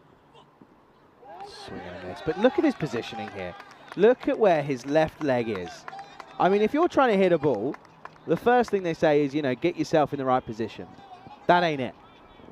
Got to get in line with the ball over here, doesn't he? I mean, I get the whole clearing your front leg and going for the big shot, but he's just not getting close enough to it, in all honesty. 42 off 20 now for a point. See that there? Gets it up in the air, but not near the middle of the bat. Oh, well, it should have been a hat-trick of catches, but Sathi Devi just looked as if he was almost too casual trying to take this. He'll blame the sun, but just looks as if he's a bit casual coming into this one. That's important that complacency doesn't creep in here for the Zagreb Assassins. They certainly are eyeing a victory right now, but they'll want to get all 4 points from this match to send a real statement of intent back to Ljubljana. Last ball of what's been a good over for Sathian. Full straight to point. Oh, and a direct hit would have been very close. In fact, I think it would have been gone for Omkanath, but, well, O'Brien couldn't get there to take the ball on the full, and it means they'll scamper through for a single. He had one stump to aim at, and with a direct hit, it looks like the batter would have been a goner, and yep, not even in the frame. Yeah, it's going to be a single to finish, though. A very good over from Aaron Sathian. Just goes for 1 for 7 off his over. The score, 47 for 5.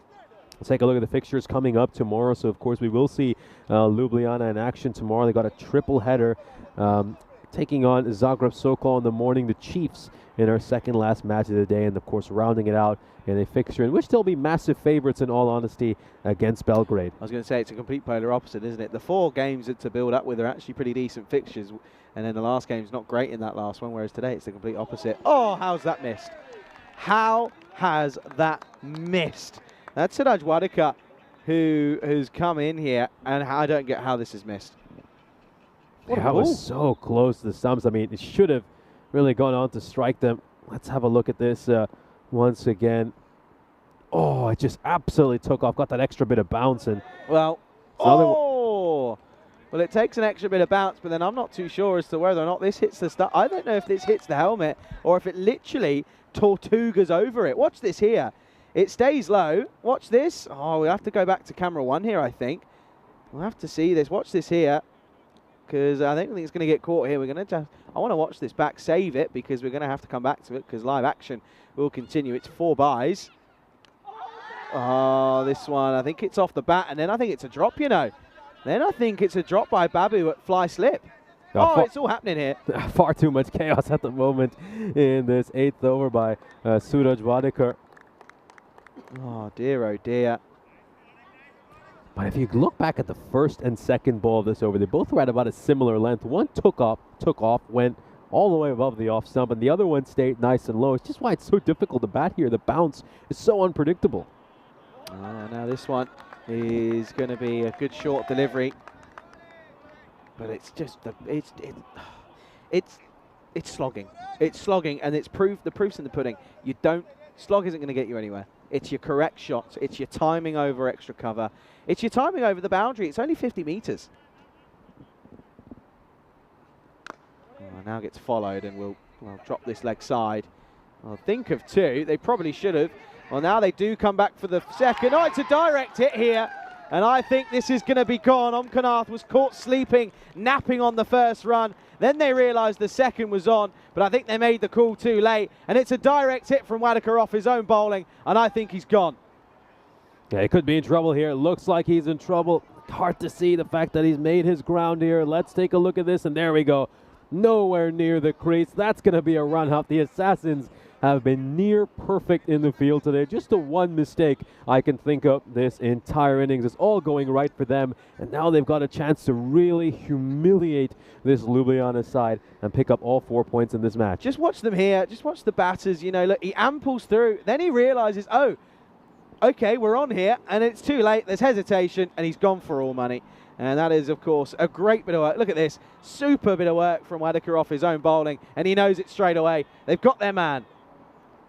53 for 6 now here with the ball to go in this 8th. And you're right, they're not going to get a point here. I mean, this is perfect for SOS if they want to keep their top spot.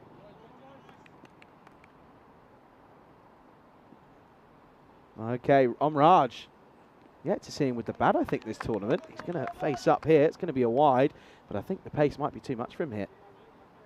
Yeah, Wadekar has bowled just a few too many extras, in particular during his first over, but he's improving his figures during this over. He's only conceded 3 runs so far in this over. Of course, 4 runs coming off buys as well. Last ball, and that doesn't miss the stumps by much.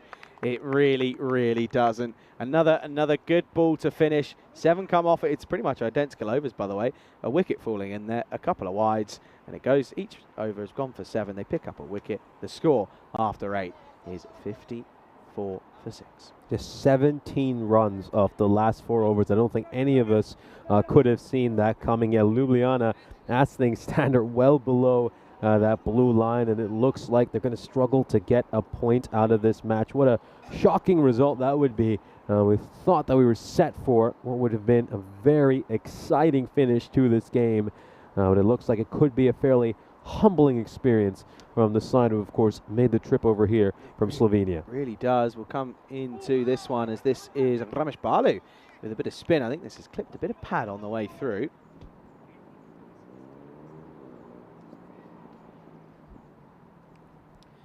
Yeah, Chrissy now realising that it's spin, and we'll come up to the stumps.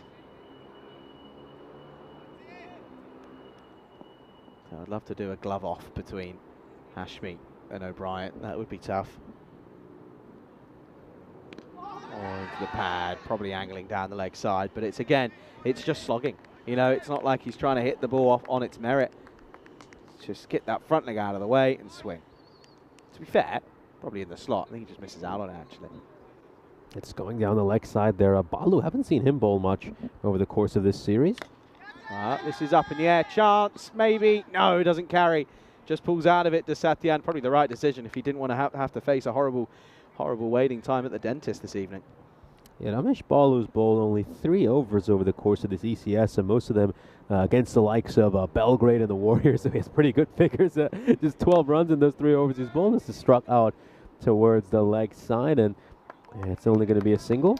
Yeah, 31 off 8 deliveries now, Nish, and that's just for a point for Ljubljana, who were coming into this series as arguably one of the favourites to realistically take on the likes of the Assassins and well, no one really thought SOS Split were going to come into it as strong as they did, and well, here against the top sides, it looks as if they're struggling.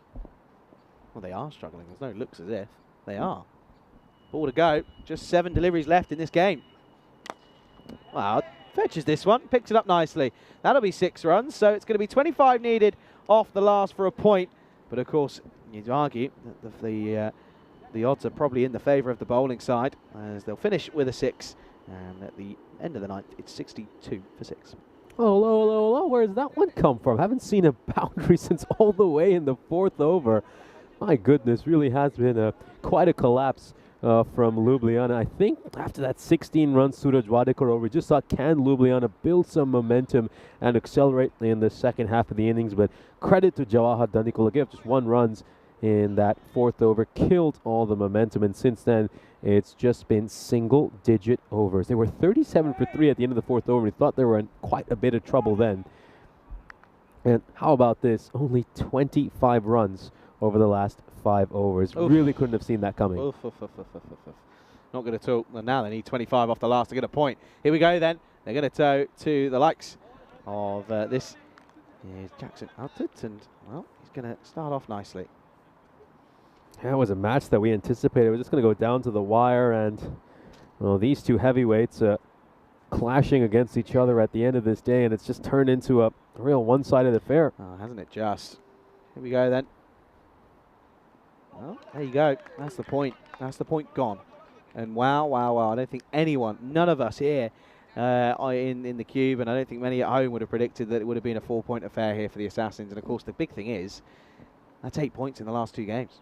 Yeah, and what does that do for Ljubljana's confidence heading into finals day, that they've been absolutely humiliated by the Assassins? Well, they've, of course, got tomorrow to come back and try their best, but yeah, tough. It's tough. At this point, you'd imagine that we're probably going to see these two teams play against each other in the first semi-final, and well, what's it going to be like for Ljubljana going into that game, knowing this is what the Assassins have done to them? Yeah, absolutely. Oh, too quick for him. Too quick for Raj. And they're going to take a single here in O'Brien. O'Brien was maybe just checking if Raj was okay. And then he goes, I'm all right, I'll run. I think that tells you that he's all right. Yeah, what a day it's been, by the way, folks. Really been a great day.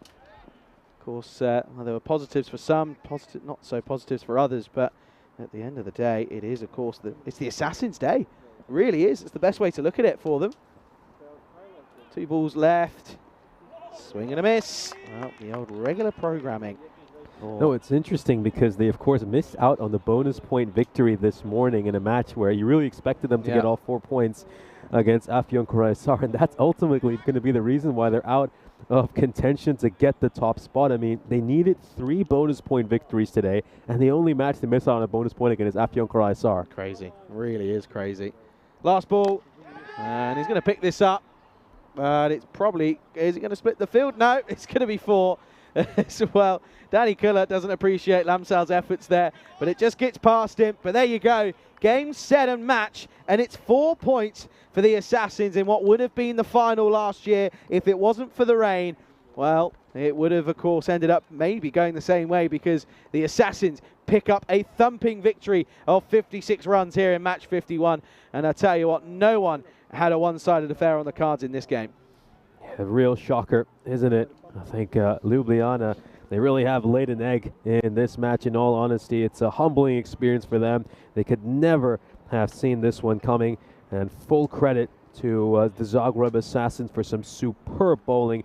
They just crushed them in every skill so far today. They batted better, they bowled better, they fielded better, and that's why they're going to win this match convincingly. We'll take one more look at tomorrow's fixtures. It's time to now move on to the highlights of this match. And well, it was a dismal start for Ljubljana, who lost 3 early wickets, 3 of them in 2 overs. They were 12 for 3. We just wondered if maybe Khalid and Tarun Sharma could put together some kind of partnership to help them recover and accelerate, but that simply wasn't the case. Wickets continued to fall. It was a bit of a disaster. Those last 6 overs saw just 30 runs scored, and one of the reasons was terrific catches like the one we just witnessed there. I mean, they put down just 1 catch this entire inning. Other than that, it was just amazing in the field. Yeah, they were, and of course this one was a run out that was eventually a tricky one. That was one that Khalid did get away, but more often than not, as you said, Nish, he just couldn't get going. And when you lose your 3 highest run scorers for just 12 on the board, you're looking tricky, and you're looking like you're looking at a pretty horrible chance. But yeah, it is going to be really good news for Assassins, as you said. Yeah, they missed out on the point against Afyon Karahisar, but they certainly do more than make up for it. Let's just take a look at some other key moments from this match. Beautiful bit of bowling. So many batters dismissed, playing rash shots across the line. This, of course, was that terrific run on. Just a little bit slow on that first run. It meant that he wouldn't be able to make it back on time for the second. Yeah, it was a direct hit off his own bowling. It was excellent stuff in the end. And, well, in fairness, it was well done by Wadakere. He did very well. And then, of course, a bit of spin from... well, the spin man, he got hit for 6. That was probably the last positive highlight for this the Ljubljana side. And then, of course, this one was hit away, and it was a 4 to finish, but probably should have been stopped. But credit where credit's due. The Assassins were just better in all 3 regards, as, well, they were just having a little bit of an issue with the scorecards, but we'll welcome you into the cube, and wow, what a day. What a day of cricket, of course. I think we had a lot of lopsided matches earlier today, and we saw a few of the underdog sides do a good job, try to get really close.